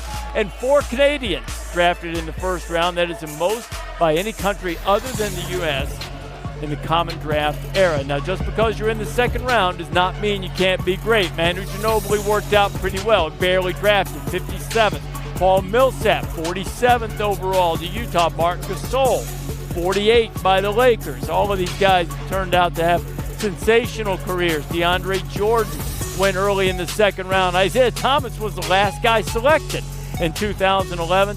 And Draymond Green, who has used it for fuel and motivation throughout his career, was a second-rounder. Chris Middleton, who's now an unrestricted free agent. Nikola Jokic, also 41st overall, has become one of the best players in the league. 31st overall in 2014. And as mentioned, there are a couple of guys left in the green room. Nicholas Claxton from Georgia is still waiting, and Bol from Oregon, who we mentioned early in this draft, his camp was a little bit concerned based on the feedback that they were getting that he would slip in this draft. He was the number 4 ranked recruit in the 2018 ESPN 100. He's the highest ranked recruit not to be drafted in the first round since Cliff Alexander, who was the number 3 recruit in 2014. It is not a distinction that Bol was hoping to be a part of, but now he is waiting to see what his NBA fate is. And, Jay, as we see on the screen now, he is your number one among best available players remaining. Yeah, and he's been at the top of that list for quite some time. He's ranked 15th overall on my best available list, so he's been sitting there a while. So that's what, 1, 2, 3 Pac-12 players right there. I thought Eric Paschall might be a first-round draft pick. I think he's worthy of that. But I think you'll see Paschall go pretty early in the second round. Nets are going to have the first pick of the second round coming up. I was just going to say, I fell in love with Carson Edwards this year. You talk about a guy playing with a chip on his shoulder. Him now being going to be a second-round pick somewhere in there. He doesn't need any more of that chip to be on that shoulder, but he'll have some, and I think that he has a chance to be a pretty good NBA player, guys. There are a lot of guys who have range. He certainly has it. He displayed that throughout his career, but particularly in the NCAA tournament. This season at Purdue, he scored 874 points. That's top 5 in Big Ten history. He sets the Purdue and the Big Ten record in threes. Made 28 threes in the tournament. It was a tournament record. He didn't make the Final Four. He only played 4 games, but he scored a ton of points. He was a second-team All-America at Purdue for Matt Painter this year and had just a great year, and will have an opportunity. Well, you guys have talked a lot about the way the game is played now. You don't necessarily have to be a huge guy, and Carson's not, but he's certainly a very gifted scorer. He's a gifted scorer. I think one of the issues is he's small for a 2-guard. He's not a point guard and not really a distributor, but like Chauncey says, he's tough as nails. And that game he had against Virginia in the NCAA tournament, that was big time. And he is a competitor, doesn't give an inch, and has really improved throughout the course of his time under Matt Painter at Purdue. But I love him as a player. It's just he's small. I'll tell you what, the way the NBA is played today, if he's on a team with a bigger point guard, then it's easy. You let the point guard facilitate, he do the scoring, and then you swap the matchups on the other end. He'll guard the point guard, but he's also small for a point guard too. Well, this is going to be a big summer, not only for the draft, but because of the number of free agents, guys pursuing max contracts, and the huge stars. And then you throw into the mix that Kevin Durant and Klay Thompson are going to miss most, if not all, of next season. The drama surrounding Kyrie Irving in Boston. Will Kawhi Leonard, as they say, run it back with the Raptors and try to go back-to-back, or will he look somewhere else, as has been rumored? And now the second round is ready to go underway. You got to finish the draft and then turn your attention to free agency. Mark Tatum, the deputy commissioner of the league, will open the second round to a raucous welcome. Hello, Brooklyn.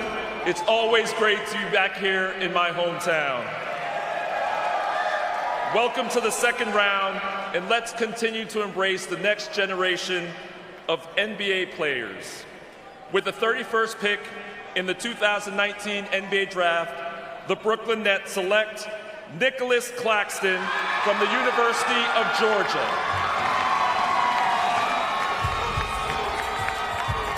Welcome home. He's been waiting for a while, and he'll be able to stick around. This is a guy who gained 25 pounds during his 2 years at Georgia. He was outside the top 200 in high school. Another guy from South Carolina. Top 2 picks in this draft were from the state of South Carolina. His parents went to Georgia. He's a big Dwayne Wade fan. And now Claxton's going to have the opportunity to start his NBA career in Brooklyn. This guy scored double figures one time as a freshman, but 21 times as a sophomore. His free throw attempts and percentage also improved as he became more aggressive and improved as a player for the Bulldogs. Gotten a lot stronger of late, 7'2" wingspan. He's got potential. He can block shots. An above-the-rim finisher, shoots 71% around the rim, and led the Southeastern Conference in blocks with 2.5 per game. Shot some threes, but only shot 28% from the three-point line. His form, he shoots it across his face, so it needs refinement. He did lack strength last year, but he's getting stronger, and he just needs to polish his game up. He's been an inconsistent shooter throughout his time at Georgia, but he's got some potential, and with his size and athletic profile and length, he could really come on as he gets older and more mature. And Nicholas Claxton is with Maria. Hunker down, a couple of dogs there, huh? Yeah, we got a couple of dogs over here. You see some people from the Virgin Islands over there. You said 30 people here to support you.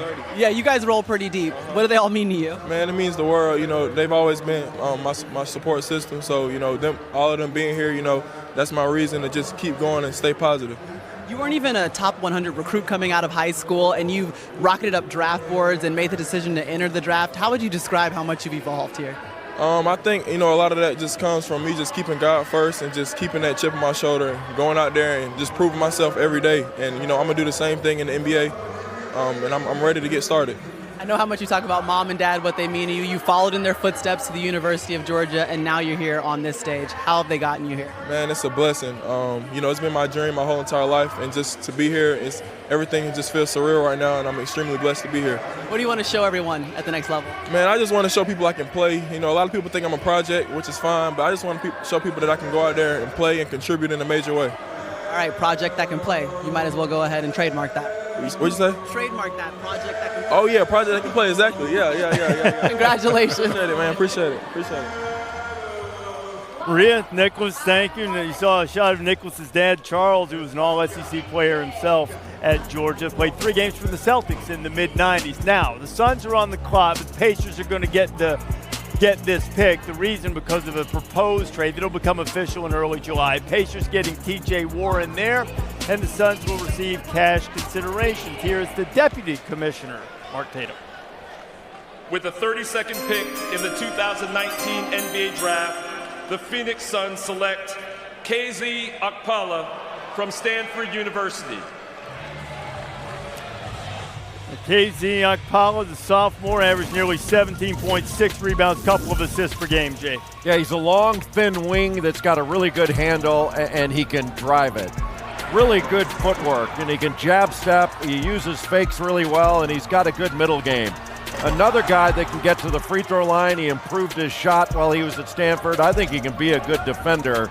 Did have a negative assist-turnover ratio, but the thing I liked about him, if I remember right, he shot 22% from 3 as a freshman, up that to about 37% as a sophomore. So he's a worker, but got to the free throw line 173 times. That was 5th in the Pac-12 this last year. Once again, your memory is impeccable, as is the reporting of Adrian Wojnarowski. Woj, what do you got on this pick? Reese, this pick is on its way to the Miami Heat. Okpala will go to Miami. Indiana will get back 3 future second-round picks from the Pacers. The Pacers acquired this pick earlier today in the T.J. Warren deal with the Phoenix Suns. So Okpala will be headed to Miami instead of going to the Pacers now. So they have the 76ers on the clock with the 33rd pick. This pick, assuming it stays there, is headed to Boston. But we got wheeling and dealing going on now as teams. You know, it's not only about building your roster through the draft right now, it's also about positioning yourself for the free agency that's coming up and looking to the future and how teams fit. And then maybe in a couple of years, if there's no more one and done, the so-called double draft, you get some picks and get ready there where you have an influx of more talent. There are a lot of different things other than just going down your draft board and looking at and picking the best guy there. Well, it is. I mean, you talk about the salary cap and, you know, what picks cost so much money. But in the second round right here, you're looking at guys that are going to spend a lot of time in the G League, and you're hoping that they develop and at some point become rotation players for your ball club.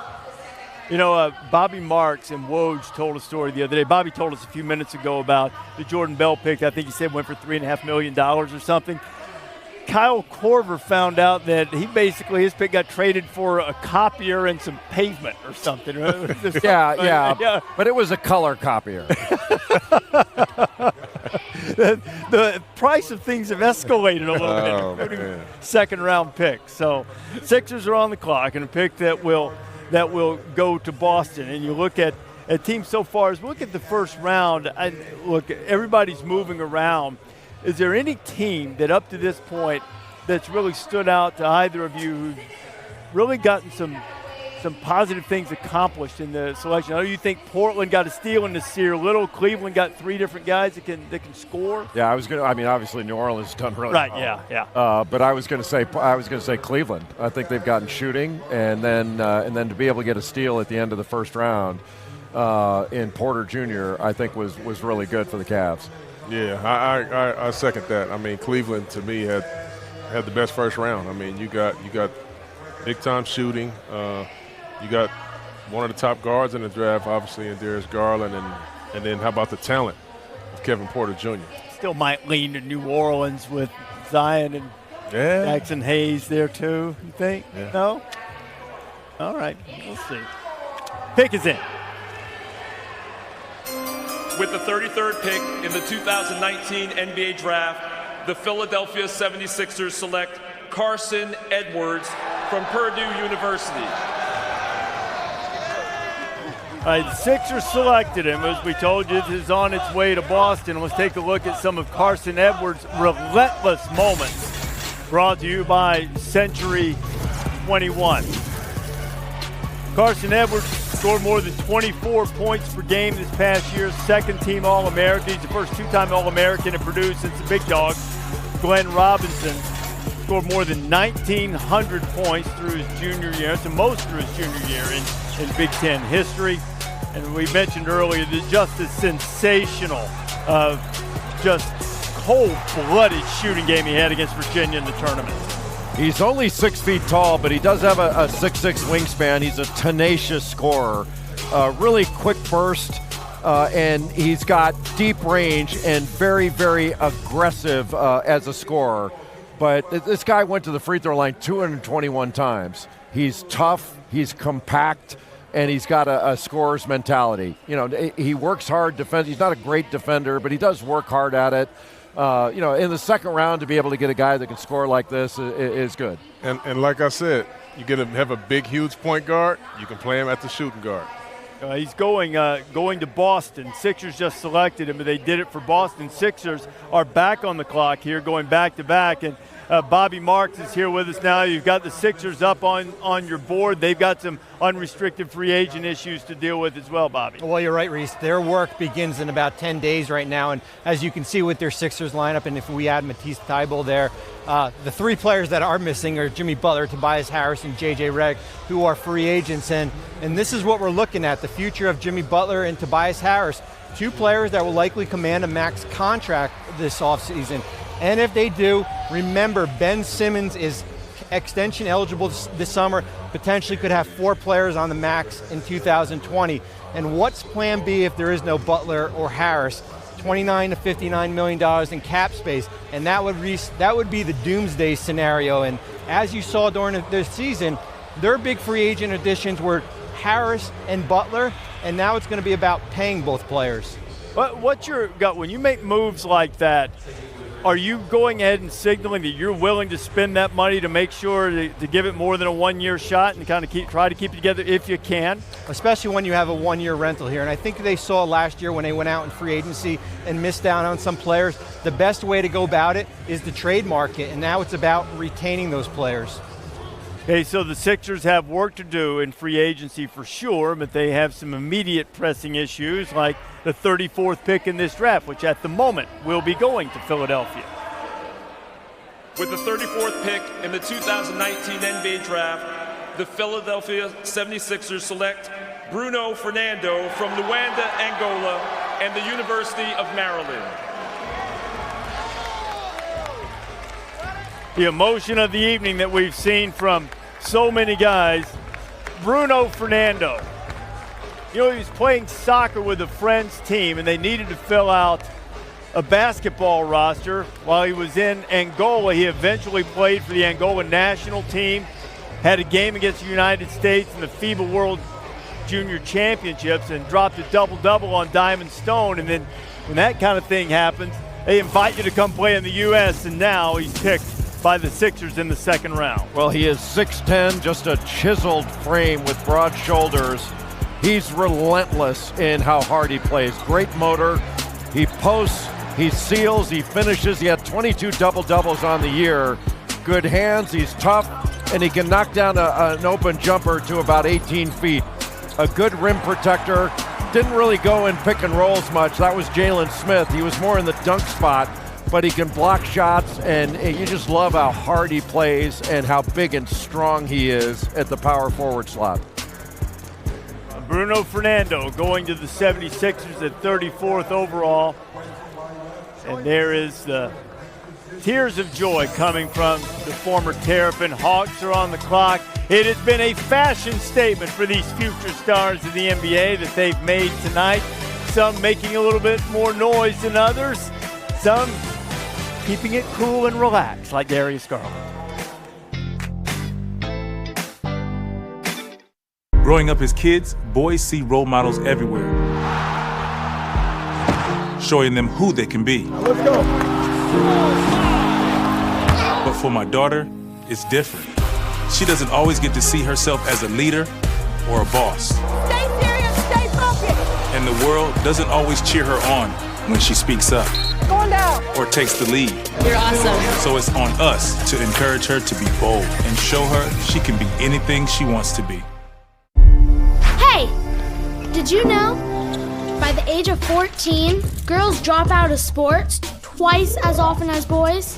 It's time to fix that. Because playing sports can boost confidence, build leadership skills, and create a positive self-image. Which can help us break down barriers and achieve goals. So what time is it? It's my time. It's my time. It's my time. Girls everywhere are ready. Come join us. There's a nice shot, Tina Charles. Come to that realization, Jules, as Zowie B hits the baseline jumper. Brittany Boyd with the steal, goes up and in! To Odyssey Sims, who is trying to push. He gets all the way into the paint. Beautiful pass in to Fouls, who finishes easily. Daniel Robinson goes all the way.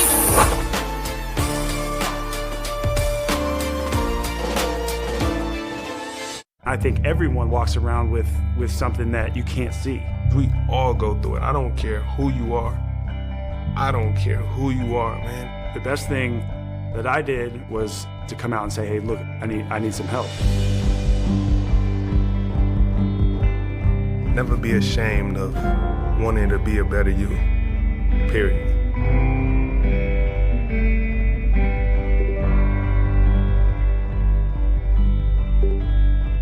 Basketball's next generation of stars is about to get its bounce. With the Junior NBA Global Championship. It's the hottest basketball tournament of the year. With the best young players from around the world. The competition, fierce. The energy, fire. The game, next level. All for a chance at being named a global champion. Don't miss the Junior NBA Global Championship this August. It was a 10-point Spurs lead. Barkley picks and rolls and scores. Robinson on Barkley. It's his game to win, or we go to overtime. Barkley, 20-footer, yes! Charles Barkley with an MVP jump shot. And the Suns have won the Western Conference semifinal 4-2. Marking LA. What's the plan? We donate to the V Foundation to be entered for the chance to win the ESPY sweepstakes. What do we get? 2 tickets to the ESPYs and the opportunity to play in the Apex Legends Pro-Am on a team with 2 big names. Let's do this. No purchase or donation necessary to enter. Go to ebay.com/ESPN for official rules.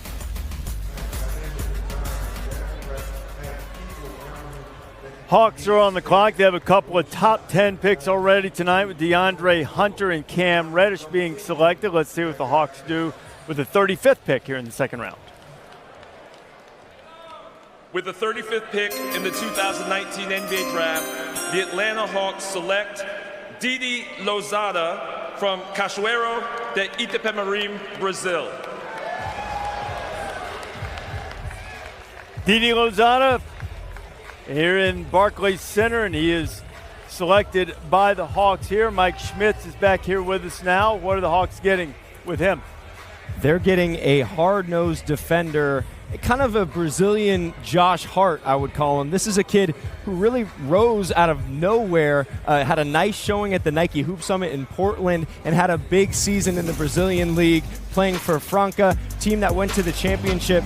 Again, hard-nosed defender, 6'5", can get out in transition, can make an open three, and a big-time worker. I heard he really impressed throughout the pre-draft process. So Didi is a free agent. This is a guy who's getting EuroLeague offers, a lot of interest overseas, so that's attractive to these NBA teams because they can steer him to a strong stash situation. All right, so that's the future for him right now. And the Pelicans, here's what they have now. The players they picked took Zion Williamson, Jackson Hayes, Nikhil Alexander Walker from Virginia Tech, and Didi Silva. This is a result of proposed trade. The Hawks made that last selection there, so I guess that one is on the way.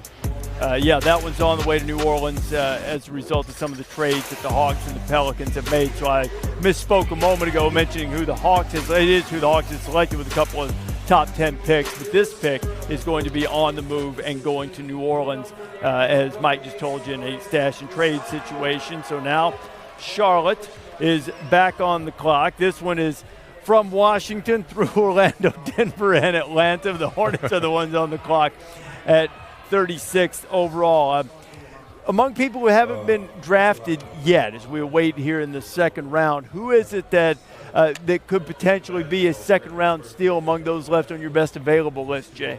Well, there are a bunch. I mean, if you're looking for a defender, Isaiah Roby of Nebraska, I don't know, I call him a steal, but, he's about at that range, or at least he's ranked about that range. Luguentz Dort of Arizona State, I'm a little surprised is still on the board. Really talented player, another Canadian. But there are a number of guys, this is where you can go with need, or you go with somebody that you think can really play, but that is undervalued. So there's a wide range in the second round of guys. I thought there was in the first round. There's a really wide range in the second round. This is where you start to see guys, too, decide on whether they want to pay him now or hold him for later. Right. The other things with the free agency coming up. Here is the Deputy Commissioner, Mark Tatum. With the 36th pick in the 2019 NBA Draft, the Charlotte Hornets select Cody Martin from the University of Nevada. Hornets taking Cody Martin, a guy who started his career at North Carolina State before transferring with his twin brother Caleb to play at Nevada. He was the Mountain West Player of the Year in 2017 and 18. Averaged 12 points and about 4 rebounds, about 5 assists per game. Older veteran player, gives him some experience coming in. 6'7", a little over 200 pounds, played with his brother Caleb Martin. You mentioned they had started NC State before transferring to play at Nevada for Eric Musselman, who's now at Arkansas.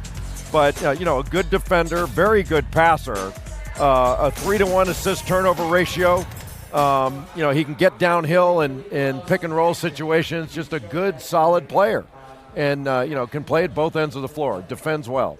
All right, so Cody Martin selected by Charlotte, so that puts the Dallas Mavericks on the clock. And the Mavericks, of course, moving into the post-Dirk era. 21 seasons he spent in Dallas. That's an NBA record for most seasons with one team, 14 times an All-Star, Chauncey. Man, one of the best players I ever played for. Had the pleasure of playing against him in the playoffs a few times.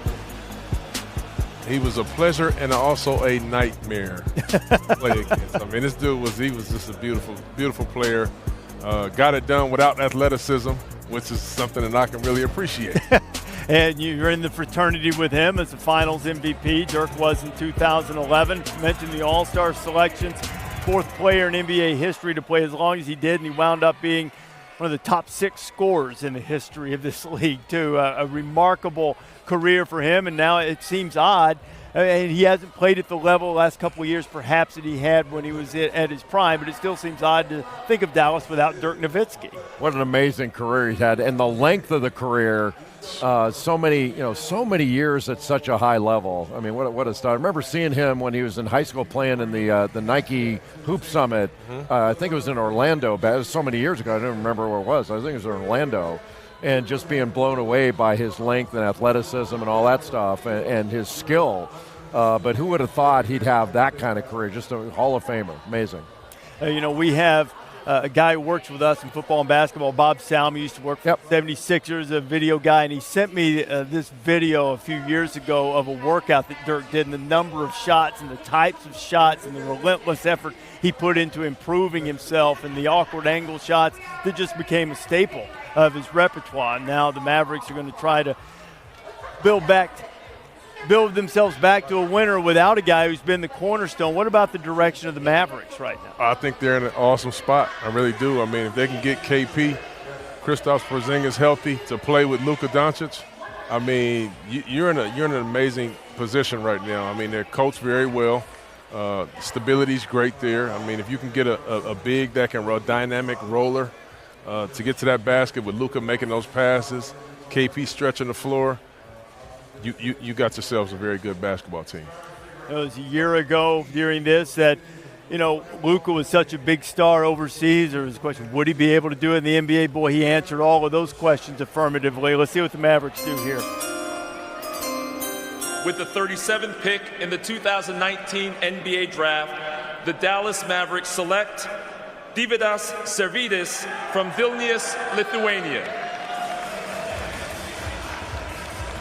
Luka worked out well. Let's see if Deividas Sirvydis works out as well. The Lithuanian swingman, the 37th pick by the Mavericks. Mike Schmitz has made his way back here. What are the Mavericks getting here? They're getting a 6'9 lefty who can really space the floor. Think Luke Kennard here in terms of a guy who doesn't have great length, not the biggest frame, but can really shoot it, can handle the ball a little bit, has a nice feel for the game, and had a really strong start to the season playing for Rytas in Vilnius, Lithuania. His father was a big-time player, so this is a guy who's been on NBA teams' radar for quite some time, and he shut his workouts down. He didn't work out for any teams, so this is clearly a sign that they like him, they know what they're getting, and he's even open to coming over right away, potentially even to the G League. So Sirvydis, there's a lot to like about his size and shooting. And you see on the graphic right there, proposed trade to the Pistons. Woj reporting that this pick, Deividas Sirvydis, is going to be on his way to Detroit once all of the trades become official, which is around July 6th. I believe is when the trades can become official. So Dallas makes that selection. It's headed to Detroit. And yet another move, too. Cody Martin was selected by Charlotte a minute ago. We mentioned his twin brother, Caleb. I think I misspoke and said Cody was Mountain West Player of the Year. It was Caleb who was. But at any rate, Caleb not been drafted yet. Cody has. And Sirvydis is on his way to Detroit with now the Chicago Bulls on the clock with the 38th overall pick. And Vilnius, Lithuania, the home of Captain Ramius from the Hunt for Red October. The things you find out in the second round. That's preparation. You can't even fathom that. Pretty good. That's pretty impressive. At least I can do. The amount of information that's stored in the Illustrator, the back hall, the backup hard drives of the Illustrator in there. Man. I just went crazy Ivan on you. You just pulled out the Hunt for Red October. How about the hunt for the best available left here? Jeez, somebody needs to pick Bol Bol. He's poor guy. He's more talented than to sit around this long, but he is a really talented player, and love to see him come off the board soon. The Bulls with the 38th overall pick here in the second round, and the pick is in. Here is Mark Tatum. With the 38th pick in the 2019 NBA Draft, the Chicago Bulls select Daniel Gafford from the University of Arkansas. Daniel Gafford, a forward, averaged about 17 and 9, blocked a couple of shots per game for the Razorbacks. 6'10" guy, Billis. Well, a 7'2" wingspan. He's a pick and roll man and finisher. As a roll man, he finishes 84% at the bucket. He rebounds, he blocks shots. He was top 3 in the SEC in block shots. Of course, Nick Claxton at Georgia led the league with 2.5. He's limited outside the paint, but he's athletic, long, tough, and very, very physical. So Daniel Gafford in the second round, a solid pick as a big guy, just not a guy who's going to score much outside the paint. So Daniel Gafford from Arkansas going to Chicago earlier tonight. They took Kobe White from North Carolina, and there's the number 1 pick Zion Williamson going to the Pelicans. Pelicans are back on the clock with a pick here in the second round, 39th overall. Zion had a lot of obligations, but now it's out to celebrate.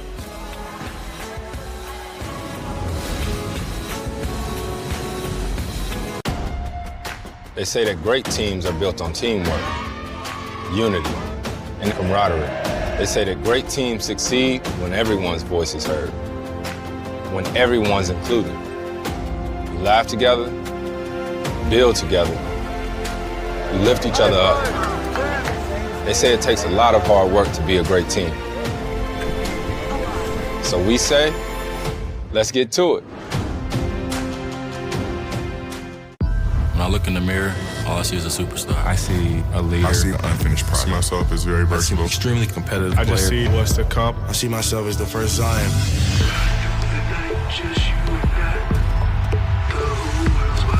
The world hasn't seen anything like me yet. It's time to go to work. World, get ready for the 2019 MGM Resort Summer League. Watch us on NBA TV. Basketball's next generation of stars is about to get its bounce. With the Junior NBA Global Championship. It's the hottest basketball tournament of the year. With the best young players from around the world. The competition, fierce. The energy, fire. The game, next level. All for a chance at being named a global champion. Don't miss the Junior NBA Global Championship this August. It was tough for me growing up. I was in special ed classes. Kids started to pick on me and make fun of me. You know, I always tell my mom I don't really have any friends. Nobody wants to talk to me. I coached Special Olympics, and I fell in love with being there for those kids. What's going on? How are you? You can do anything you put your mind to, no matter what situation you're in. Best rebounder in the game today. I'm a prime example. I was told I can't my entire life, and look where I'm at now. I think everyone walks around with something that you can't see. We all go through it. I don't care who you are. I don't care who you are, man. The best thing that I did was to come out and say, hey, look, I need some help. Never be ashamed of wanting to be a better you, period.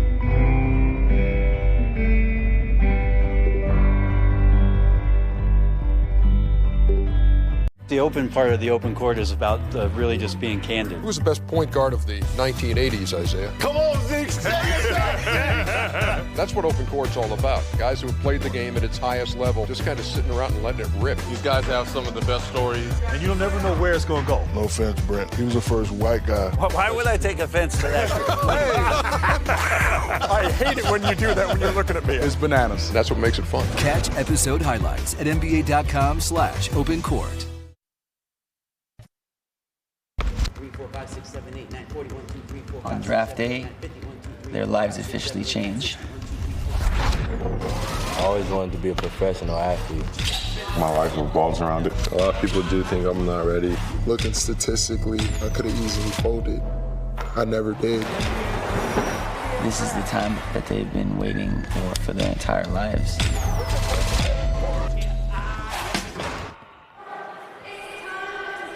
That's a brand new show called Declared that's coming your way on ESPN+. And right now, Chris Brinkley is joining me, and you're an NBA trainer to the stars. I love what you're doing in that show. What can people expect to see with that access? It's been great. We've dug into the players' training regimens, and even better, we've dug into their journey and how they've gotten to where they are today, which is the NBA draft. So it's been nerve-wracking watching the draft so far, but the show's great. One of the guys that I saw was P.J. Washington. Extraordinary journey, entered the draft before, pulled out, went back to Kentucky, and now he's a first rounder. So that's one of those guys that you've seen grow over the course of the time. Yeah, his story is different. He declared last year, he betted himself, said I want to go back to UK for this exact moment to be the 12th pick. So it worked out for him. All right, give me your sleeper guy that's been sitting in the green room that you think has a lot of potential in this draft. Kevin Porter Jr. I think he's the best isolation player in the draft. I think a lot of teams are going to wish they picked him, and he's definitely the sleeper of the draft. All right, thanks for your time, Chris. And remember, you can watch his show Declared on ESPN+. A lot of great access and fun stuff to watch. All right, Maria, Chris, Kevin Porter Jr. went with the last pick of the first round. He'll wind up in Cleveland. While we were away, the Pelicans made a pick. It is Alen Smailagić, aptly nicknamed Smiley. Played professionally in Serbia and in the G League. He was the youngest player ever to play in the G League, just over 18 years of age. He's the third guy to be drafted into the NBA via the G League, and he is on his way, member of the New Orleans Pelicans now, and now the Sacramento Kings are on the clock with the 40th pick. That's Santa Cruz of the G League, not the Santa Cruz Banana Slugs. You know their nickname, Santa Cruz? I think it's the Warriors. The G League, not the Banana Slugs, though. Aren't you going to weigh in on this? Banana Slug. How do you feel about the Banana Slugs? Wow. Kings. With the 40th pick in the 2019 NBA Draft, the Sacramento Kings select Justin James from the University of Wyoming. Justin James averaged 22 points per game, led the Mountain West in scoring this past year, and played almost every minute. He was second in the nation in minutes per game. Two-time first-team All-Mountain West player, scored more than 2,000 career points. Says his hidden talent is dancing. Well, who among us doesn't say that? And Justin James on his way to the Kings. So Justin James, after a prolific career scoring for the Wyoming Cowboys, is on his way to the Sacramento Kings. Warriors are on the clock, and we check in with Woj. Well, Warriors certainly have been busy with the draft tonight. Their general manager, Bob Myers, though, his focus is on free agency and retaining their two all-stars, Klay Thompson, Kevin Durant. Now, there's a great deal of confidence in Golden State that if they offer the full max to Klay Thompson, five years, $190 million, he's going to stay there. Kevin Durant, though, he is spending some time right now kind of recalibrating after his injury and really considering what it's going to be like next year to have to sit out and how that factors into his decision. One thing I'm told, though, he's really focused on making his decision independent of anyone else, and that includes Kyrie Irving. He's at a point in his career where he's going to decide really essentially on either a 4-year deal elsewhere or 5 years in Golden State, where he's going to spend the rest of his prime. And he's got some more time here before June 29th, but Brooklyn, the Knicks, and Golden State, and even the Clippers are all significant considerations for Kevin Durant. Kevin Durant, it'd be interesting to see what the timetable Kevin puts on his decision about what his future will be. He got an arduous rehabilitation coming his way. Golden State has a pick made here. With the 41st pick in the 2019 NBA Draft, the Golden State Warriors select Eric Paschall from Villanova University. Eric Paschall from Jay Wright's prolific program at Villanova. He transferred to Villanova from Fordham and last season averaged better than 16.6 rebounds per game. Athletic, powerful at the forward spot, another long-arm guy that shoots it really well to three-point range, and he's really good off of 2 feet. A power jumper, you can ISO him, especially in the mid-post. He attacks closeouts really well, but he's physical on the glass and solid defensively. Another good pick for Golden State because he can shoot it and spread the floor, and he's a good passer and a really good teammate. You mentioned he transferred in from Fordham, but I thought he did a great job for Villanova, and Villanova did a great job developing him. And how about being able to learn every single day from Draymond Green?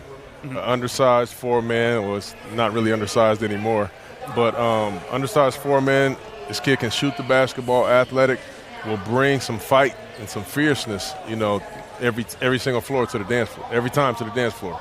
Understands winning, too, part of 2 national championship teams. It was a red shirt the first time that they won during that transfer, but a big part of the national championship team and another member of that Wildcat program going into the NBA. I think over the last couple of drafts, they've had 6 guys drafted. Thought that Paschall might wind up being the 5th first-rounder, but instead he goes relatively early in the second round and into a good spot to Golden State for an opportunity with a guy with his skill set. And still waiting is Bol from Oregon, the son of Manute Bol, a very skilled 7-footer. But still, he's had a difficult evening waiting to hear his name called. So the 76ers are on the clock, and could it be now that it's Bol? I'm not trying to hint anything. I haven't heard the pick yet. We'll hear it now together from Mark Tatum. With the 42nd pick in the 2019 NBA Draft, the Philadelphia 76ers select Admiral Schofield from London and the University of Tennessee.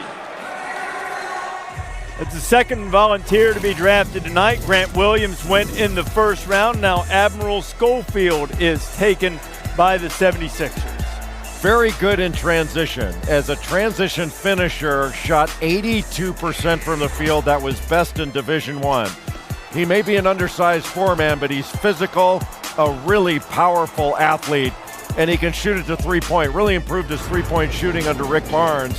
Shot 42% from three-point range this last season.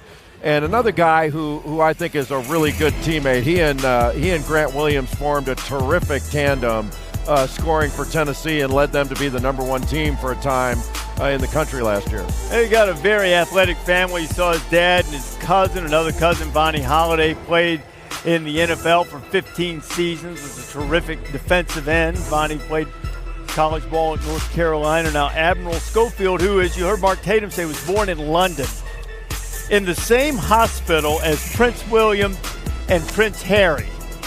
Oh, wow. So the Admiral is royalty, and he's on the move with a proposed trade as well. Knicks are not letting this guy go. R.J. Barrett was the 3rd overall pick out of Duke and dressed for the occasion and ready to embrace New York as the Knicks' newest player. Growing up as kids, boys see role models everywhere, showing them who they can be. Let's go. But for my daughter, it's different. She doesn't always get to see herself as a leader or a boss. Stay serious, stay focused. And the world doesn't always cheer her on when she speaks up Going down. or takes the lead. You're awesome. So it's on us to encourage her to be bold and show her she can be anything she wants to be. This game is our everything. This game is where we hold court, where we hold high our crossover queens.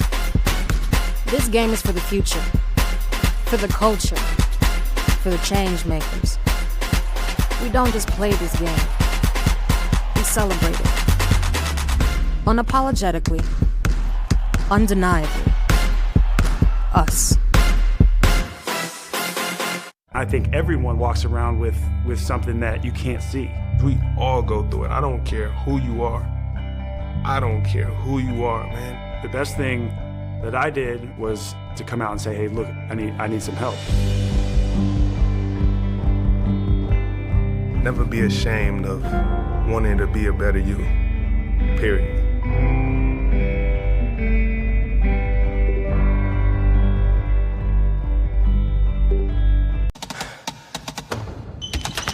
They can't stop you. If they can't catch you.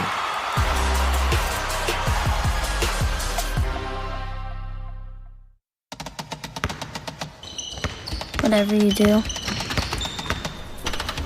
don't count me out.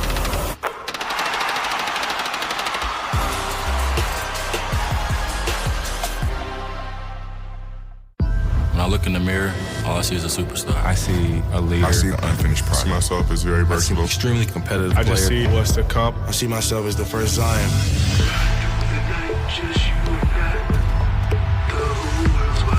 The world hasn't seen anything like me yet. It's time to go to work. World, get ready for the 2019 MGM Resort Summer League. Watch us on NBA TV.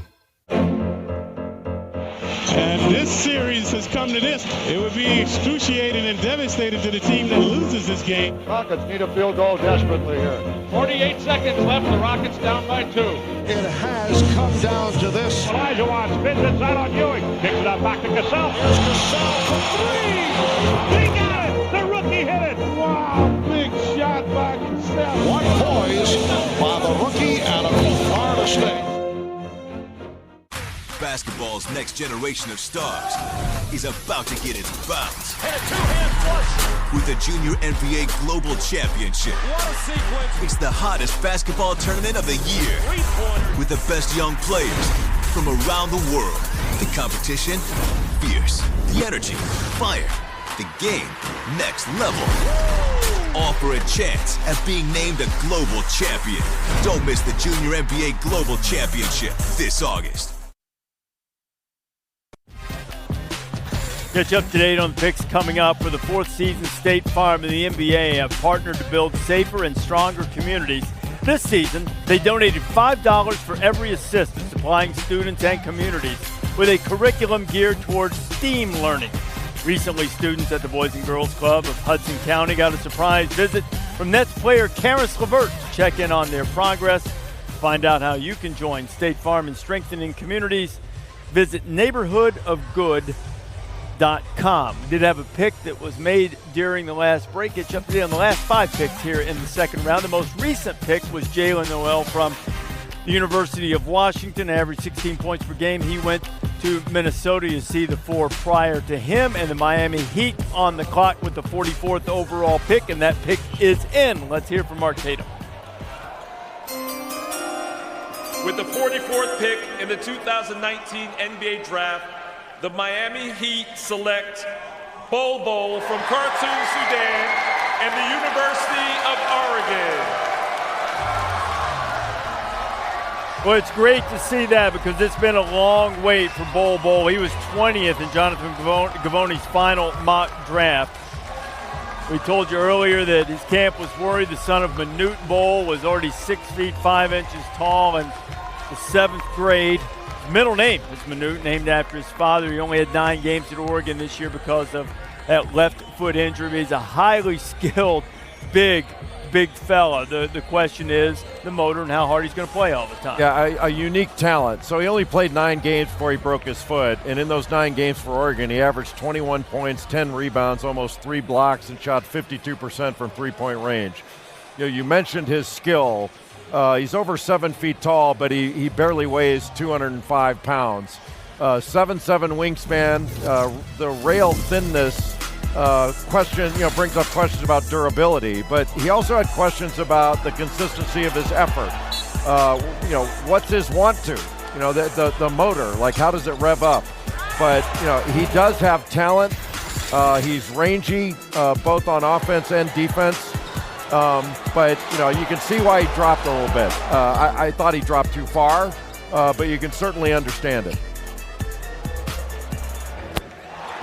So, Bol Bol going to Miami with the 44th pick, and he's a big fella. His dad, 7 feet 7 inches tall, Manute Bol, played 10 years in the league, Sean. Yes, he did. And I didn't have the pleasure of playing against him. I'm probably lucky, but talk about Manute was one of the first big guys like that can shoot it that deep, as his son can, and I think his son's going to have a terrific career.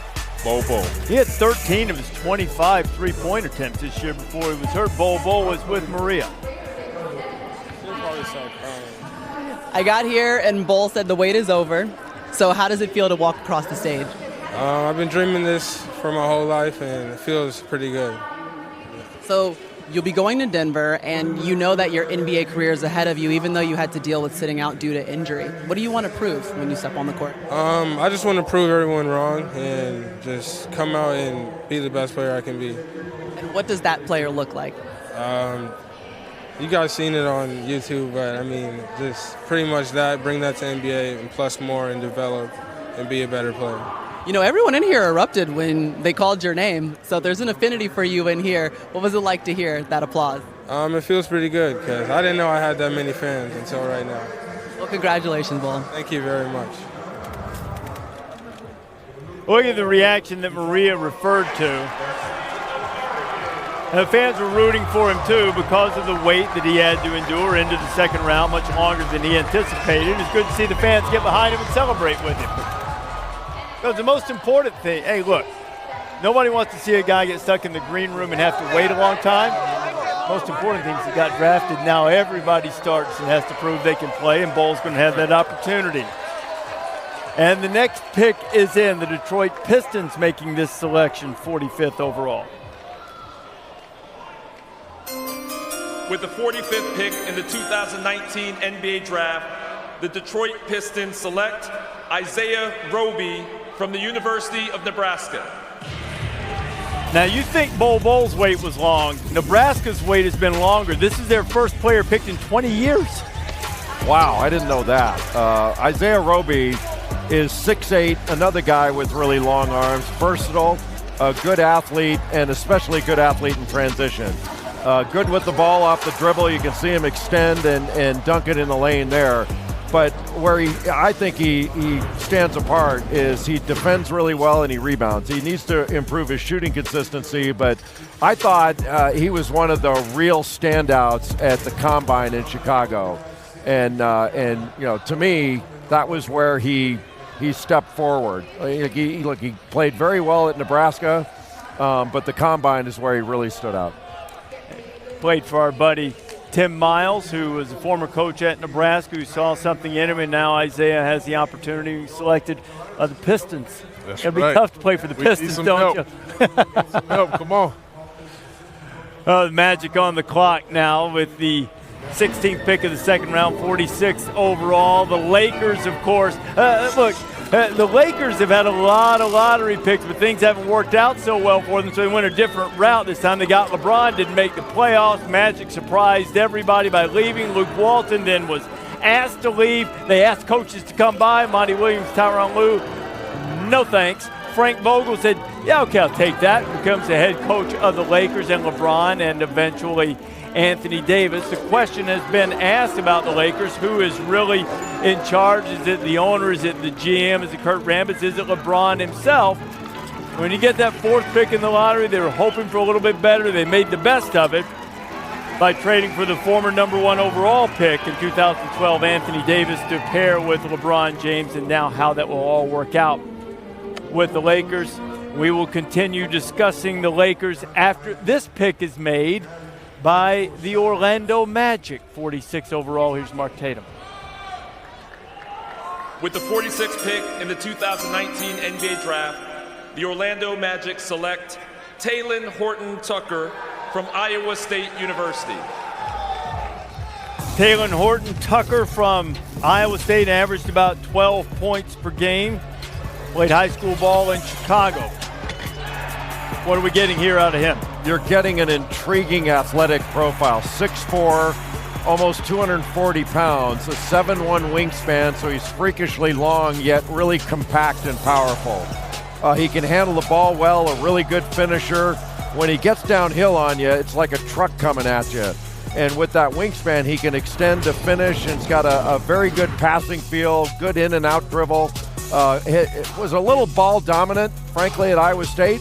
But very skilled and very talented. The Lakers, didn't have a pick coming their way, but now their proposed trade that would send Talen Horton-Tucker to the Lakers. You see the pick was made by Orlando as Bobby Marks rejoins us now. So the Lakers, they've got superstars. They've got to finish the roster, right? Well, you're right. There is a lot of work to do. And, yes, you have Anthony Davis and LeBron James and certainly still Kyle Kuzma here. But now comes the hard work, Reese. And what we're looking at is, of course, we've talked about the timing of this Anthony Davis trade. Either they'll have $24 million or potentially $32 million. And how does the Lakers go about splitting that money? There is a lot of roster holes here. And as you can see, here are some of the free agents. Can you go out and get two players for that $24 million? Or does that money increase to $32 million and go after one max player? But there's a lot of decisions to go. It started with Davis last Saturday, and now we enter free agency about 10 days from now, and we're going to see how strong this Laker front office is by what they do in free agency. When you look at this right now, What do you think the chances are of them clearing it out and getting a third superstar? Or do you think that's not the path they'll eventually choose to go? It's too hard to tell which path they'll take right now. Well, I think the potential will be there to have the $32 million if they can find a third team to trade Wagner and Bonga, if that's going to happen by July 6th. But even if they do create the $32 million, it's not recommended to go out and get a player like Kemba Walker or Kyrie Irving and add to this group. They need some depth, because if you add that one $32 million player, now you got 9 players on the minimum coming off your bench. And I think what you saw in Golden State, you need some depth here. And if one of these guys go down, you're going to be fighting just to get back into the playoffs.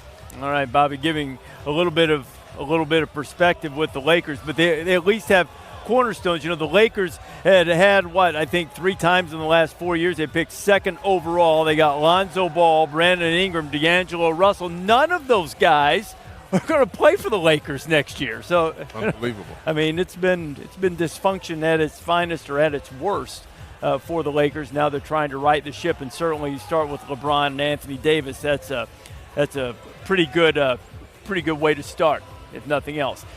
This is the start of the whole NBA offseason. We've talked about the impact potentially on the power structure of the league with the Durant injury, the Klay Thompson injury, combined with their free agency. Kawhi also a big-time free agent as well. Kyrie Irving, is he ghosting the Celtics? Is he on his way here to Brooklyn? And what about Kemba? Free agency discussion when you come back. The open part of the open court is about really just being candid. Who was the best point guard of the 1980s, Isaiah? Come on, Zeke.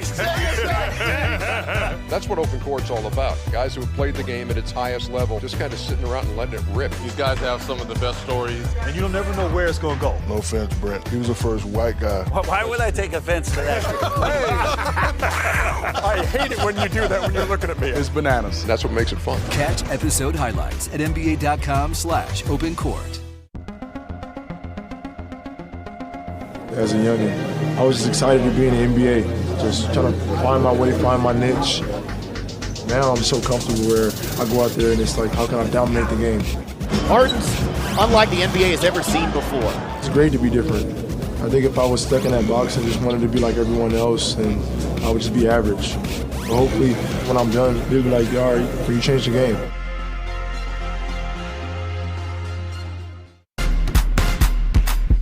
This game is our everything. This game is where we hold court, where we hold high our crossover queens. This game is for the future, for the culture, for the change makers. We don't just play this game, we celebrate it. Unapologetically, undeniably, us.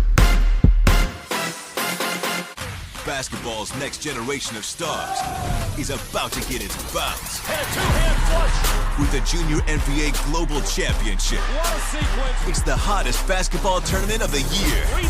With the best young players from around the world. The competition, fierce. The energy, fire. The game, next level. All for a chance at being named a global champion. Don't miss the Junior NBA Global Championship this August. When I look in the mirror, all I see is a superstar. I see a leader. I see the unfinished product. I see myself as very versatile. Extremely competitive I player. just see what's to come. I see myself as the first Zion.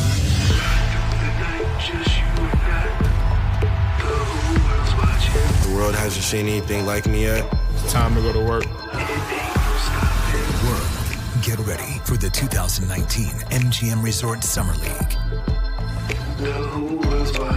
Watch us on NBA TV. Ewing out to set a pick. Here's Starks, changed his mind. Plenty of time on the shot clock, down to 10. Ewing for Smith. Smith. Stopped again by Pippen. What a play by Scottie Pippen. And the Bulls have defeated the Knicks. The Chicago Bulls with a couple of spectacular plays.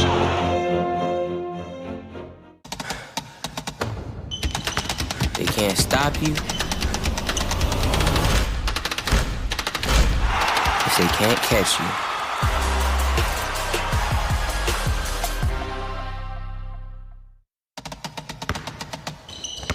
Whatever you do, Don't count me out.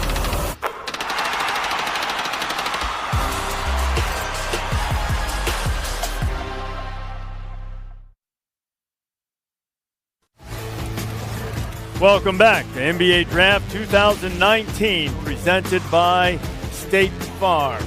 Winding our way through the second round. While we were away, Sacramento selected Michigan's Iggy Brazdeikis. Brazdeikis played 1 year for John Beilein, and the Wolverines averaged about 15.5 rebounds a game. Good scorer, versatile combo wing, excellent catch and shoot. He really attacks closeouts well. He can drive either direction. Really good first step. It'll be interesting to see how he does defensively in the NBA. Not the quickest laterally, but a solid, undersized forward that can score. His dad was an amateur MMA fighter. He's a big Conor McGregor fan, is Iggy. Clips on the clock. Here's the pick. With the 48th pick in the 2019 NBA Draft, the LA Clippers select Terrence Mann from Florida State University. Terrence Mann. If you build it, he will come. How about that? How about that? Oh. Hunt for Red October. Good Field of Dreams. The Field of Dreams. And Terrence Mann, an explosive guy for Leonard Hamilton's team, two-time honorable mention All-ACC player. Really good finisher. His impact is really on the defensive end, and he makes hustle plays. You know, good athlete, constantly moving, good in transition, but very energetic that can get up and down the floor. But where he excels is as a finisher. Mentioned his defense. He can offensive rebound. But both he and Mfiondu Kabengele were the two best players and really gave the identity to Florida State under Leonard Hamilton. Terrence's mom was a head coach at Rhode Island for a few years, played at Georgetown. She was one of his early coaches. Here are the notable potential free agents. We've talked a lot about this over the course of the night. The draft is one component of what's really a huge summer for so many teams in the NBA. And Woj, as you look at this, the draft just part of the puzzle of what's unfolding and what will unfold coming up over the next few weeks. Two Florida State players in this draft. Their focus is much further north in free agency. It's on Kawhi Leonard with the Raptors. And, you know, Kawhi Leonard, when he went to Toronto after the trade from San Antonio, really looked at it as just a one-year way station. Toronto closed the gap through the whole year, obviously won the championship, but the Clippers and Raptors are certainly at the front of the line for him. I'm told that Leonard may very well take visits in free agency, meetings at least, with the Knicks, the 76ers, possibly even the Nets, in addition to the Clippers. But with Kevin Durant, Klay Thompson, and Kyrie Irving, you know, this free agency class has been one the league has been pointing toward for a couple of years now. And Kyrie Irving right here in this arena in Brooklyn, his focus has been on possibly joining the Nets. He'd like to recruit Kevin Durant with him to come, but I'm told that Durant is really wants to make a decision independent of anyone else, and that's where his focus is right now. But this league is gearing up after tonight for free agency, and it's going to be a wild ride for the next couple weeks. That it will be. It already has been for teams as they've been trying to make the contingency plans and do it through the draft, and then creating cap space if they're going to make a run at all these teams. As Woj pointed out, with Mann going to the Clippers earlier, Mfiondu Kabengele, that pick was made by Brooklyn but traded to the Clippers, so a couple of Florida State guys going there, as Woj pointed out. You see that going on, and the San Antonio Spurs are about to make the pick, 49th overall, 19th pick here in the second round. Let's see what the Spurs do. We have a trade to announce. The Orlando Magic trade the draft rights to Talen Horton-Tucker, the 46th pick, to the Los Angeles Lakers for a future second-round pick and financial considerations. With the 49th pick in the 2019 NBA Draft, the San Antonio Spurs select Quindary Weatherspoon from Mississippi State University. Quindary here in the crowd at Barclays Center to celebrate this night, the senior guard at Mississippi State. Be a celebration at Little Dewey's and Restaurant Tyler in Stark, Vegas, as Quindary Weatherspoon is on his way to the San Antonio Spurs. Played with his brother for a couple of years at State.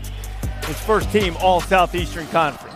6'4", an athletic, physical driver, a combo guard that can step away and shoot it, but gets to the free throw line. 5.4 free throw attempts per game last year at Mississippi State.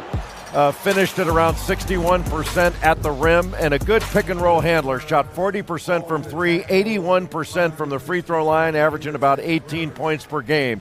He has been a solid player that's improved every year he's been at Mississippi State under Ben Howland. Third all-time leading scorer for the Bulldogs behind Jeff Malone and Bailey Howell, a great player from the 50s. And you see the picks the Spurs have made tonight, a couple of guards from the SEC, and Keldon Johnson, Quindary Weatherspoon. Yeah, and you always believe and trust in R.C. Buford and Pop, knowing that they're going to draft guys that fit their system, and they're going to get more than probably anybody else would get out of these guys. They have a long history of finding guys in the second round, late in the first round, who have turned out to be sensational players, part of that championship legacy in San Antonio. Pacers back on the clock when you come back.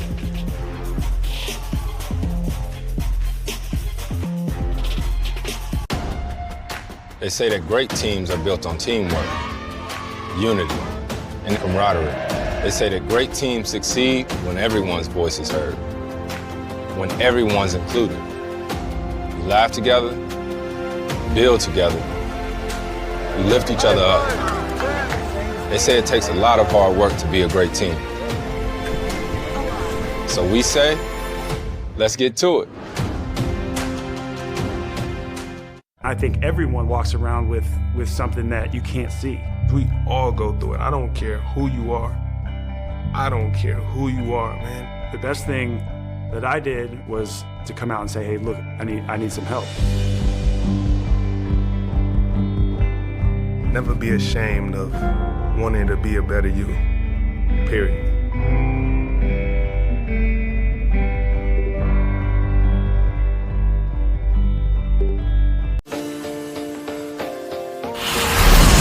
There's a nice shot, Tina Charles.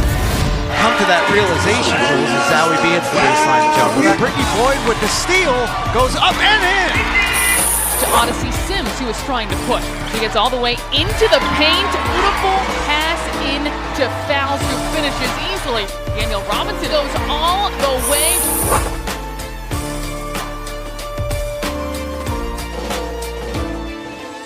Growing up as kids, boys see role models everywhere, showing them who they can be. Let's go. But for my daughter, it's different. She doesn't always get to see herself as a leader or a boss. Stay serious, stay focused. And the world doesn't always cheer her on when she speaks up Going down. or takes the lead.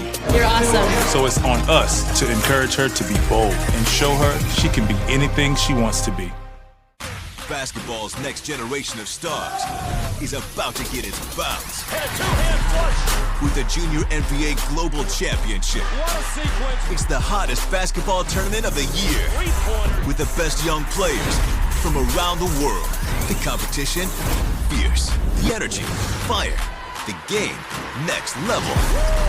All for a chance at being named a global champion. Don't miss the Junior NBA Global Championship this August.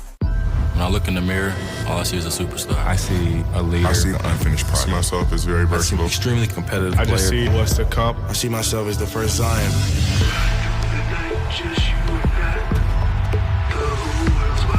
The world hasn't seen anything like me yet. It's time to go to work. World, get ready for the 2019 MGM Resort Summer League. Watch us on NBA TV. This game is our everything. This game is where we hold court, where we hold high our crossover queens. This game is for the future, for the culture, for the change makers. We don't just play this game, we celebrate it. Unapologetically, undeniably, us.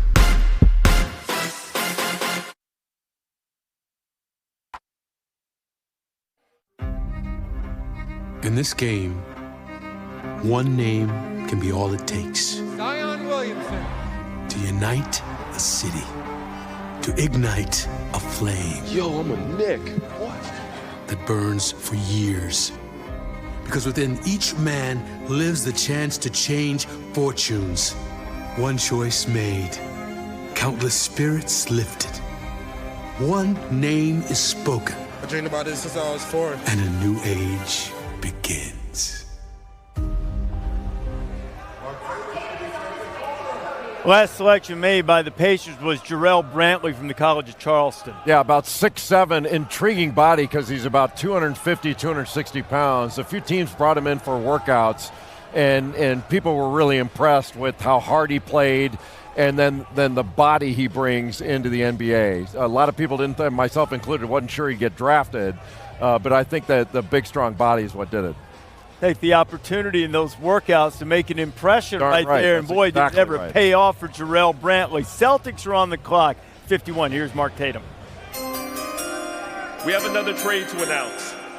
The New Orleans Pelicans trade the draft rights to Alen Smailagic, the 39th pick, to the Golden State Warriors for 2 future second-round picks and financial considerations.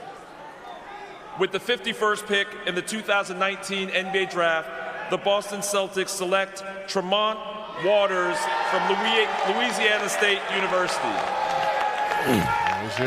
Tremont Waters played at LSU, but his hometown is New Haven, Connecticut. You can make it to New Haven, I don't know, an hour and a half or so on the train. And now he'll be playing, assuming the pick stays there, with Boston Celtics in his native New England. He is a small point guard, but he's got spectacular footwork and body control. He changes speed and direction really well. And he's a really good passer that I think excels in pick and rolls. Really good defensively, although he's small. He gets steals. He's really active with his hands. He anticipates. He's really aware. He's just a small guard, but he can absolutely play. I think this is a good pick for the Celtics. And they've gone with small guards in the past. There's Tremont being able to walk down from the stands at Barclays Center. Now here's Tremont before the draft. I think the festivities had already started. The draft was already going on, and it made its way in. Easier to get dinner reservations a little bit later. No, you didn't have to be there early, and then gets an opportunity to celebrate this moment and have a handshake with Mark Tatum and to get drafted by the Celtics for a guy from the state of Connecticut. It's certainly a dream come true as we check in with Woj, another guy who is a Nutmeg State native. That's right. Reese, Boston ended up using 2 of their first-round picks, traded one out. Grant Williams, Romeo Langford, and they pick up Tremont Waters from LSU here in the second round. They're going to have $26 million in cap space potentially. They are largely resigned to the possibility that they're going to lose 2 All-Stars in free agency this summer, Kyrie Irving and Al Horford. You know, one place they could potentially use some of that cap space, Nikola Vucevic in Orlando. Now, Orlando and Vucevic, there's a lot of motivation for those two sides to get a deal done. Vucevic has wanted to stay there, but I think both the Celtics and Lakers are potential landing spots for Vucevic if he doesn't get a deal done with the Magic.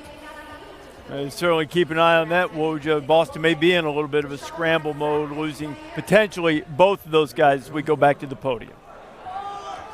With the 52nd pick in the 2019 NBA Draft, the Charlotte Hornets select Jalen McDaniels from San Diego State University. Jalen McDaniels, 20 career big double-doubles. Only Kawhi had more through 2 years in Aztec history. Well, he's very talented and has some of the best natural tools in the draft, certainly in the second round. He's got length and fluidity.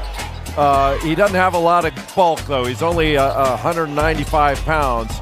He's been an inconsistent shooter, made 28 threes in his 2 years at San Diego State and shot just 32% from 3 this last year. But he's versatile. and he should be able to impact the game on the defensive end with his length and athleticism. But I don't think took a step forward his sophomore year, but he has talent. Brother's a top 10 recruit in the 2019 class, headed to the University of Washington somehow because Juwan Howard's cousin. I guess Juwan got the job at Michigan too late to get his cousin in there, huh? Wow. That's good stock right there. I guess so. Hey, you know what, Chauncey, the Utah Jazz on the clock right now. They made a deal earlier this week to bring in Mike Conley Jr. Where does this put Utah in terms of, as you look at the trade there, that trade with Memphis, where does this put the Jazz in terms of contenders in the West? To me, absolutely in the mix, Reese. I mean, this is probably the most underrated point guard in our game. I mean, I felt like they needed another playmaker and scorer next to Donovan Mitchell. These two dudes can both defend, both run in pick and rolls, both shoot the three ball. I mean, they took a huge leap forward as far as I'm concerned at that position. Can we get Mike Conley Jr. in an all-star game, please? I mean, come on. How's that possible? Next pick. With the 53rd pick in the 2019 NBA Draft, the Utah Jazz select Justin Wright Foreman from Hofstra University. It's over 20 miles or so from where we sit. A high-scoring guard from Hofstra averaged 27 a night. Well, he is a smooth lefty. He had 48 against William & Mary earlier this year, shot 47% off the dribble. That's the 97th percentile in the country this last year. He's got every kind of move you want. I mean, he can step backs, fadeaways, and he's got end-to-end speed and transition. This dude can absolutely score, and his athleticism will hold up in the NBA. He just needs to be a better defender. But, I mean, 27 points a game. That's second in the NCAA behind Chris Clemens of Campbell. Every move in the book, too, including the shimmy after he knocked down that three on that. That's the best shimmy I've seen right there. Oh, man. Pride of Hofstra getting a player picked 53rd overall, 76ers on the clock. NBA Draft 2019 is presented by State Farm. Talk to an agent today at 800 State Farm. And in part by BMW, the ultimate driving machine. And Caesar Canine Cuisine. Caesar, love them back.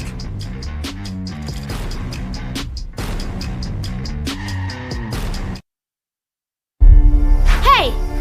Did you know? By the age of 14, girls drop out of sports twice as often as boys. It's time to fix that. Because playing sports can boost confidence, build leadership skills, and create a positive self-image. Which can help us break down barriers and achieve goals. So what time is it? It's my time. It's my time. It's my time. Girls everywhere are ready. Come join us.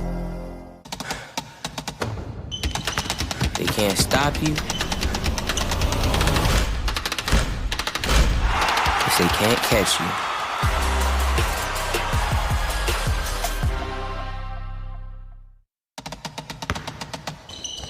Whatever you do, don't count me out.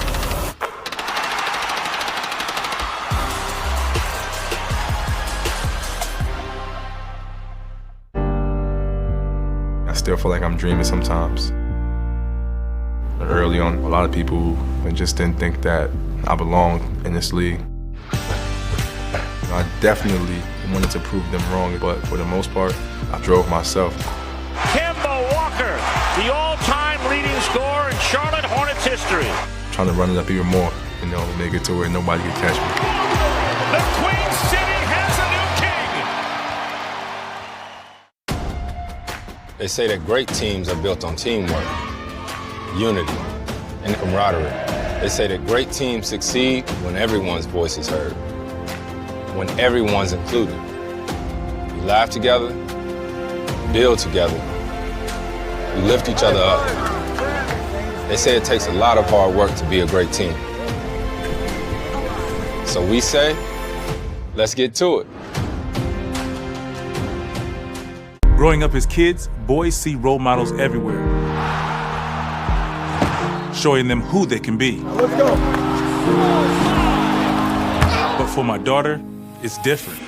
She doesn't always get to see herself as a leader or a boss. Stay serious, stay focused. And the world doesn't always cheer her on when she speaks up. Going down. Or takes the lead. You're awesome. So it's on us to encourage her to be bold and show her she can be anything she wants to be. I think everyone walks around with something that you can't see. We all go through it. I don't care who you are. I don't care who you are, man. The best thing that I did was to come out and say, hey, look, I need some help. Never be ashamed of wanting to be a better you, period.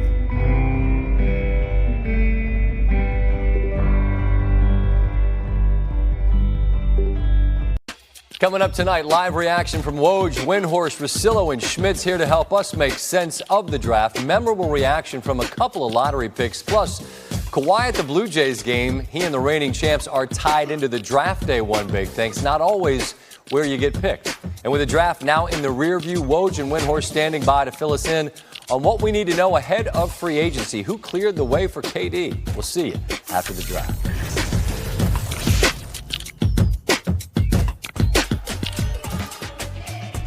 Winding our way down in the final picks of this 2019 NBA draft. 76ers just made a selection. Knicks are on the clock. Marial Shayok from Iowa State, who started his career at Virginia, was selected by the 76ers. Shayok was second in the Big 12 in scoring, really found himself offensively at Iowa State as opposed to what he had in the beginning of his career at Virginia. As you look at the draft headlines, 15 trades today. The 4th, 6th, 8th, and 11th picks were all moved. There were a couple of guys who slid. And Shayok, the last guy to go with Philadelphia. Yeah, and it just goes to show you mentioned his time at Virginia where he was a role player, averaged about 8 points a game, transfers to Iowa State. Then he's relied upon in a different system that was more up-tempo. Chauncey, in today's game, we talk about shooting. He can shoot it. Shoots in transition, shoots it off the dribble, long-armed.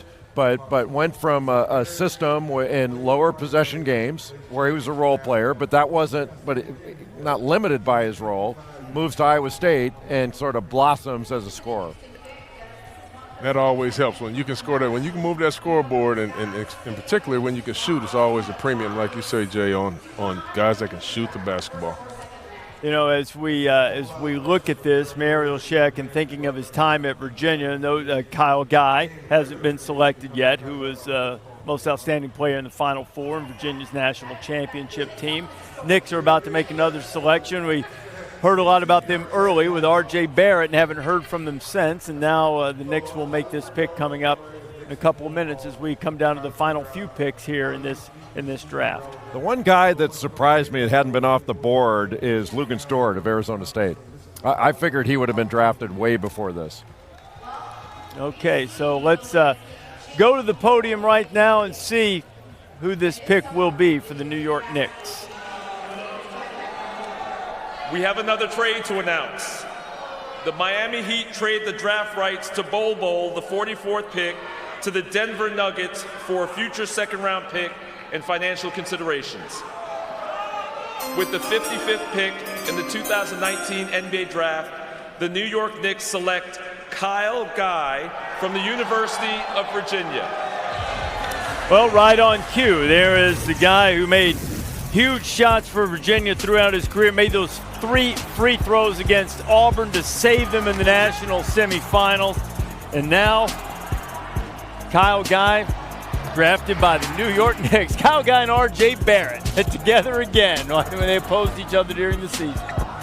Really one of the best shooters in the draft. He can shoot it on the move, coming off screens, standstill shooting.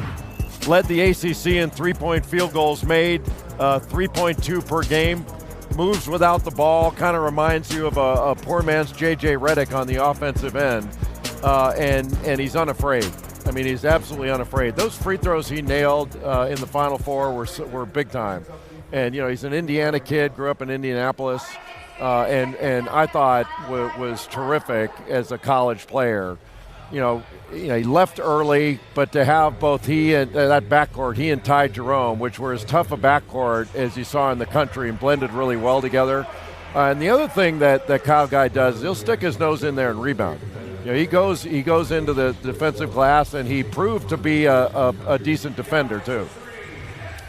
You know, you can get some guaranteed money in second-round picks nowadays, and Kyle's going to need it because he's getting married at the end of July in Hawaii. His fiancée is Alexa Jenkins, and we wish them well in their wedding coming up, and glad that he'll celebrate as a member of the New York Knicks, and perhaps that will inspire the Knicks to give him even more guaranteed cash. Don't need it living in this city. Yeah, that's right. Wedding Hawaii, living in New York.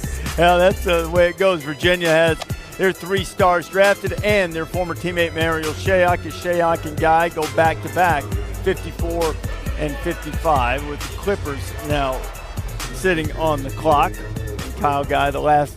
That was an awesome team too, man. Just look at the pros that some of these teams putting out 2 and 3, 3 and 4 pros. That was just a fun team to watch. Very well coached by Coach Bennett there. I mean, they strap up. I love defense. They strap up defensively, share the basketball. That was just a fun team to watch. They have that hardware to pay it off as well. The Clippers making this choice. With the 56th pick in the 2019 NBA Draft, the LA Clippers select Jalen Hands from UCLA. Jalen gets to stay close to where he played college with the Bruins, is selected by the Clippers. Hands averaged about 14 points a game, led the Pac-12 in assists in what was a turbulent season for the Bruins. 2017, he was a top 20 recruit. He's a capable shooter, shot 37% on threes. He had 2 makes per game. You know, just a talented scoring guard that made improvements to his game throughout the season. Doubled his assist rate from his freshman to sophomore year, and you know, he's a solid player, and he's got talent. Was drafted by the Clippers, but you see it's just being noted that there's proposed trade to the Nets that would bring him here tonight. So Jalen Hands was the 56th overall pick in the draft, going to the Clippers and presumably to the Brooklyn Nets. You see on your screen right now the North Carolina players who were drafted in the first round. Kobe White, Cam Johnson, and Nasir Little all going in the first round. Kobe White going to Chicago. Kobe, I'm told we had this to say in the press conference. Let's hear what he had to say. Zach Elb, CBS Sports Radio, WFAN. Cameron Johnson just went 11th. How do you react to that news? He went what? 11th. Cam in Johnson the draft. 11th. Yep, it's right on the screen right there. Wow, bro. That's crazy. That's so love, bro. Because if y'all know Cam, you don't know how hard Cam worked. And, you know, it's a lot of people that doubt him. But, wow, bro, that's crazy, bro. Wow, that's so crazy. I'm so happy for him right now. Y'all don't understand how happy I am for Cam.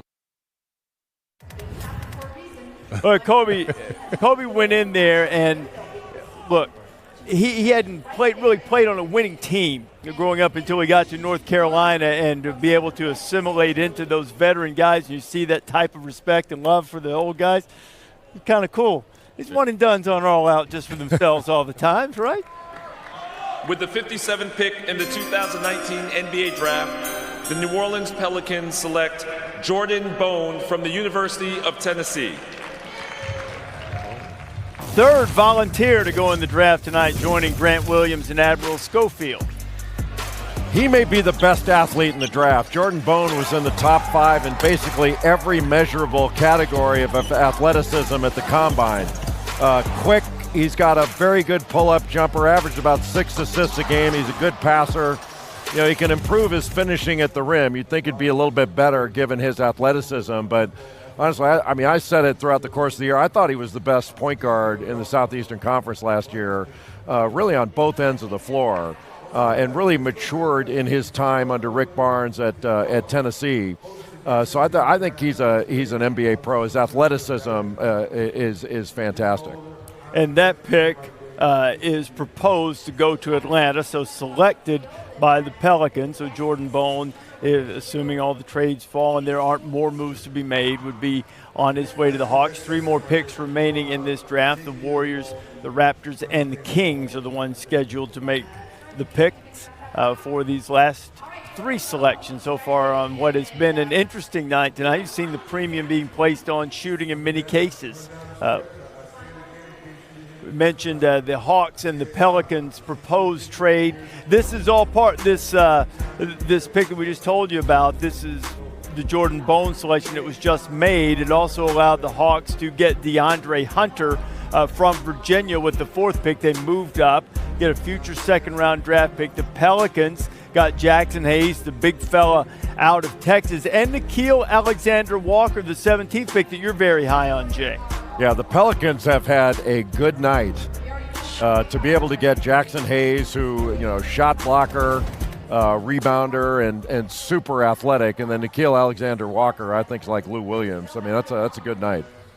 And, of course, Zion at the top, and they hope rejuvenated Jahlil Okafor right there, Lonzo Ball and Brandon Ingram. Pretty good night. Here's the Warriors. With the 58th pick in the 2019 NBA Draft, the Golden State Warriors select Miye Oni from Yale University.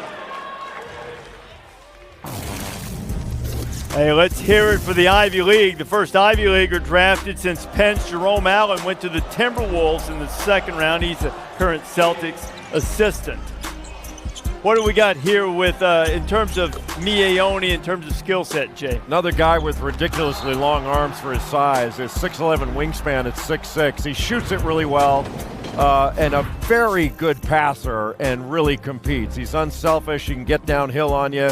But an NBA-level athlete, top 10 in the Ivy League in scoring, rebounding, assists, steals, and blocks. He did absolutely everything for James Jones at Yale. James Jones has put together a really good program at Yale. It's been a winning program for several years, and Woj telling us that Miye Oni is likely on his way to Utah, the proposed trade that would send him there, but he's getting drafted there. Okay, the Toronto Raptors are on the clock with the 59th overall pick. Had a little bit of a celebration. Look at this thing. A little bit, didn't they? How about that? We, the North. We, the partiers. Look how big Kawhi's hands are. That trophy looks so small right there. Well, in the midst of 1.5 million people, they said they showed up to celebrate. Wow. 1.5. Wow. They deserve it, man. They deserve it. It was beautiful watching that team play all year. So happy for Kyle Lowry. Leading his team after having a couple playoff struggles a couple years ago, leading his team to a chip. Unbelievable. I'm going to celebrate harder than that in 2 picks. And you don't need 1.5 million people to help you? Be face down in the gutter in 2 more picks. Come on, hang with me now. 2 minutes between picks, you can make it. Finish strong. You've been talking about guys needing to finish at the rim. You need to finish, right? Oh, I'm going to finish. I'm just saying once I'm finished, I'm just getting started in another endeavor. And then, which might wind you up face down in the gutter. Damn right. Little dope beverage for you, huh, bud? Yeah, more than one. We sort of started 4 picks ago. I don't really know why we didn't. 59th pick, the Raptors coming up. Of course, they would love to have Kawhi Leonard stick around through free agency, but he's a highly coveted commodity. We heard Woj talk about teams after him and the talk that perhaps the Clippers would be able to make a big run, or could the Raptors keep him around? Who do the Raptors take here in the 2nd round? With the 59th pick in the 2019 NBA Draft, the Toronto Raptors select DeJuan Hernandez from the University of Miami. For DeJuan Hernandez, he can now enter into an agreement with an agent and accept benefits, and there are no repercussions. He was not able to play for Miami last year due to some eligibility concerns. He was eventually ruled ineligible by the NCAA on January 28th, but the previous year averaged a little over 11 points, 7 rebounds a game. Yeah, declared ineligible over a hotel room, and only because he told the truth. Typical. But he's a good player, and I'm really glad to see him get drafted because he has been through an absolute nightmare that was not of his making and that he did not deserve. So I'm really happy for this kid. Happy for him, too, then. That's crazy. DeJuan Hernandez, who is formerly known as DeJuan Huell for fans who might have known him before, but he changed his last name. He played for Jim Larinaga down at Miami and now gets an opportunity with Toronto. The final picks coming up with the Kings. There is Bol Bol. It was you heard Mark Tatum announce just a little while ago that Bol Bol was selected by Miami, is now on his way to the Nuggets as they've had the trade, and Bol doing some of the social media obligations that the players get to go through here this NBA draft night. One that started as predicted with Zion Williamson going to the Pelicans. Top 3 went as scripted, had some surprises.